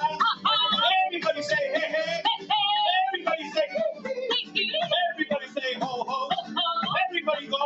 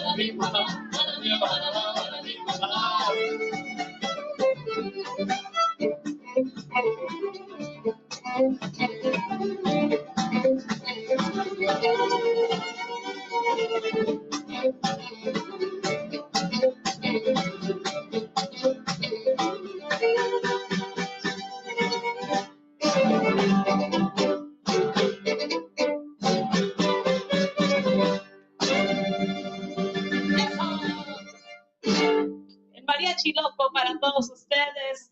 Just joining us, happy Hispanic Heritage Month. Seguimos con la música. We're going to continue with the music here with one of my favorite artists of all time, and that's Linda Ronstadt from her album Canciones de mi Padre. This is Y Ándale para todos ustedes, for all of you.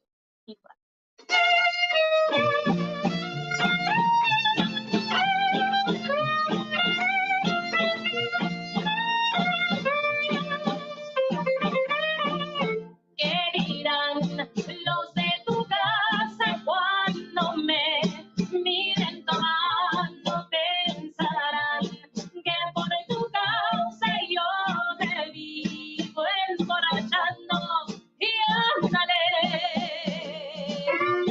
Pero si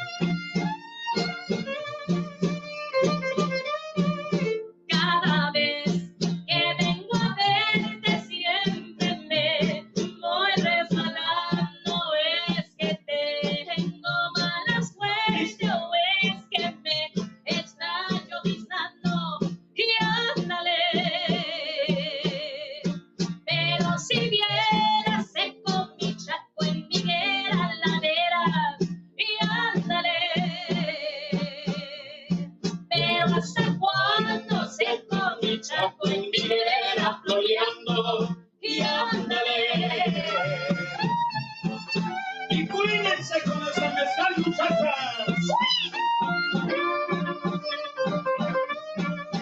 Me dices que soy un necio porque me ando emborrachando y a pesar de tus desprecios yo quiero seguir tomando y andaré. Pero si vieras cómo son lindas estas borracheras y ándale. Pero es que bellas paso las horas vaciando botellas y ándale. Pero si vieras cómo son lindas estas borracheras y ándale. Claro que sí. There you go. That's Y Ándale, brought to you by Rufino, Nelly, and my name is Swemi. Sí, señor. And I think a song that is always heard at a Hispanic gathering, I would have to say, what do you think? What would you think, Tippy? A song, What's the song that after a while, you know, Happy Birthday. of course, happy birthday, but how about like something once the tíos already get, you know, pretty happy? Like Acá Entre Nos. There's Acá Entre Nos, something but then Tragos Amargos. There's also Volver, Volver. Oh, yeah. There's Volver, Volver. We're gonna have Rufino sing Volver, Like, could we forget? Volver. ¿Qué pasa?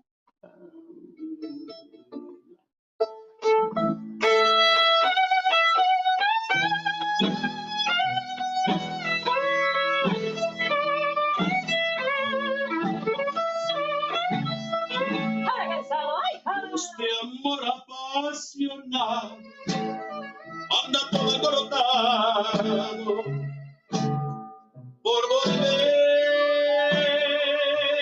Voy camino a la locura y aunque todo me tortura, sé querer.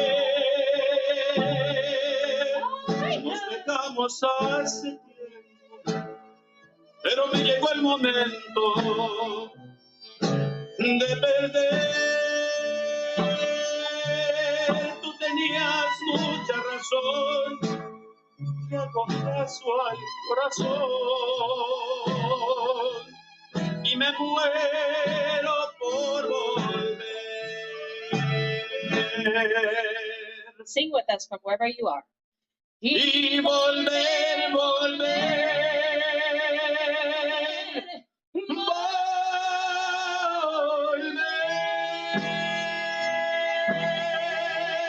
A tus brazos otra vez.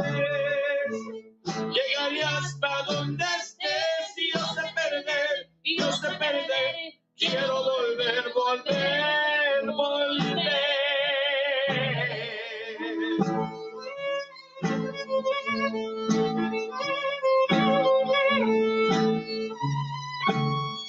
Y no vuelves porque no quieres, chiquitita.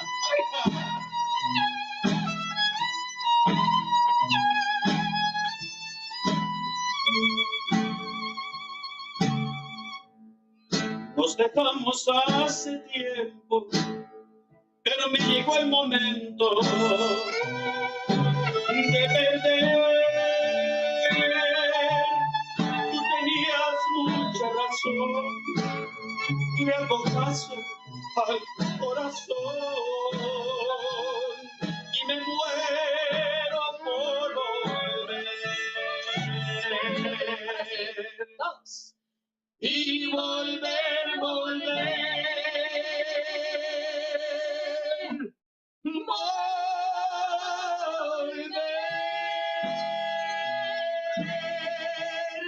a tus brazos otra vez. Llegaría hasta donde estés y yo sé perder, yo sé perder. Quiero volver, volver, volver. That's Volver, Volver. We have time for one more song here. Thank you so much for having us once again. We are Ellas, Nelly, myself. My name is Swemi. Our good friend Rufino is helping us out today. Hola, hola, hola. Don't forget to check out our Instagram, AS_LA, and our website, ASLA.com. Here's a song all the way from Jalisco, Mexico. This is called El Maracumbe. Have a wonderful rest of your day, and thank you so much for having us.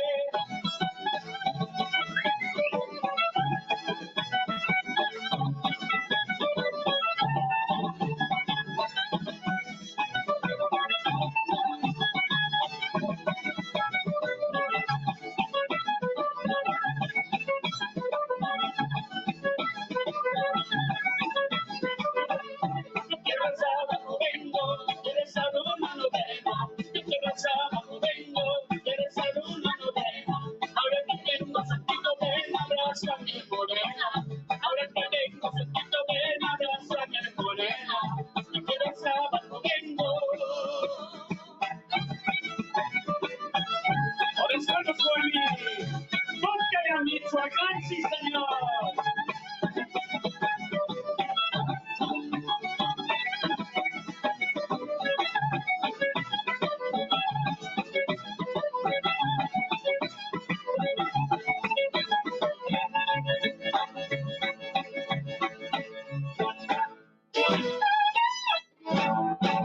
Gracias, thank you so much for having us. Gracias. Have a wonderful rest of your day and happy Hispanic Heritage Month. Gracias. ¡Viva México! ¡Viva México! Sí, señor. Gracias.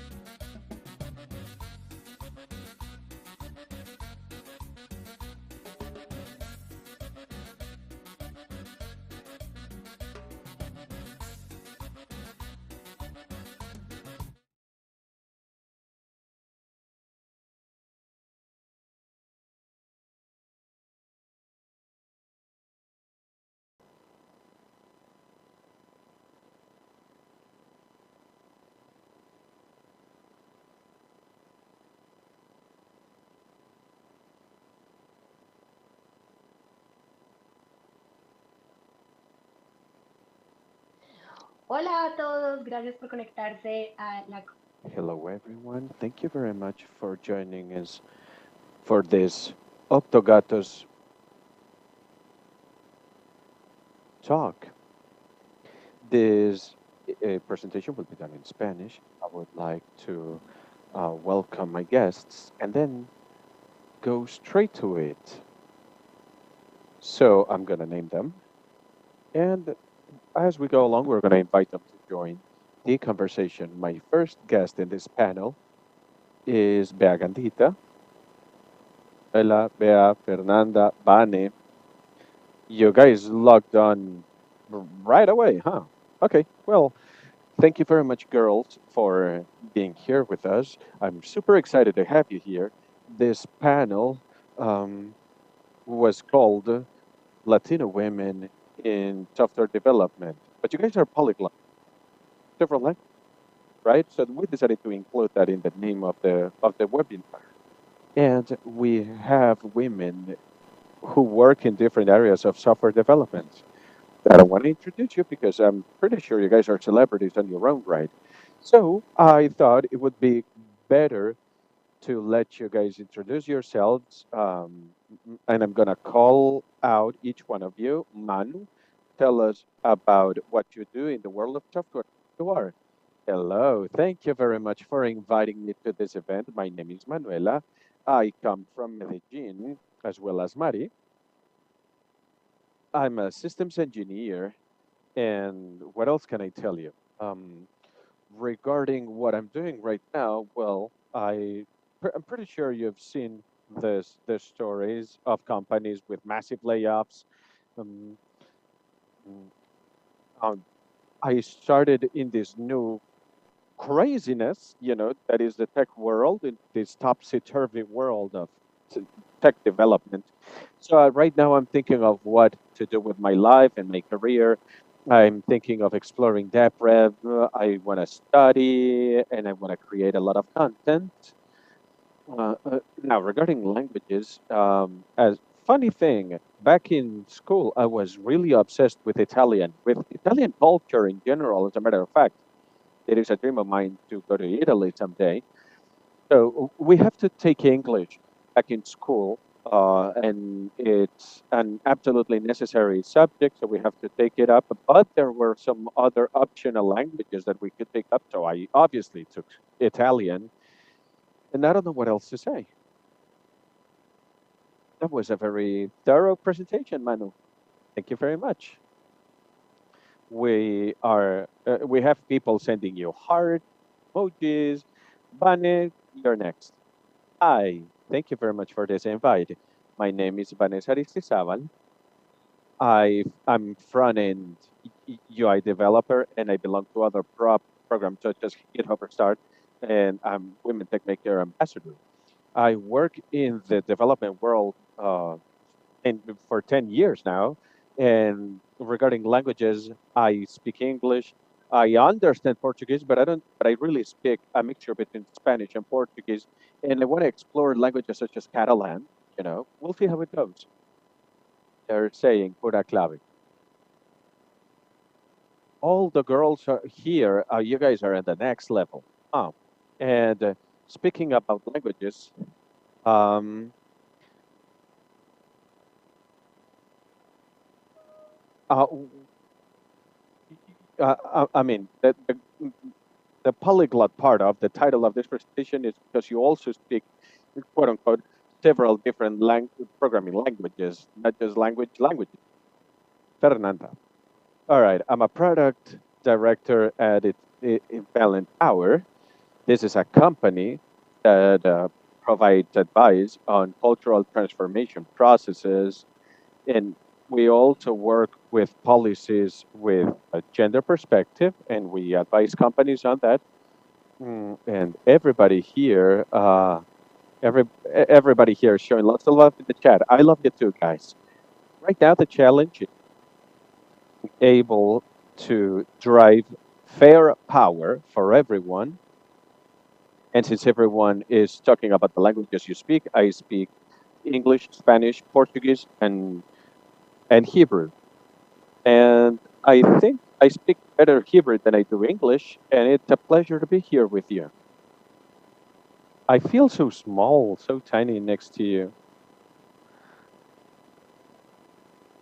No, fair. Everyone speaks a bunch of languages here, not just programming languages, but linguistic languages.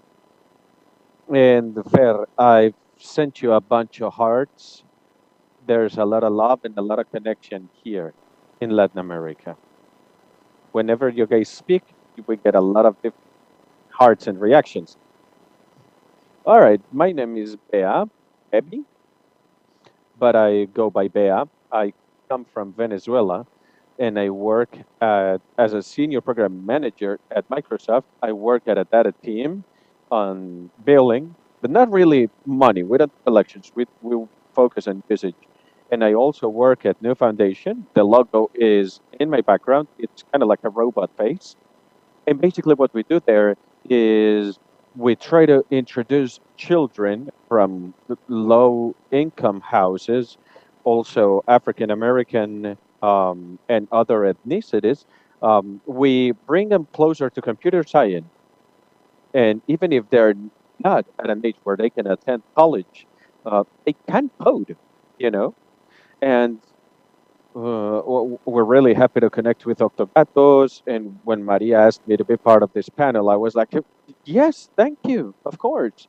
And then Maria called me. I've never seen Maria in person, but I know that she's absolutely gorgeous based on the Instagram pictures and memes, you know. And I'm always running late, but for this panel, I showed up 2 minutes early. In terms of language, I speak Spanish. I live in Seattle in the United States, so I have English, but every time I have the chance to speak Spanish, I do. I take it. And I had an opportunity to live in Germany during my senior year of high school, so I speak a little bit of German. Thank you, Bea. All right, so this is the panel. And since this is Octogatos, this is supposed to be a really cool, a really chill webinar. And you guys have opened a lot of doors to us Latinos, and all four of you have that in common. You're Latina girls. Bane, Manu, Fernanda is Sherp at GitHub, and Bea works at Microsoft. You all have some point of reference, which is why we chose you to make up this panel. Now, I would like to start with the first question. Manu, I know that you guys, I know that you're working on GitHub. So I want you to tell us what technologies you handle, where do you work, what's your stack? Tell us a little bit. Well, I love front end. Front end development to the bottom of my heart. JavaScript also. I know a little bit of Node.js, but I have my own reservations when it comes to full stack. I know how to do some stuff in Node.js, but I'm not full stack. I'm sorry if you hear my little dog barking because he loves participating in whatever it is I might be. And I'm also really invested in communities. I was part of Pioneras for a couple of years. I worked with a community back in school called Codex. What else? That's me in a nutshell. They're saying mangoes, right? And that's the name of your dog, right? Mango. And also, you have a community called Git para Todos, right? Git for all. Right. And we create content on Git and GitHub. If you're interested in learning more about it, we're working on that type of content there. All right, man. You also create a lot of content. What's your stack and what are the technologies you're passionate about? Well, first, let's start with the stack. I started as full stack and full stack in different languages, but that's not on my resume. Also, I don't say that in job interviews because I don't want to work in backend. I know HP, JavaScript, TypeScript. I learned a little bit of Kotlin. I'm trying to delve into Python because I want to I want to know more about machine learning and whatever. That's very interesting. Aside from that, community-wise, well, I collaborate in the communities in Medellin, Pioneras, in communities altogether. I am a coordinator at the KH community in Medellin, and I was also an organizer in the Chicos Angular community, and I was also an organizer, which is funny, on developer circles in Medellin. But there's in so many different communities, so they kind of lose focus. So right now, I'm only in Jeje, Medellin. All right, awesome, Bunny. Thank you very much. And before we continue with Bea and with Fer, I want to invite you to follow them on their ads, which they put in the chat. All right. If you are interested in participating in communities involving Latina women, please do so and follow these links. Bea, go right ahead. Tell us about your stack. Tell us what you're doing right now. All right. So what I use most would be Azure Data Explorer or Justo, which is what we work at the team, and Cuenta. SQL, the organization I work with, we use a lot of SQL. And whenever we have projects, I work with Python because that's what we use to teach children. That's sort of quote unquote the easiest way we've been able to reach children, and also through JavaScript. So we try to work with those two, but I'm here, so C sharp. Obviously, C sharp is a big part of my heart, but I love working with children and with SQ. Communities, anything related with the Latinos. They called me, for instance, Autogatos. I got to know you guys at Python Latam, and that was really cool. Hola, for instance, which is a Latino community in Microsoft. I'm part of it. And there's another community called Eastern Chicken, where you find a lot of women in the realm of science, and these women are united under the same purpose, which is to bring more little girls into science on STEM. Thank you, Bea. Now I'm gonna talk a little bit about that later on, but first let's go with Fernanda. Fernanda, go ahead. Your stacking community. Well, I'm gonna make you look bad because up until some months ago, my stack was a little bit wobbly, to say the least. My stack is full sheets, slides, project, and advise and provide follow-up on Slack. That's pretty much my stack. But anyway, the projects I've been working on is last year. I'm gonna sum it up this way. Some of them have been very praise, especially with Sinatra, which is not so cool anymore. We've been doing stuff with Azure because I was in Microsoft for some years, and there were absolutely incredible stuff. We set up stuff with Docker. We did implementations. We made it possible for people to upload the repos. I mean, there are different stacks depending on what we needed to develop. It was that was pretty much the technology aspect of it. It was pretty much on Java, Rubik, Sinatra, actually, which I had many a fight with. And then we had Power BI, and we're working with SQL with data metrics and the like. Now, regarding communities, I'm part of several communities, and during the pandemic, a lot of communities were created. I'm part of Latin Experts with Manu, which is on standby, but actually today, we just got a hold of some piece of news that we hope to make an announcement later on during this webinar. Okay, when Latinx, we want to approach Latinx as a show, but we want to reactivate it. Yeah, I don't know. We want to think about what to do now that we're going back to normal, And we're also part of a society called Rangers, where we have Java people, Python people, cloud people, and so these were micro communities. I'm saying the word micro, but they're actually sizable communities. 6,200 people, for instance.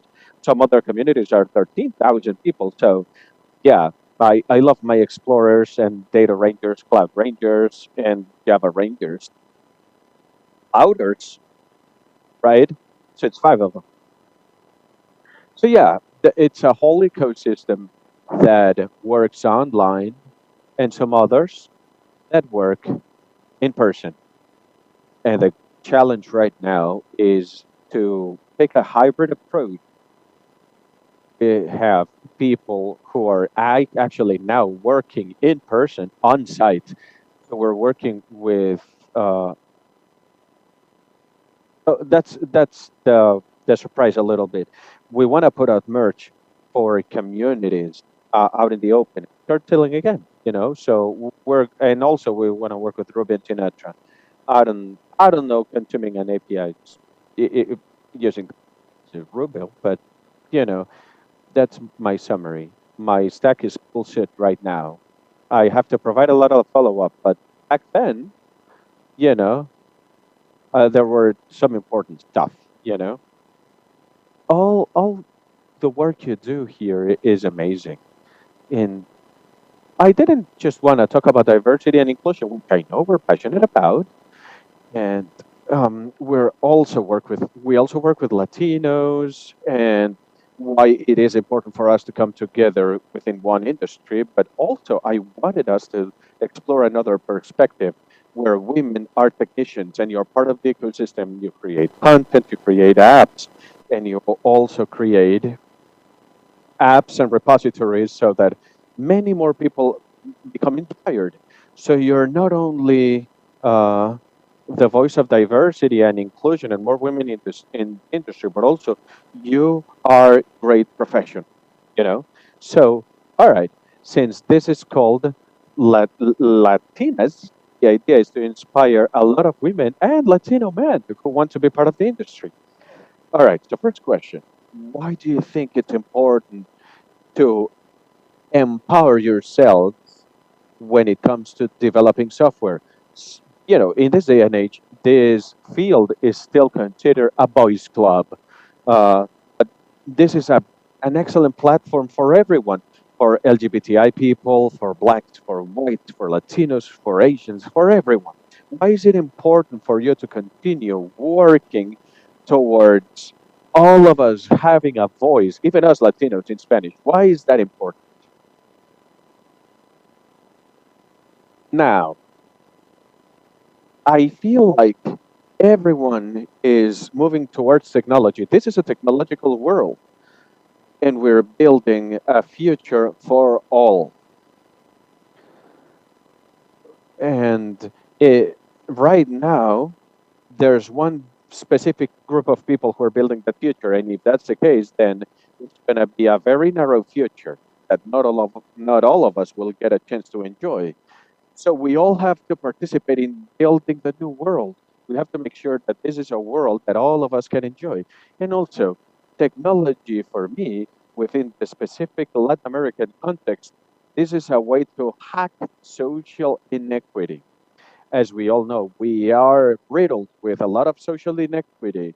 And you don't need to go to college, you don't need to go to the university or take very, very expensive courses to get a job with a high paying job that allows you to help the community.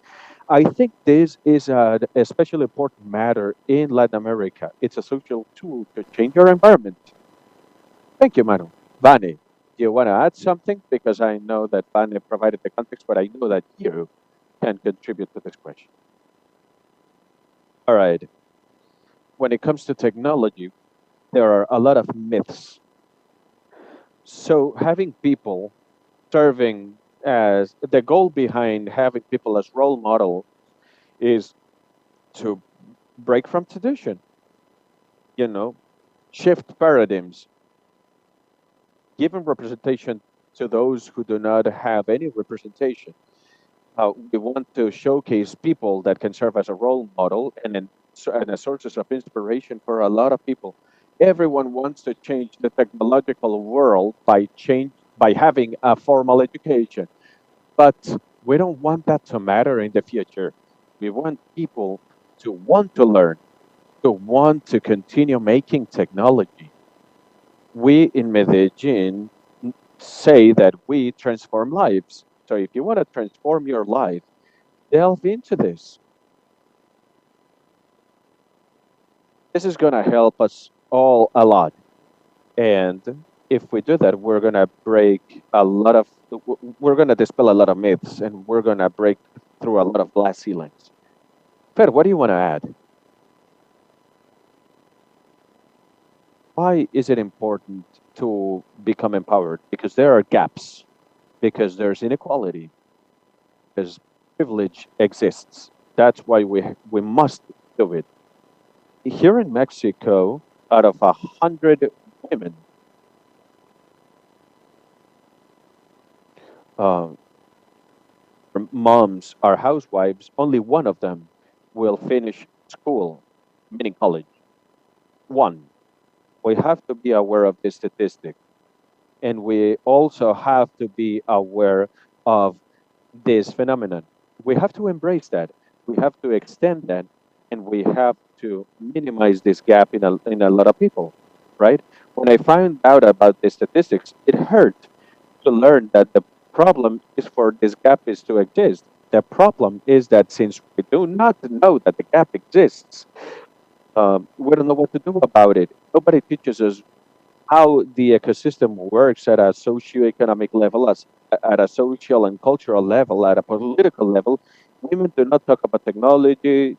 They do not talk about about religion, about technology, and we have to because it's part of the reality where we're at. These statistics exist because there are no reference models. So if no one has ever shown me a square ball, I'm not gonna want to play with one. I'm not gonna want to have one. So we need to start talking about these topics because we need to make them more visible. We have to set them on the table and start analyzing them. We need to start trying to think of decisions to make or actions to develop because this is on all of us. It's not just on the victims of this because in the end gap victims are gap victims. We all have to start thinking up in terms of okay, so I know very little, but out of what little I know, how can I contribute? I was given the privilege of having an education, not and it is a privilege, right? Except that now, thanks to technology, you don't need to have a professional major. You don't need to go to college necessarily so, right? Um, the only thing they tell you is, well, you have to start a little bit, you know, working towards promotion, grabbing 2 or 3 programming languages, And if we really think about it, for a person coming from a low income house, you know, they will never be able to start in this field unless they have a dependable internet connection or even uh, electrical power in their house. Well, we have to start exploring our social context so that we can start demanding more from our elected official. You know, and as we give our society more tools, we are going to start seeing little changes. And since, my house now has an electric supply, now I can start studying, and an internet connection. Whatever it is, it doesn't have to be technology, or at least I can start going to school, to high school, which is a disadvantage for a lot of people. There's still a long way to go, and when it comes to technology, it is a niche that helps you bridge gaps. Before, social change was the result of a lot of generational work. First, grandpa, and then the dad, and then if the dad really put some elbow grease into it, then the mom did too. Everybody would thrive, but 3 or 4 generations down the line, that is not true anymore. Now you can change your circumstances. You know, start working remotely, start studying remotely. social mobility changes and your reality changes, right? And that is something that was accelerated by the pandemic, but it also increased this gap that we're trying to bridge. So I don't know if I could, we could start another panel just talking about that. Yeah, yeah, you're totally right. Thank you, Fer. Well, your answer was very thorough and very complete. You know, software development and empowerment. That is absolutely of the essence. I wanna tell Bea so that just so you know, Bea has a statue, a life-like statue at the Smithsonian because she was selected as a key inspiring woman for, and actually, you're gonna tell us about how many Latinas were there, Latina women. So you're a role model. You're in one of the, if not the most important museum in the United States. Right. You know, first and foremost, I never imagined that such a thing could happen to a normal person such as me. A normal person meaning not a Nobel Prize winner or anything. So, that was really important for me. They picked 125 people. Out of 125 people, more than 80 have PhDs, and there are 12 Latino women. Latinas, because whether we were born in the American continent or because we come from Latin American families, right? They erected the statues in Dallas and in the Smithsonian, and in October, the statues are gonna be placed again in a public place. And what's important is that when we went there were children, dads, and families, whole families, and they were going like, "But hey, you're Latina, you're a Latina woman, and you speak like this, and you have an accent." All right, so I'm gonna tell you one of the stories. I got an intel message from a mom from Eastern Europe. I don't remember the country. I think it was Romania or, one of those countries. And she said, "Look, we just visited your statue. My daughter loved your statue. She would like to work with computers someday. She's in fourth grade and she took a picture. It would be great for you to send her a note so that she can become inspired to take up computer science." And when I read that message, I cried because this is exactly the impact we want to have. And there are many, many stories. And I was like, all right, the next week, we're going to do something. If your daughter became inspired, that means that we can inspire more girls. We spoke with the principal at the school and everything. And what we did was I gave a presentation for 200 children, all of them in middle school. There were some of them were Latinos, and they were like, "Hey, greeting me in Spanish and everything." And then with Todd, 30 girls to work with Python Sketch for you to write your own music. And some girls were crying outside because they didn't have a chance to join the code class. And I found out about that, and I was like, "What do I do? If they're crying, it's because they want to come inside." So I spoke with the teacher. What if those girls get in? Can we give them a chance? Well, they are going to have to sit on the floor because there are no more chairs for them to sit on. So they told them, and we had a room full of children because what these girls wanted to see for themselves was that there are women working with computer science. The impact of all of that to me is unmeasurable. There's no way to correctly or adequately quantify that because if you see someone who looks like you, regardless of what the statue, whether you have a statue or not, it's about helping future generations, right? And lighting up that fire. If you have a privilege, as Rama was saying, if you're privileged enough to have gone to school, it's about giving a chance to more people to have access to those privileges. And millions of people had an opportunity to see that statue. And maybe children don't want to go into computer science. That's fine. Maybe they want to be another type of scientist, a chemist, or what have you. I think it's very important to encourage children on that. And to add to what you mentioned, I want you to know that there are people as me, as Andrea, who's also in GitHub, we're pushing, large tech companies, despite being based in the United States, we need them to start hiring in Latin America, much like we do in other countries, because we're in the same time zone, because it's cost effective, and it's useful to us.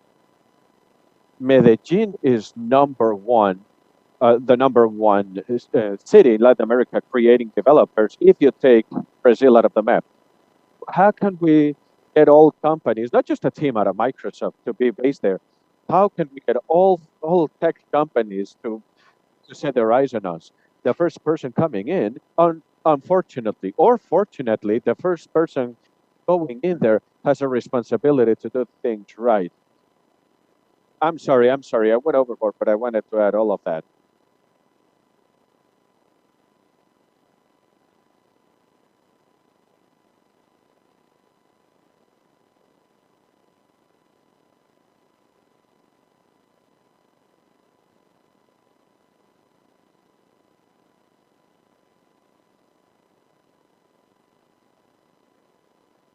Other Vice President Adrian is from Colombia. And to be able to do this, the beauty of this is that we have about 17 members from Colombia. They do have their open source projects. And like you said before, that makes us feel very happy and emotional. And this is something that we all should do. The last thing that we did with this company, now that we are talking about impacts, is it is really nice to come and hire new talent, but also something that happened with Nurtures is that we were able to plant trees in Medellin, Colombia.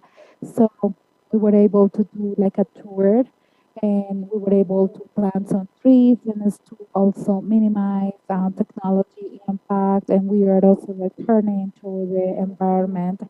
So it's also a way to show to your teams new projects, social impacts, and with this new sustainable development that has to do with diversity, environment, and other factors that are important. So I believe that this is something that you need to think about and not only give back to the community and to people, but also to new generations.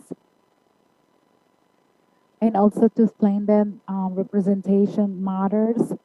And I heard that there was criticism because of the new Sirenita. And as Latinas, we know that the next princess is going to be a Latina, and maybe it's going to be from Colombia. One of the most common histories is Blancanieves, and now we have the mermaid that is a colored mermaid, it's a black mermaid, and I believe that we are different and it is important to represent ourselves. So when we talk about representation and knowing that representation matters, many people said that this is positive discrimination when we have these kind of spaces or safe spaces and we don't really invite men to these kind of talks, and especially because we talk about diversity. And like I was saying before, from the school when we are developing software, usually this is more targeted to men. And sometimes girls believe that this is very complicated to do. So in these context of positive discrimination, I just want you to leave a message to boys and girls that are maybe, or boys and girls that are maybe listening to us today. So Manu, you first.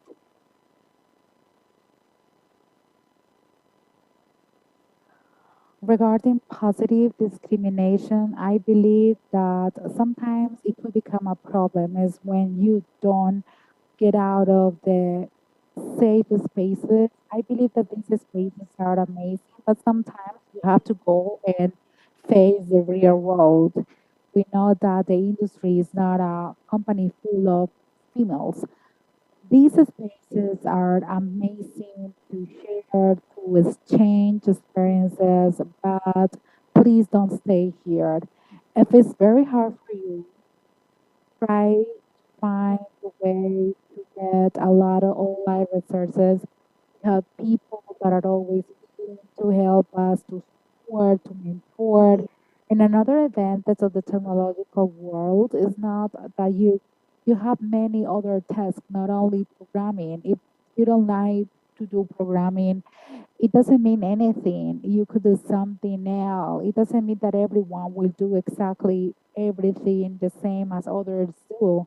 We have different skills, and for any role that you could imagine, you will find a way to make sure that this role will be within the technological industry.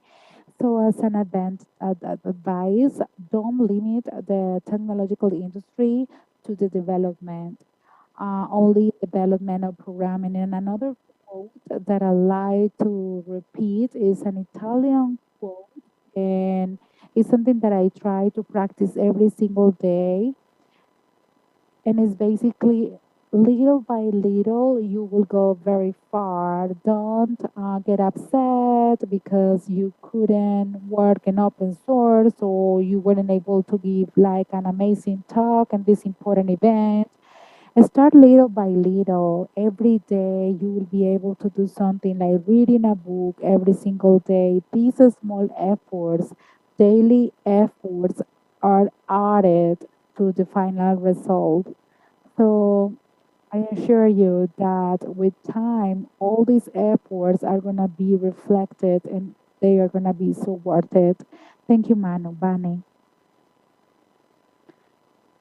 I believe that Manu said it very well to talk about different aspects. And just to add, I believe that all are mental models. And if you think that something is hard, it will be difficult.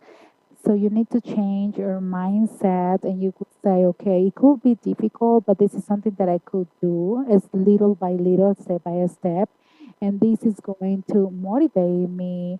And I will go on my rhythm. I will go on my pace. I will try to do it the way I think is better for me. And there are a lot of obstacles that we need to face and we need to be prepared for it. And going back to what I just said, is be patient, learning.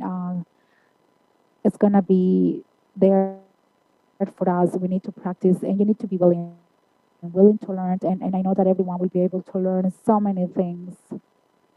Last word that you wanna say to the audience. Remember that dreaming is free, and little by little you will achieve everything you want, and not because of what you want to win, it's because it's good for your heart, it's good for your community, and will add value. Fernanda, I just wanted to say success doesn't have a gender, so it doesn't matter, and technology goes beyond gender, beyond a gap, beyond a role, or a bad comment coming from a professor. So every time that you feel that you are not able to do it, make sure that you have a support network and not a safe space. I believe that it's better to have positive people around you. And it's okay if one day you are not able to do it. And if you want to cry and just drop it, and that is okay, nothing will happen.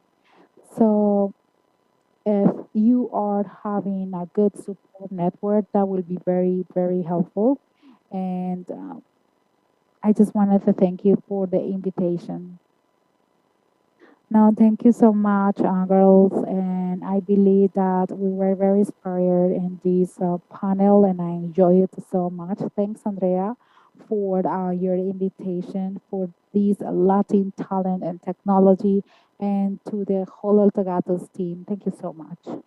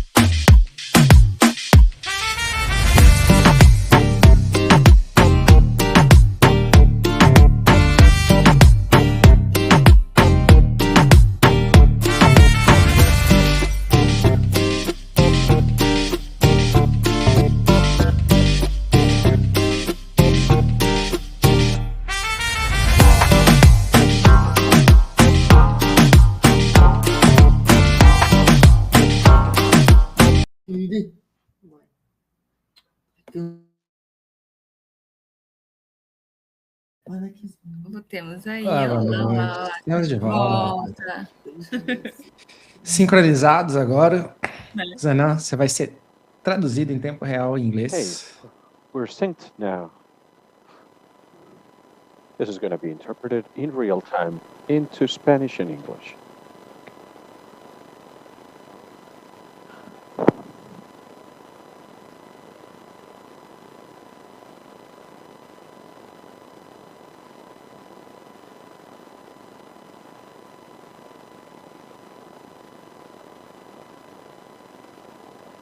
Now we can hear you. I was saying that Albert is here with us too. All right.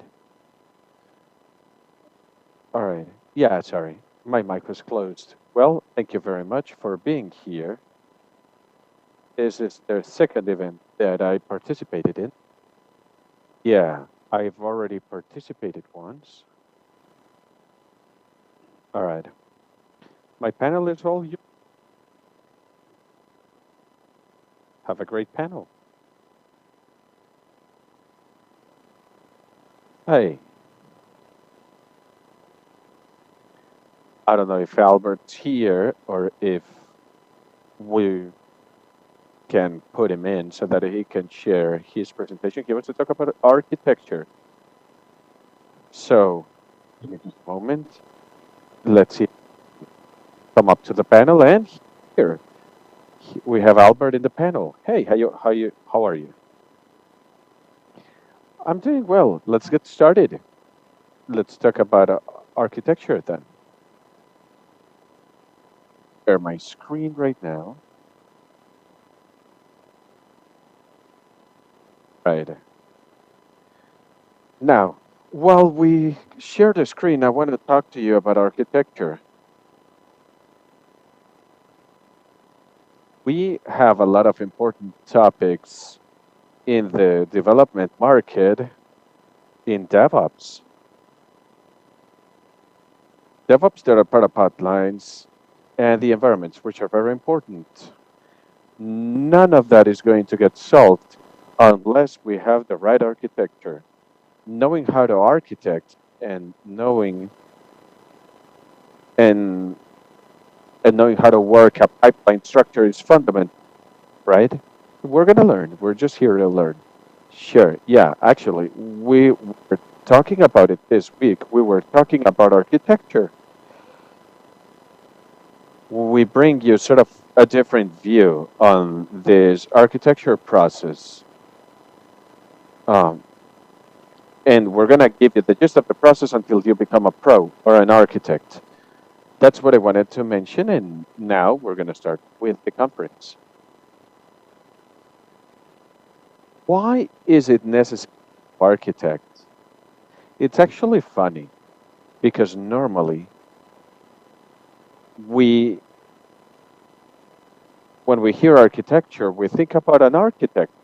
It's really difficult to explain our relatives what it is that we do as architects. Saying that we're software architects is kind of difficult, but it is who we are. We can maybe associate that with a map. We want to go from point A to point B, and we have to choose the best pathway to get from point A to point B, right? And in that end goal is the delivery of a product, I guess, a value for our customers. The person who's responsible for creating this roadmap would be the architect. It is up to us to define the goal, the objective where we want to arrive, and just get there. Along this journey, there are good situations where we have to make a decision to either change the path or to overcome obstacles. We have tools to do that. So architects will shed light on the way. We're the beacon, and we depend on other levels to achieve that goal, to get to the destination. We talk about architecture a lot. Like, for instance, we have all these different fears and biases. That's what we were talking about. We were talking about biases. Designing goes beyond coming up with a box or a connection. Architects, besides designing the solutions, also have to create maps, libraries. When we talk about infrastructure, we have to understand what it is that we are going to make and what sort of value we're going to add. And from then on, we have to understand the tool that best fits our objective. People think that the main tools in the market are these tools that just came out of the market that are going to be used eventually. We're going to talk about some of the tools that have been out in the market for a while, which will adapt better to suit your needs. And all of this goes beyond just coming up with a box or a design. We have to give all of this to the manager for approval by the board of directors of the company, and then add value. This is necessary. And we put out fires, when we work with the company and decision-making process. So architecturing is a very important necessity currently. Now, I want to say something else about architecturing.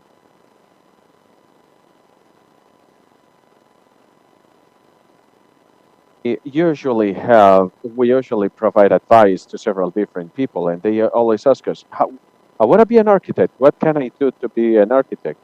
Well, it's about designing. It's about engineering. If I design, I have to know about technology. I have to have a profile. Where I have to love studying. I have to love staying updated on the state of the art. What are some of the types of architectures there are? There are different architect actions out in the market. Can say that these are software designs that are closer to the team, and they can have a profile suitable to promote some decisions, having an executive package, and they play an interesting role in the team. There's also an architect of a higher level, and that would be the architect connecting the dots and the criteria. This architect is not heavily involved in connecting the code. And we have a cloud architect. The cloud architect would be the employer. And then we get to another level, the enterprise architect.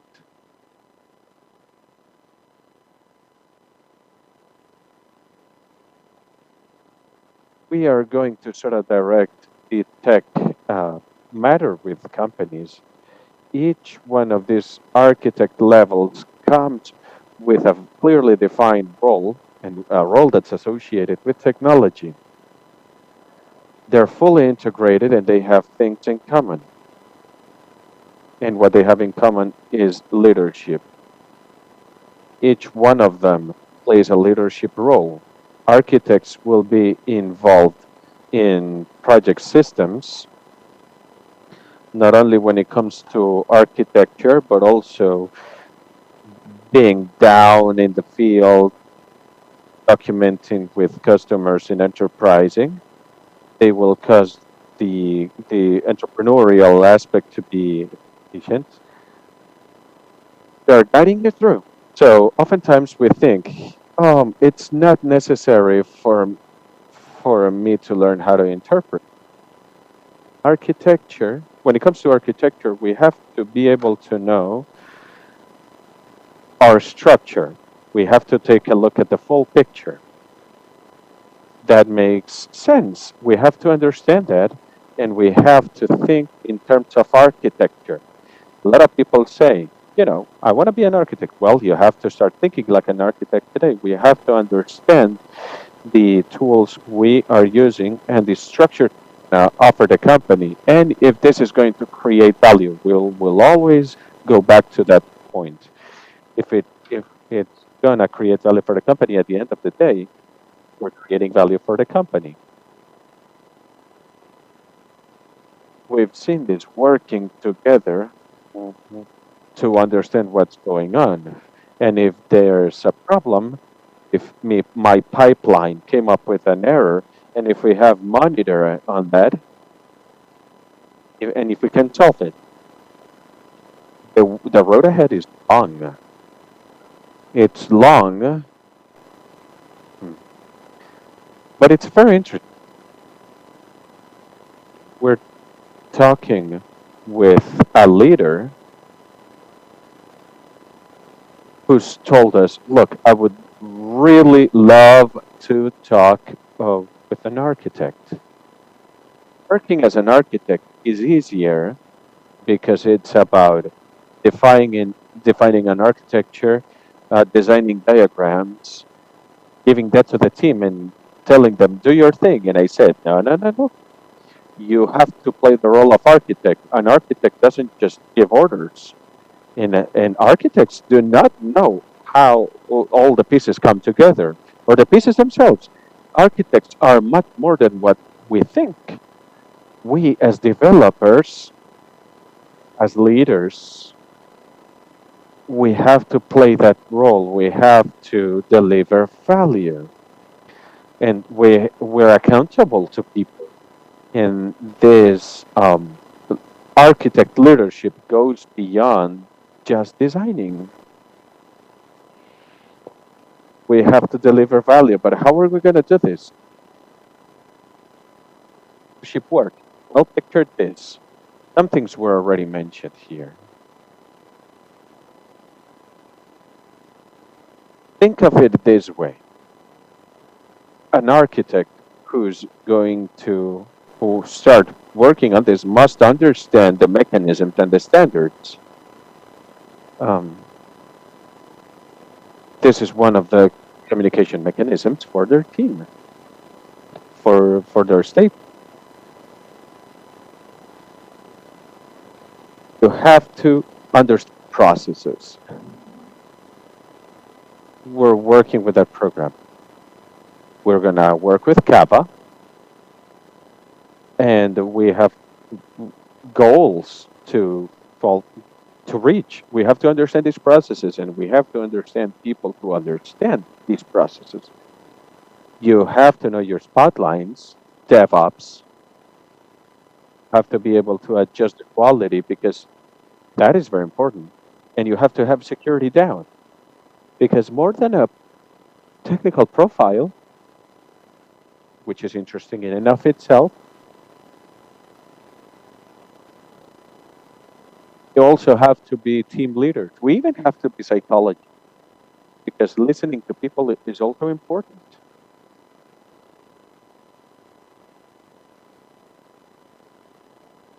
Yeah, when we talk about architects, this is not just a written paper. I'm a specialist, I'm an analyst.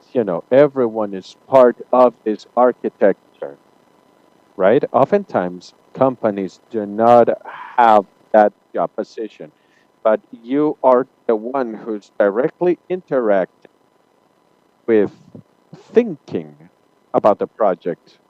We have to architect acting as pre-sales. That makes sense. We need to keep that in mind. We need to lead. We know that not everyone will fit in that leadership role, but that is as a value-adding job position in the market. Architects are leaders, and we're meant to lead. And leadership is absolutely essential. It's not just leading people. It's about managing a project. We're going to manage these people to deliver a result. So we have to start by changing our mindsets to act as architects, even if we're not architects, even if we're not listed as architects in the company roster.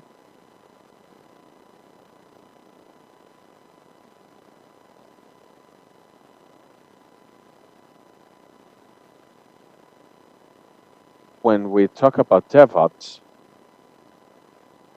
we think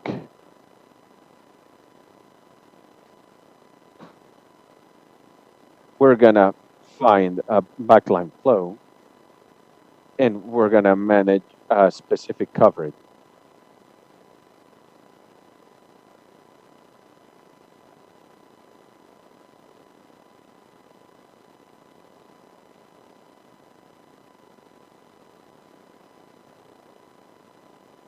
We're gonna talk about people.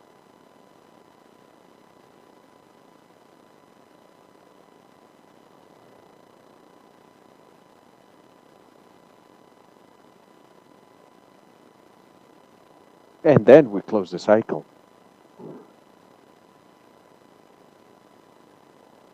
If we understand the architecture process, team is working with a backline. The feedback with continued integration. What's the fault? What's the coverage? When they say, "Oh, he's been there for approximately this long," that's fine. If you've been in the organization for a while, that's fine. But at least the results in the next month should grow. For instance, from 20 to 23%. And his job doesn't end when architecture is designed. The job is to do regardless of the time, is to make the team to move towards a goal, which makes this whole architecture a process possible. It's about leading people. It's about empowering people to be leaders as well.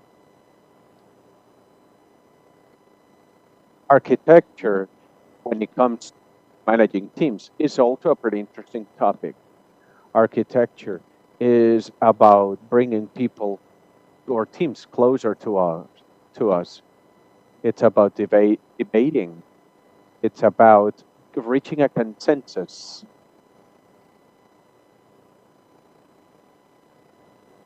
It's about showing up for the team.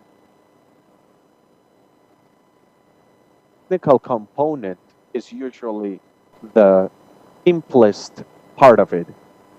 Really complicated is winning the hearts and minds of your people, is being able to work with backline teams made up of humans.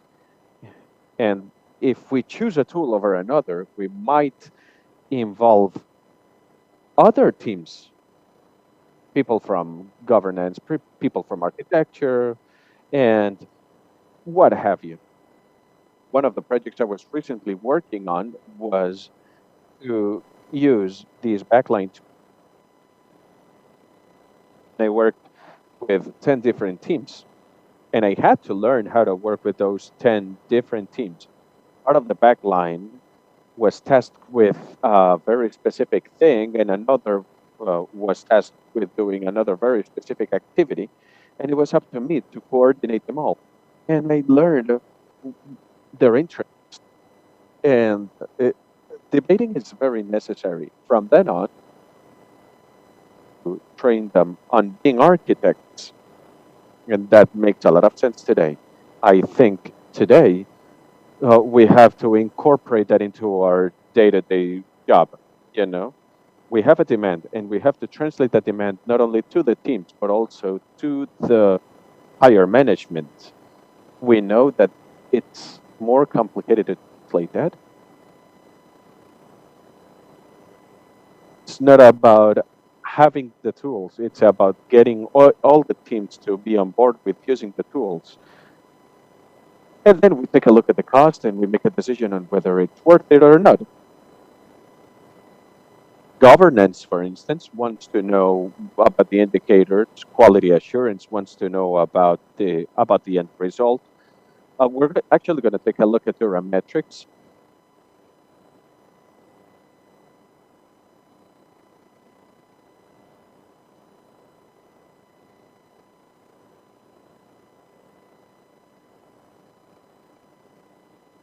I want to restructure the environment, and could I do it?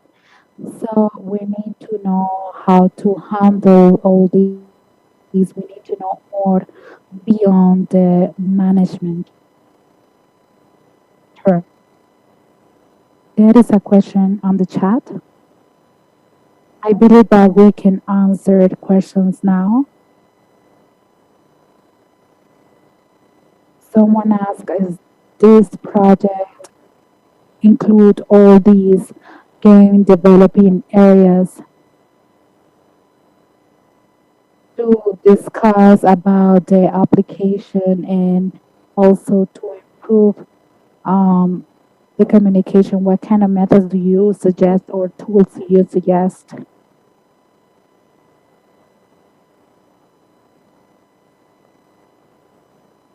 In reality, this is a good path to start this process and apply methodology to apply a process.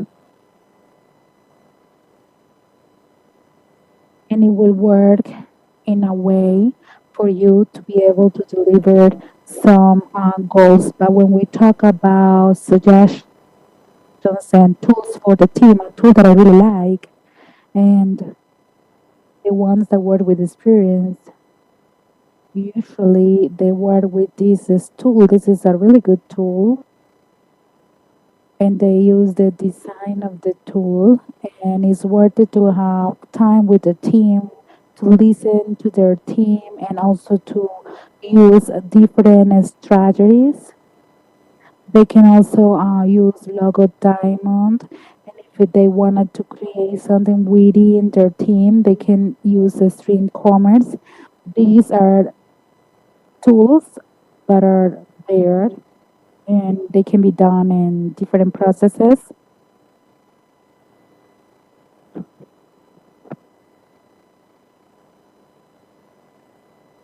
We need to find communication, and communication has been a problem within the teams and within different areas. And that is why they have to design architecture so they are able to communicate with the ones that need to run the system. But if they take this approach and they enjoy the application, because what is the need that we face? The team creates these connections to understand the feedback and to understand what the team proposes. So it is worth it. It's worth it to use any kind of methodology. And this all is very interesting because they're going to have really good communication within their team so they can all be on the same page. This is a sample as a team, and we can start with scan. We got to a point where we didn't understand each other, how to work together. So if you believe that these models are complex, we need to use something different. With Kaban, we are able to see everything that is happening. We are able to see the download, and the language is going to be developed at the same time.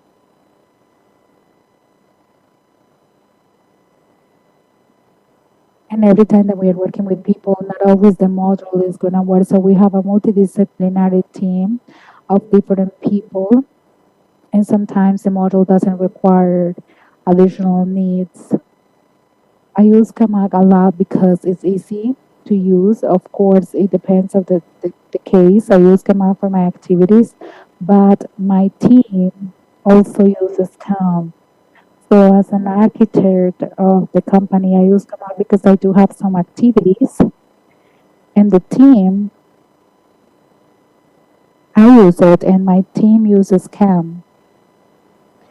But what is really cool about it is that it doesn't have to be perfect. We just need to start working and wait for the outcomes. If you make a mistake, a very fast mistake, only a few mistakes happen and you learn so much. So the process starts and it's really cool because in that way we can also teach architecture, and this is what happened to me at the beginning. I used to comply with all the functional requirements, but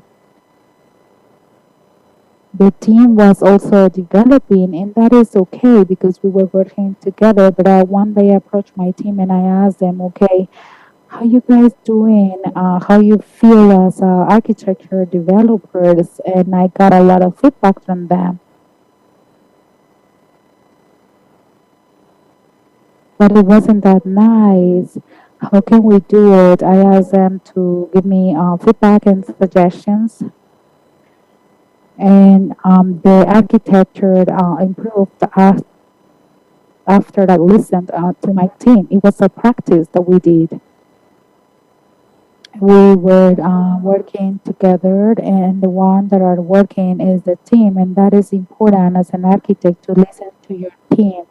We were able to accomplish the model that we were working with.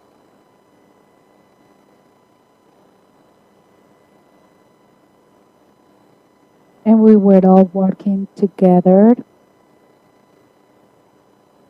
And I'm talking about a team that has 18,000 members, and we only used one module, and we mixed both models that were useful for the team. John Lewis is a person that came from development, and a lot came from development. The thing that I was working with was not the development team. They were working on different modules. So you can just imagine the difficulty to bring that model that came out from development to start working with infrastructure. I had about 12 members. It was very complex. It was very difficult to understand that a lot of what we were doing, we didn't know, and we needed to adapt ourselves. We were hoping we were helping each other. One team member was doing the PO role. He was helping because this was an infrastructure that we needed to start working on, and we wanted to make changes, and we were able to make them. And today, we are using all the Scamland methodology. Sprints, they weren't sprints of a week. They sometimes a sprint of a week was more for the infrastructure that was being delivered by the project. We passed from a sprint of 1 week to a sprint of 2 weeks, and then we started with the models. But as I said before, is to listen to your team. As a definition, the definition needs to be done as a team. Try not to define everything by yourself, because at the end of the day, we're going to have a lot of issues with it, and this is part of the architecture. So we are talking about the architect role, but once again, as a team member, you could think in a collaborative way, understanding where you can improve in your team that is going to benefit your client. Who is your client? The person that is right next to you, that is the client. So the code that you're going to script is a really good code with new approaches. And in order to do that, you need to talk to other people, not only to sit in the architect chair. You need to start working as a team, and you need to work in a supportive way as needed. taking advantage of the role that you have within the organization. And this is going to make a huge difference in your members, team members' life.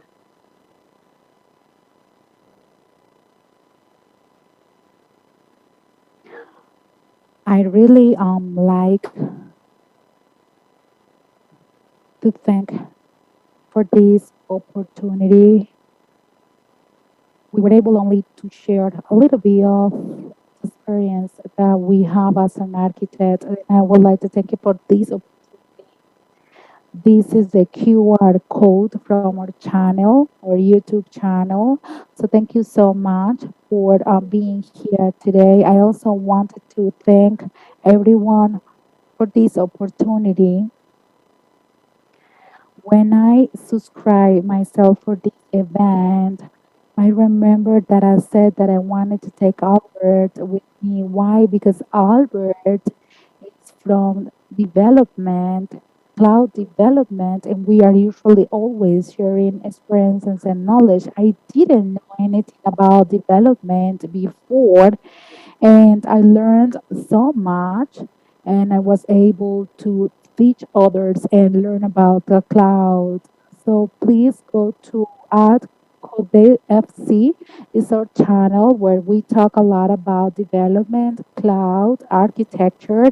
We try to show these roles, and if you are an analyst, a developer, or a designer, please join us, and you can come and learn every single day with us. We like to switch and we like to exchange experiences. I like to thank again the organizers of this event. This is the second time that I have the opportunity to be in this conference. So I just wanted to thank everyone that are here today. If you have any doubts, if you have questions, I don't know if we have time.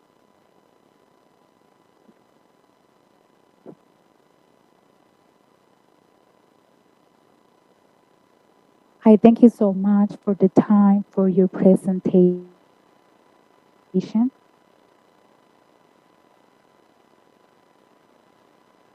We have so many technical topics and many perspectives regarding technology, and it's very important for everyone that are listening here today. I would like to thank once again for this opportunity, which was an amazing opportunity for all of us.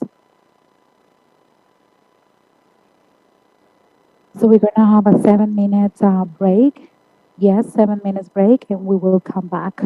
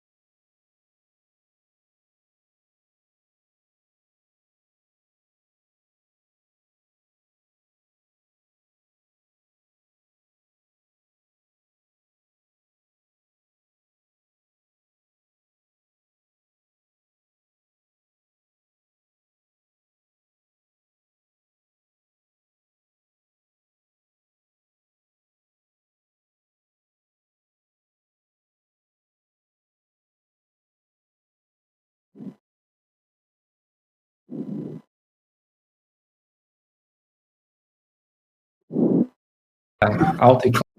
You hear me well? Okay, that's great. So we are here.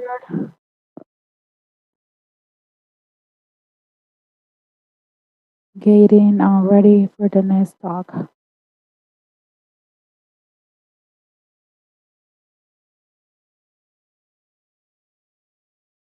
And the expectation we have is the one that waits until the end of the talks is gonna become very, very rich. Okay, Luis, go ahead. Please get ready. Is it ready for you?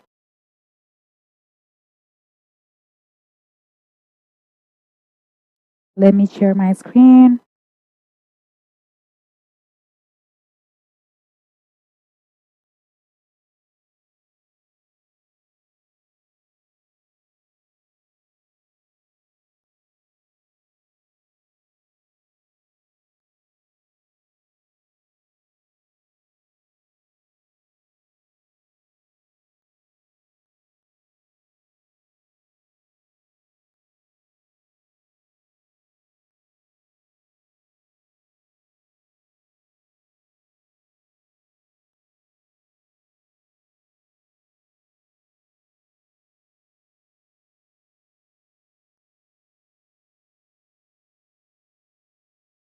I think everything is ready to start.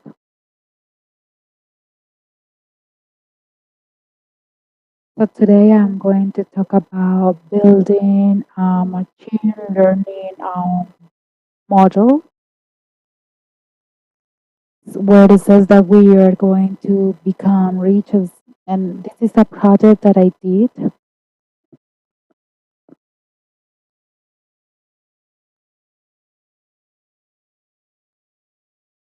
So we're gonna start. Let's start. How can we build this machine learning model? How did I start it? First, we need to understand the problem and the context that evolved the data. We need to collect the data. We need to pre-process the data, and then we need to explore the data.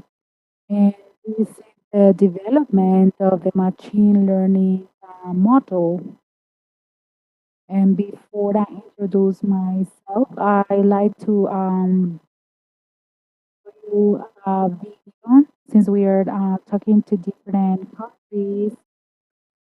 I like to play this video or video, and this is an introduction of him talking about Recife.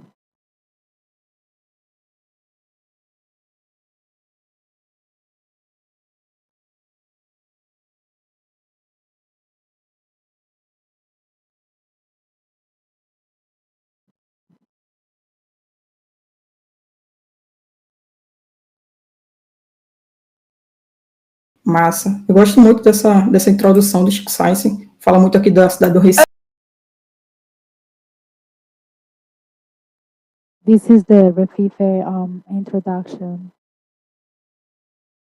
Who am I? My name is Luis Vinicius.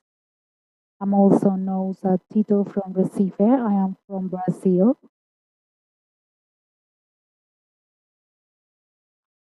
I work in the technical part. I am almost done with college at the Federal University. And I am also studying to work on really cool stuff. And that's what I am going to share with all of you today and why I'm presenting this today. I am presenting this today because this is a part of a project. And the purpose of this is that to be able to develop the machine learning model is required to receive the World Cup 2022 results, and we need to be the champions of this World Cup. So first we need to understand the problem, the data collection, and since we are talking about World Cup, I am going to play more videos, and this World Cup is every 4 years. And not only the World Cup, but many other things for the performance of the World Cup.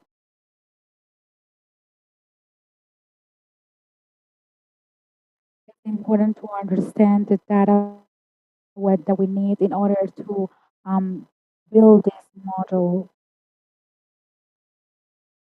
So the problematic of participating in the World Cup and not being able to classify to the soccer game, this is so important, and that is why I decided to do an investigation regarding other projects that had the same aim, and also to understand the soccer game for World Cup 2022, and we needed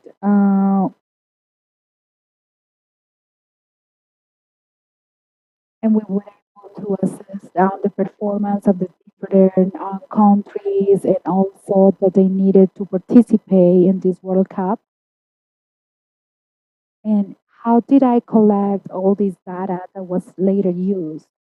As I said before, we have three kind of data types. We have FIFA data from the international ranking, and we also have data from different games from 1993 to 2022. And we also have the World Cup data from 2022. You know, everything has to do with everything that we are going to join and what we are participating in order to use these FIFA ranking international data. We needed to retrieve from FIFA website all that information, and we needed to get into their platform. This is a competition platform where they give data that is also useful for machine learning, and we also were able to retrieve other data. And what we initially used when we retrieve all this information and all this data, what we wanted to do was to develop a model, a more accurate model, and to extract information from the FIFA ranking website. And I'm gonna show you how I did it. This is a technical part, what I'm going to explain. And the FIFA data, I took it from 1993 to 22. And here we have the page where we retrieve the FIFA ranking international rates. Here we did the pre-processing of data. We are using two main data centers. We are taking information as well from the World Cup 2022. And how do we process all this data? We are working with three different set of data. And the countries that were part of this, they needed an standard. And we also need an standard when we start retrieving all these database. We need to measure it, and the name of the country that is participating is not there. That is okay. We also needed to handle data information from different countries. We created different nodes, because it's of course very important to create the model, and we joined all these foundations and all these database in only one database. Something that is very interesting as well is that this international data has different variables that are very important, and starting from these variables is where we are able to build other variables. And other things that I wanted to show you here, that was a very important part. We won't be able to see everything today. I use Jupyter Notebook. In general, I use ad hoc. And here in this first image that you are seeing right now are the names that I told you before. We're having errors in the variable in the databases. The errors are the selection. So I think we need a little bit more attention for each database, and to place them all in a standard. And I want you to notice that besides the country variables, we also need to modify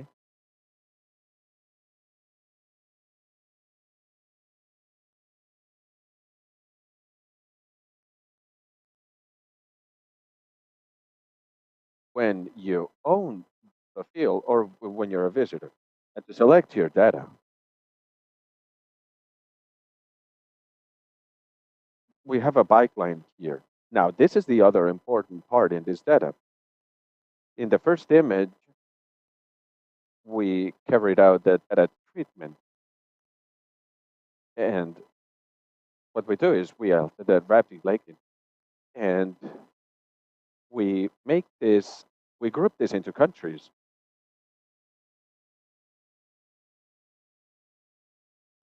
Also, we want to show the variables of the database.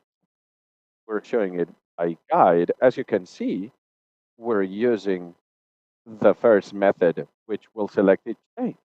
And we used payout, which will treat the values. On the second picture, what I'm doing is partition to perform a rate calculation. And this is basically a method to calculate the relative methods in the selection feasibility where the games are. The same as it works in chess. So to make it clearer, this calculation that I'm about to perform is a ranking, and I'm going to classify the football teams to assess these sources from 2022 based on the game.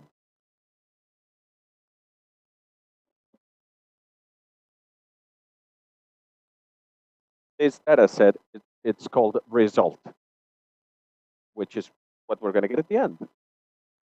This calculation is based on data coming from FIFA, FIFA.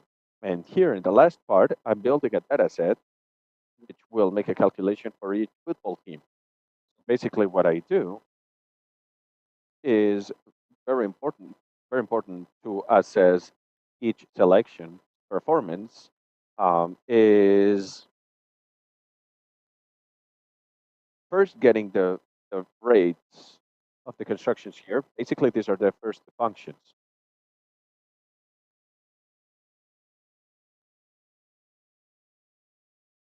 The results are based on the prompting and head. So I make this calculation for each selection for the results of the games when they played as locals and when they played as visitors. This is a top 10 of the selections based on the teams based on the and this is a way to assess the stronger teams for the championship. And this FIFA information has been updated.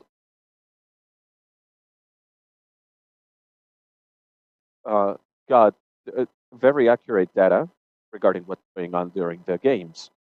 And in the games, at the end, when it comes to data processing, I will average everything out. I will average international games or games as visitor, as well as national games or games as local. And then I will put it through the system to calculate all of the results.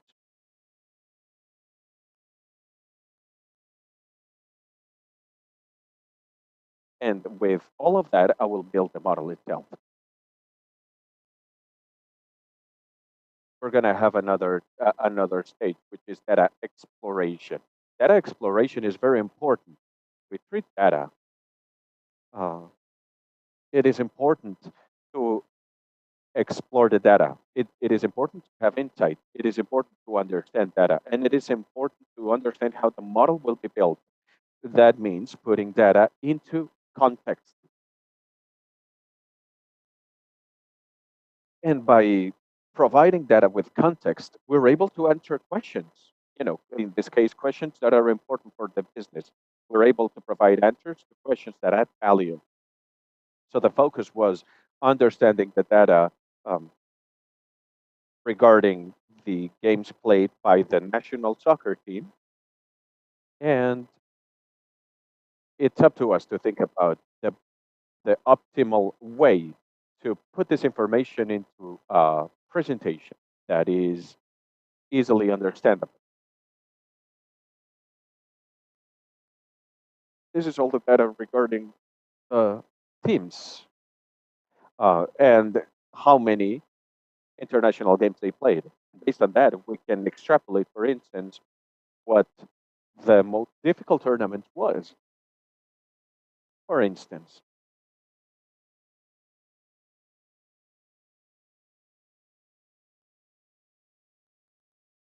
this data set basically illustrates uh, friendly matches outside of a championship. That and that means that it makes more sense for the national team to play friendly games based on the results versus the championship games. You can see that in the last part of this graph, we have the World Cup, the second to last one, and the very last one is the the South American tournament. Something else I did in this data exploration portion is to take a look into the statistics. And we created a data frame based on the groupings with statistical information. So what I'm going to do is I'm going to take each team and I'm going to, I don't know, extract information on the point calculation, on the score calculation, how many points the team has, how many goals they scored, and it was necessary to split that up in two. So home is one category, away is another category, and then a group. And then I grouped and calculated each score based on every selection, on every team. And based on this grouping, we managed to answer questions by the team. What are some of the teams that scored the most goals, the teams that played the most games, and the teams with the most points? I used a data frame, which was previously built to make this bar graph. And right now, I'm looking at a top 10 of the mean goals scored by selection. And it is very interesting. It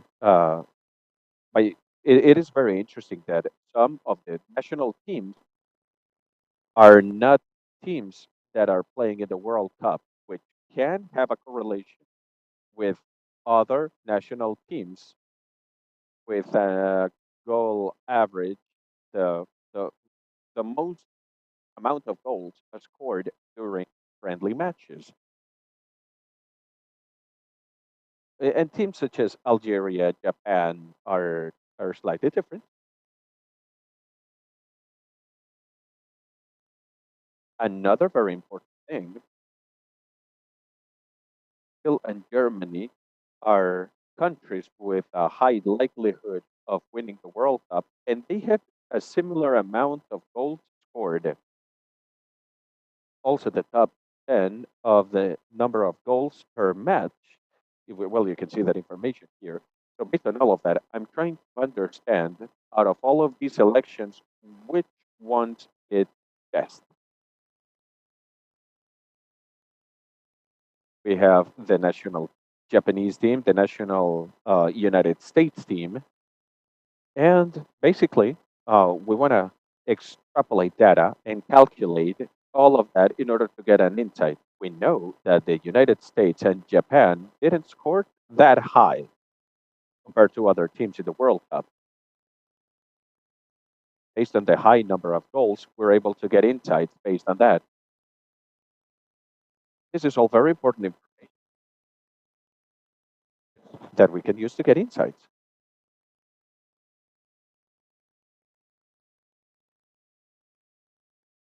Something I did, which was very relevant for the model, was to understand the first group, the group of visitors who are not locals, the away teams. And Usually, the presumption is that locals will play better than the visitors. These are the results. The idea is that based on this and based on the studies that I looked at, we wanted to develop a model for position distributions.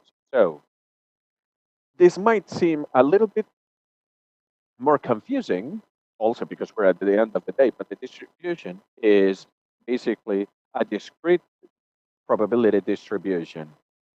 There will be a likelihood of competence with different possible results at any given moment. The Poisson distribution is basically that. Let me tell you what I mean. We have this framework and which follows the logic of soccer. We calculated had a point distribution based on the amount of goals per game. We also wanted to understand if data came with that Poisson distribution. If they continue with this Poisson distribution, then we'll be able to build a model based on on this information. And with this graph, we can see that actually we have a true Poisson distribution. This idea of the model based on the Poisson distribution that was assessed is pretty interesting. That would be basic of the model. I hope that was clear. And then finally, something that I wanted to show you is that it is also important to have a variable analysis when we try to work with machine learning models. Well, we get this picture. We can't see the name of the variables all that clearly. This is just for reference purposes. This is a symbol correlation graph. And this graph will have different variables that can get complicated towards the positive or the negative side of our target variable. In this case, we're talking about the variables with a positive or negative implication for the amount of goals in a game. And that is what we want to see. We want to get to the where we can predict who's going to win a certain match. Knowing these variables is very important to build a model. And we have other variables which we didn't include because they weren't that in. These are some variables that make a positive contribution and a negative contribution. These are variables such as score diff, which calculates the difference in score. We have result, home, LO, away, LO, rank home, rank away. These are variables that have an implication in our target variable and in our model. A lot of these variables were built based on other variables. It is very important to build these variables based on other variables because those would bring us to something more applicable and realistic, and that will provide our more accuracy. Awesome. Now, we just saw the process and the exploration. Now, we're going to talk about the machine learning model, and we're going to talk about the development of this model. I would just like to remind you that we can build this model with the Poisson distribution. And taking that into account, I started taking steps to building the model. Just to provide you with initial context, for those of you are not that involved in the machine learning and data areas, machine learning is a field of artificial intelligence that allows the computers to have the ability to learn without them being necessarily programmed for learning. These are learning systems that show how algorithms learn information and they allow computers to gain insight. This learning can happen in different ways depending on how the machine was taught. The most popular learning method was used in this project is supervised learning. Machine learning supervised machine machine learning supervised methodologies are further split in two fields: dosing and learning by regression, classification and regression. We have also a different type of learning based on values and another one based on classification. In this project, we are going to be supervising or overseeing the Poisson regression, which basically will look for a data standard to use any information that the machine might consider to be relevant.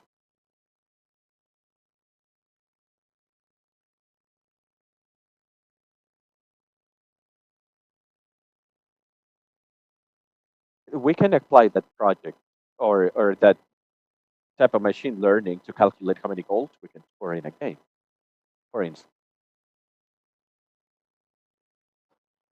And when preparing the model, something that's very important is to build a weight variable based on the game tables. It's obvious that the game that was played this year will have more credibility. It will be more relevant for the model than another game played in 1993, right? So we have to build this weight variable, as we saw before. And based on this weight variable, I am going to show you some results that will be using widely used variables.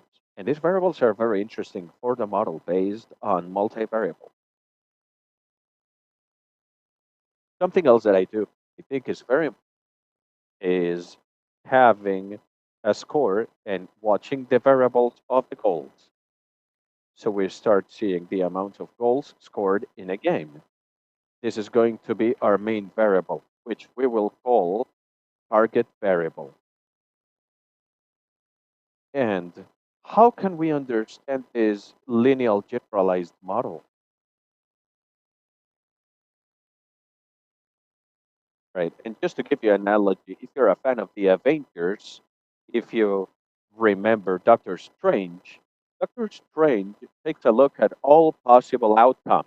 And out of the millions of possible outcomes, only one of them would tip the scale in favor of the heroes. There is only one possible end result. We can use that to understand that um, World Cup games work in a similar manner. They can all have a myriad results, but it is our task to identify one of those results that tip the scale in favor of our team.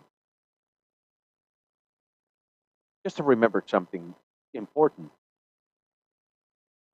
exploration. And now we're going to think about a model. Just to remind you, we're using FIFA international game data.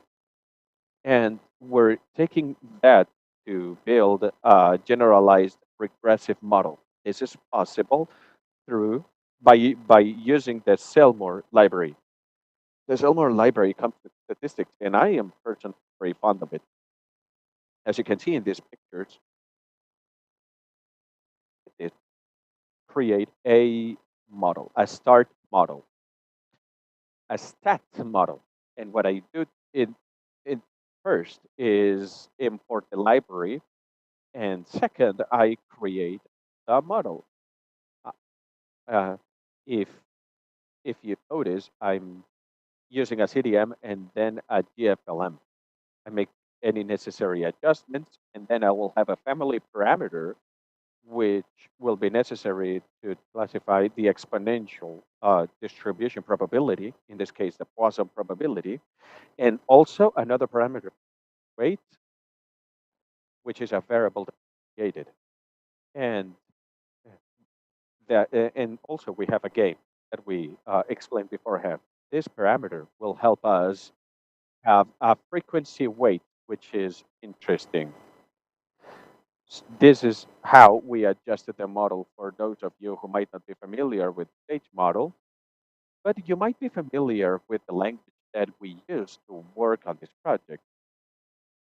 The main parameters we're using here that have to be transferred to the model are form, data, and the type of family.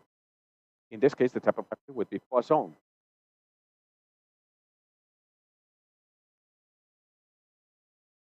And the formula that we're passing through will be modeled in explicable functions.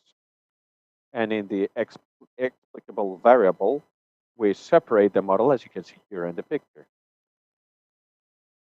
Is in the project, we have as output variables the games score, the goals scored in the games.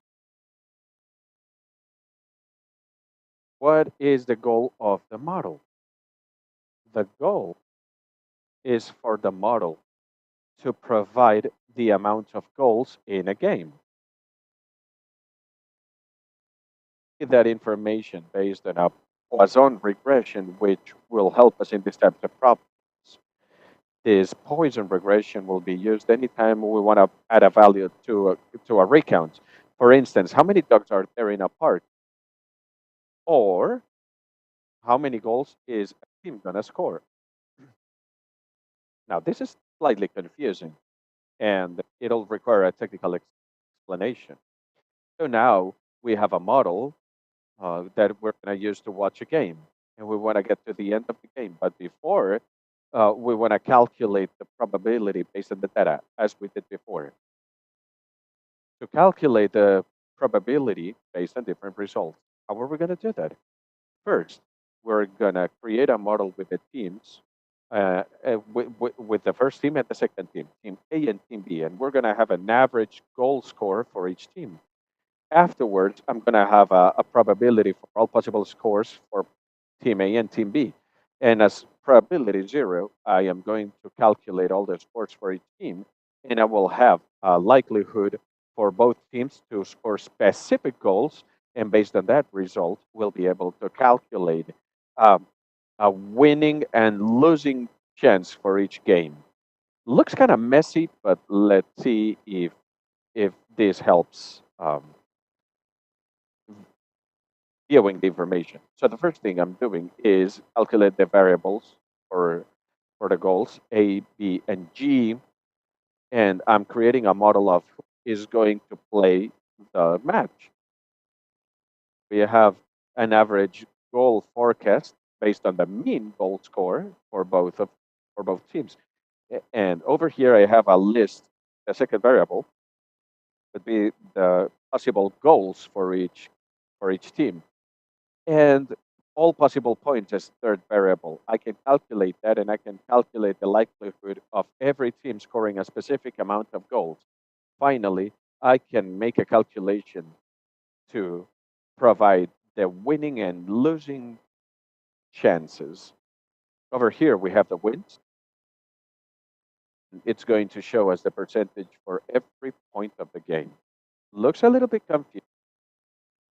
And first, it is a little bit difficult to understand, but it's easy as you practice and as you go along. All right, so we have a probability. The only thing we're missing now is having the end result, the actual result of the game. And at the end of the game, we'll have a score, and then we will assess if it was close to what we initially predicted. This is a huge function, but what this function does is it sheds light on very important parameters. We're going to be able to define a number of possible goals if the game is done by groups or if it's an elimination type of game, if it's a playoffs. If it's playoffs, it can't be by parts. And when we go back to the first winning result, it can be a tie. And then you have a losing probability.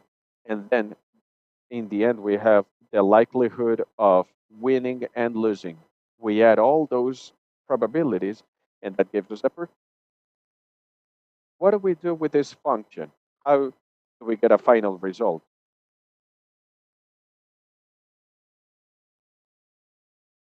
You can see one possible result between two actors. And what this is choosing based on data that I'm feeding it,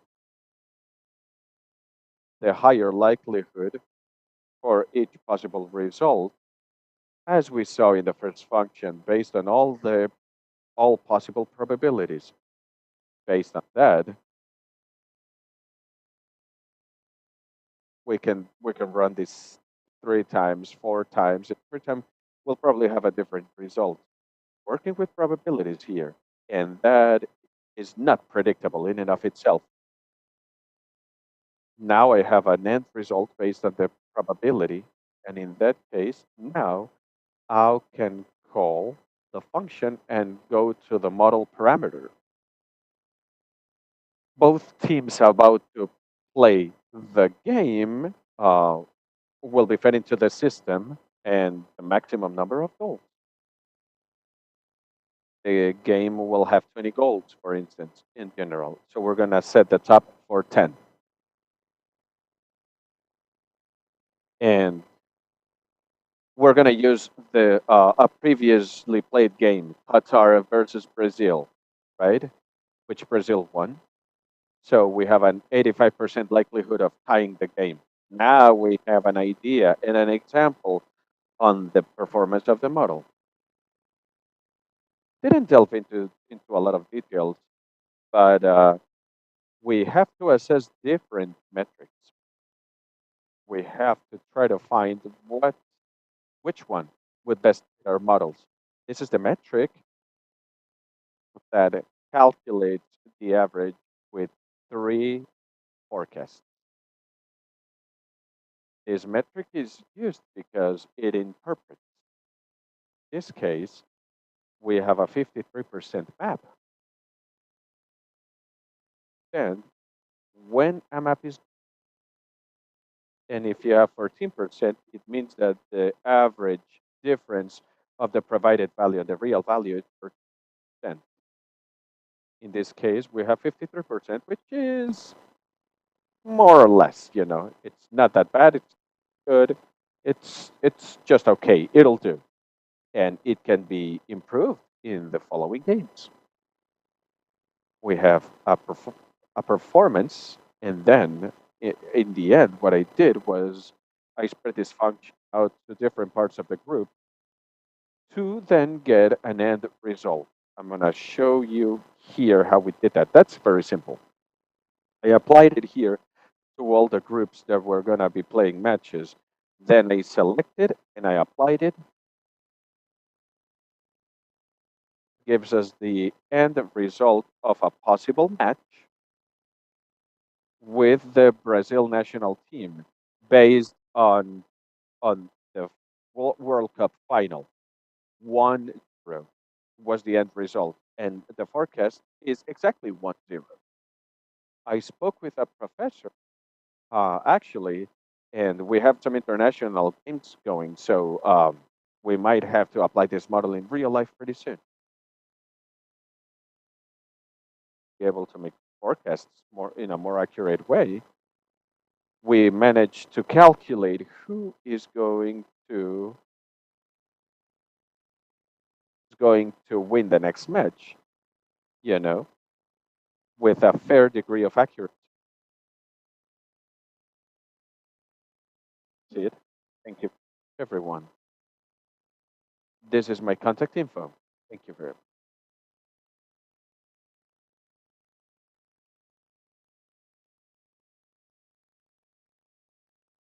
What is my time? Awesome, perfect. You're wrapped up on time. That's very interesting. Thank you very much for your time, Luis. Think you left us wanting more. I certainly want to learn more about this, especially for those of you who enjoy data and machine learning. It was really interesting to show your rationale, the data, and the way you approached this problem to find a solution. Structuring this data based on data collection and data processing up to the model, up to how you structure machine learning. It was really interesting. Your presentation was really interesting. And we look forward to next time we hear you talk. Right. We're going to vote on that. Okay, thank you.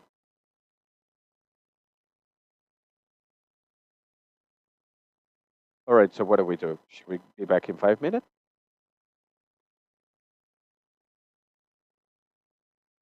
We have 100 people, right?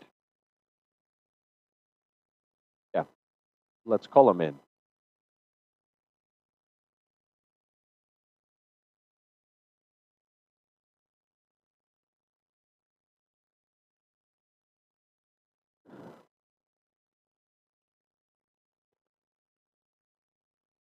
Ask Mike to give him permission to go in.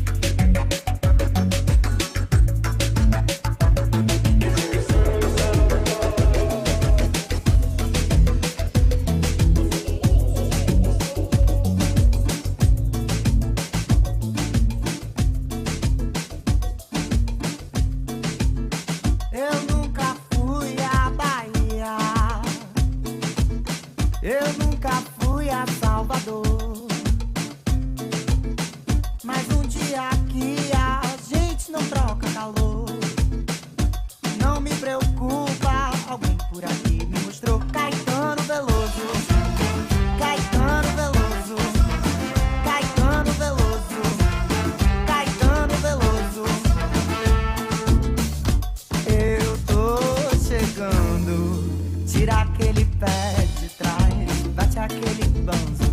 Eu já vou me levantar. Eu já tô me levantando. Eu já vou me levantar. Eu já tô me levantando. Eu nunca fui à Bahia. Eu nunca fui a Salvador. Mas um dia aqui a gente não troca calor. Não me preocupa, alguém por aqui me mostrou Caetano Veloso. Caetano Veloso. Caetano Veloso. Caetano Veloso. Dançar contigo me dá Caetano. Amanhã cedo a gente pode esquecer. Dançar contigo me dá Caetano. Amanhã cedo a gente pode esquecer.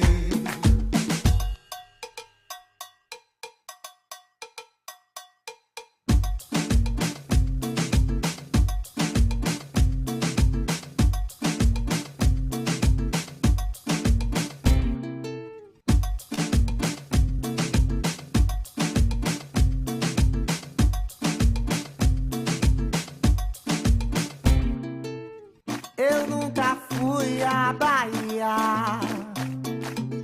Eu nunca fui a Salvador. Mas um dia aqui a gente não troca calor. Não me preocupa, alguém por aqui me mostrou Caetano Veloso. Caetano Veloso. Caetano Veloso. Caetano Veloso. Dançar contigo me dá Caetano. Amanhã cedo a gente pode esquecer. Dançar contigo me dá Caetano. Amanhã cedo a gente pode esquecer. Yes, yeah. Caetano Veloso. Yes, yeah. Yes, yeah.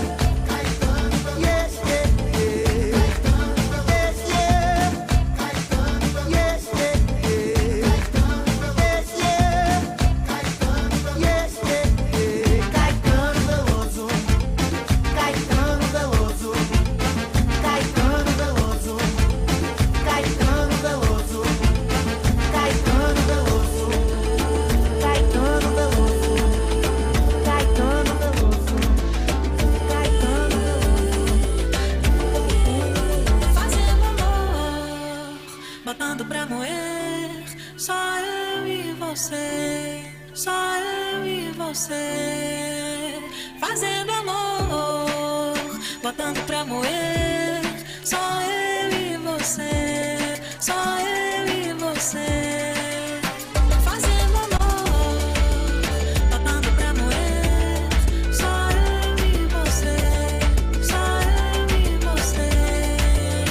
Fazendo amor, botando pra moer, só eu e você, só eu e você. Querido David, que coisa linda, quando a gente tá junto, só te confirma, meu amor, que é a melhor coisa do mundo. Podia ser lá no Japão ou até no Paraguai. A gente volta pra moer e mostra como é que faz. Você acredita? É muita coisa acontecendo. Tem gente agora que tá rompendo, mas a gente só tá vivendo esse romance. E que se exploda tudo. Mais uma vez eu te confirmo, é a melhor coisa do mundo. Só vem, que a gente junto não tem pra ninguém. E a gente de todo moer, meu bem. Nesse rally rola, nesse vai e vem. Só vem, só vem, só vem. Que a gente junto não tem pra ninguém. E a gente de tanto moer, meu bem. Nesse rally rola, nesse vai e vem. Só vem, só vem, só vem.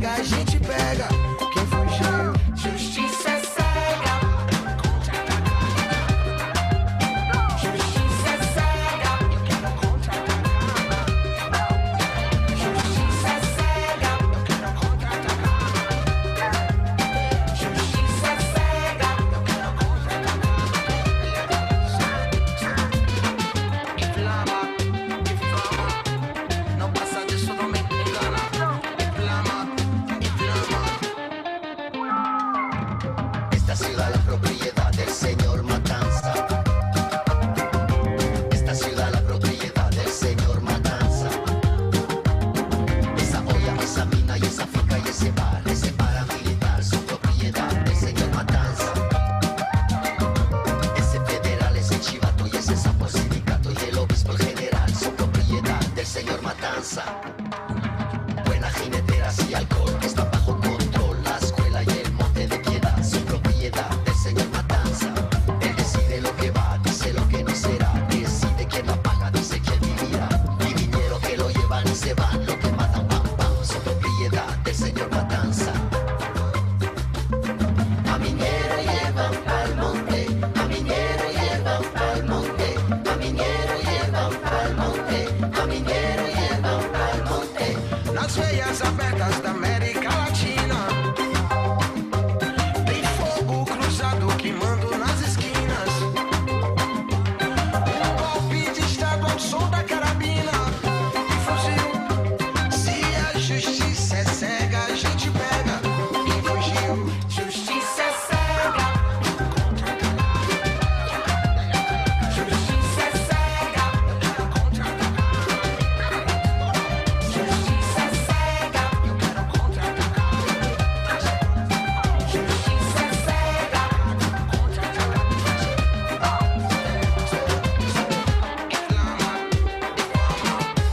Não passa disso, não me engana. Reclama, difama, mas a gente não se engana. A minero llevan pa'l monte, a minero llevan pa'l monte, a minero llevan pa'l monte, a minero llevan pa'l monte.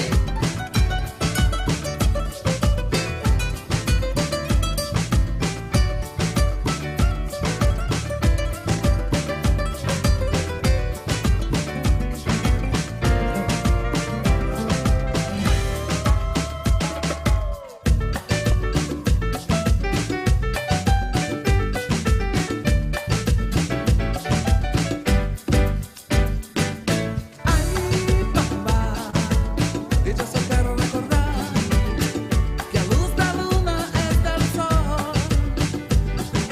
Ai, papá, eu só quero recordar que a luz da luna é del sol.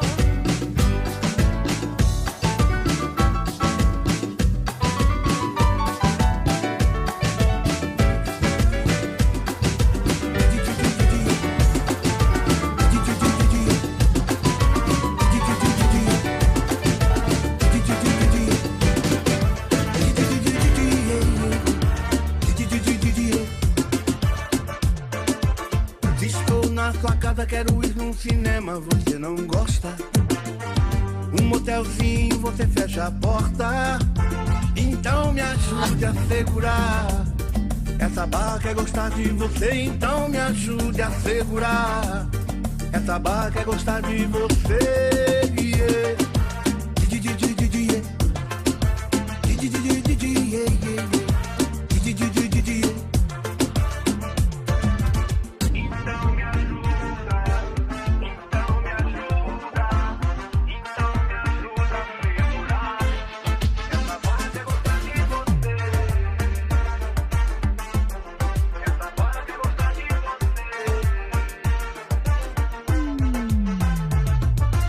Cheia de manias, toda dengosa, menina bonita, sabe que é gostosa. Com esse seu jeito faz o que quer de mim, domina o meu coração. Eu fico sem saber o que fazer, quero te deixar, você não quer, não quer. Então me ajude a segurar. Essa barra quer gostar de você, então me ajude a segurar. Essa barra quer gostar de você. Yeah.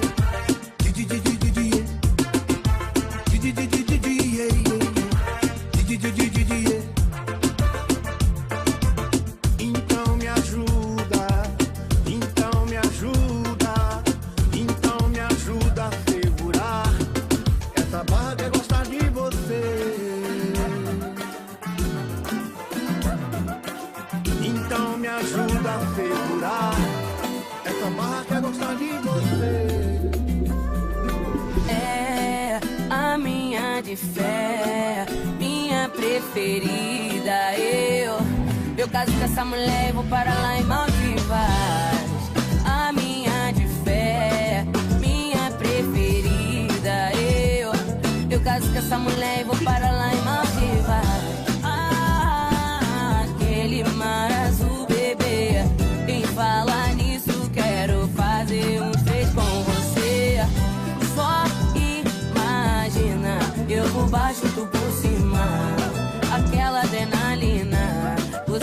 toda possuída. Me puxa pela camisa e pede, me bate, Ludmilla. Calma que eu não sei lutar, mas eu sou a melhor DJ. Posso tocar a noite inteira e você pode me pedir replay. Se você cansar eu paro, só pra você descansar. Mas só tem 3 minutinhos, porque a festa vai continuar. É a minha de fé, minha preferida. Eu caso com essa mulher e vou para lá em Maldivas. A minha de fé, minha preferida. Eu caso com essa mulher e vou para lá em Maldivas. Maldivas, Maldivas, eu por baixo, tu por cima. Aquela adrenalina, você toda possuída. Me puxa pela camisa e pede, me bate, Ludmilla. Calma que eu não sei lutar, mas eu sou a melhor DJ. Posso tocar a noite inteira e você pode me pedir replay. Se você cansar eu paro, só pra você descansar. Mas só tem 3 minutinhos, porque a festa vai continuar.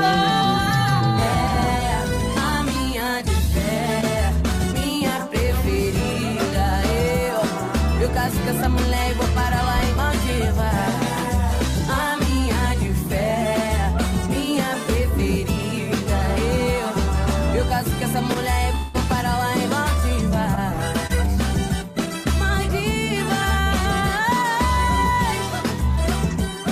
Mais tarde você chegando aí com ela. Piranha é um peixe voraz de São Francisco. Não, perdão, é o Rio São Francisco. Não, não, perdão, Amazonas, o nosso grande rio. Amazonas.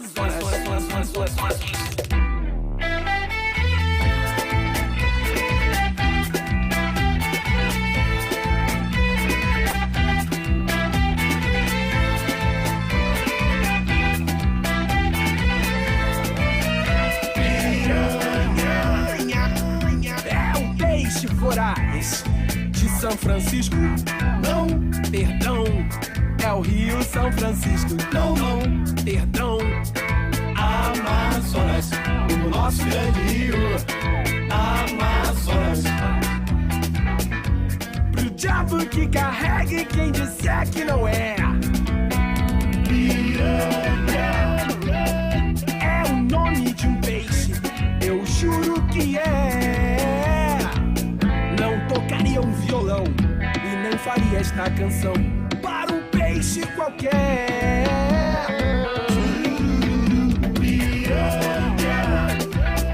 É um peixe voraz de São Francisco. Não, perdão, é o Rio São Francisco. Não, não, perdão, Amazonas, o nosso grande rio. Amazonas.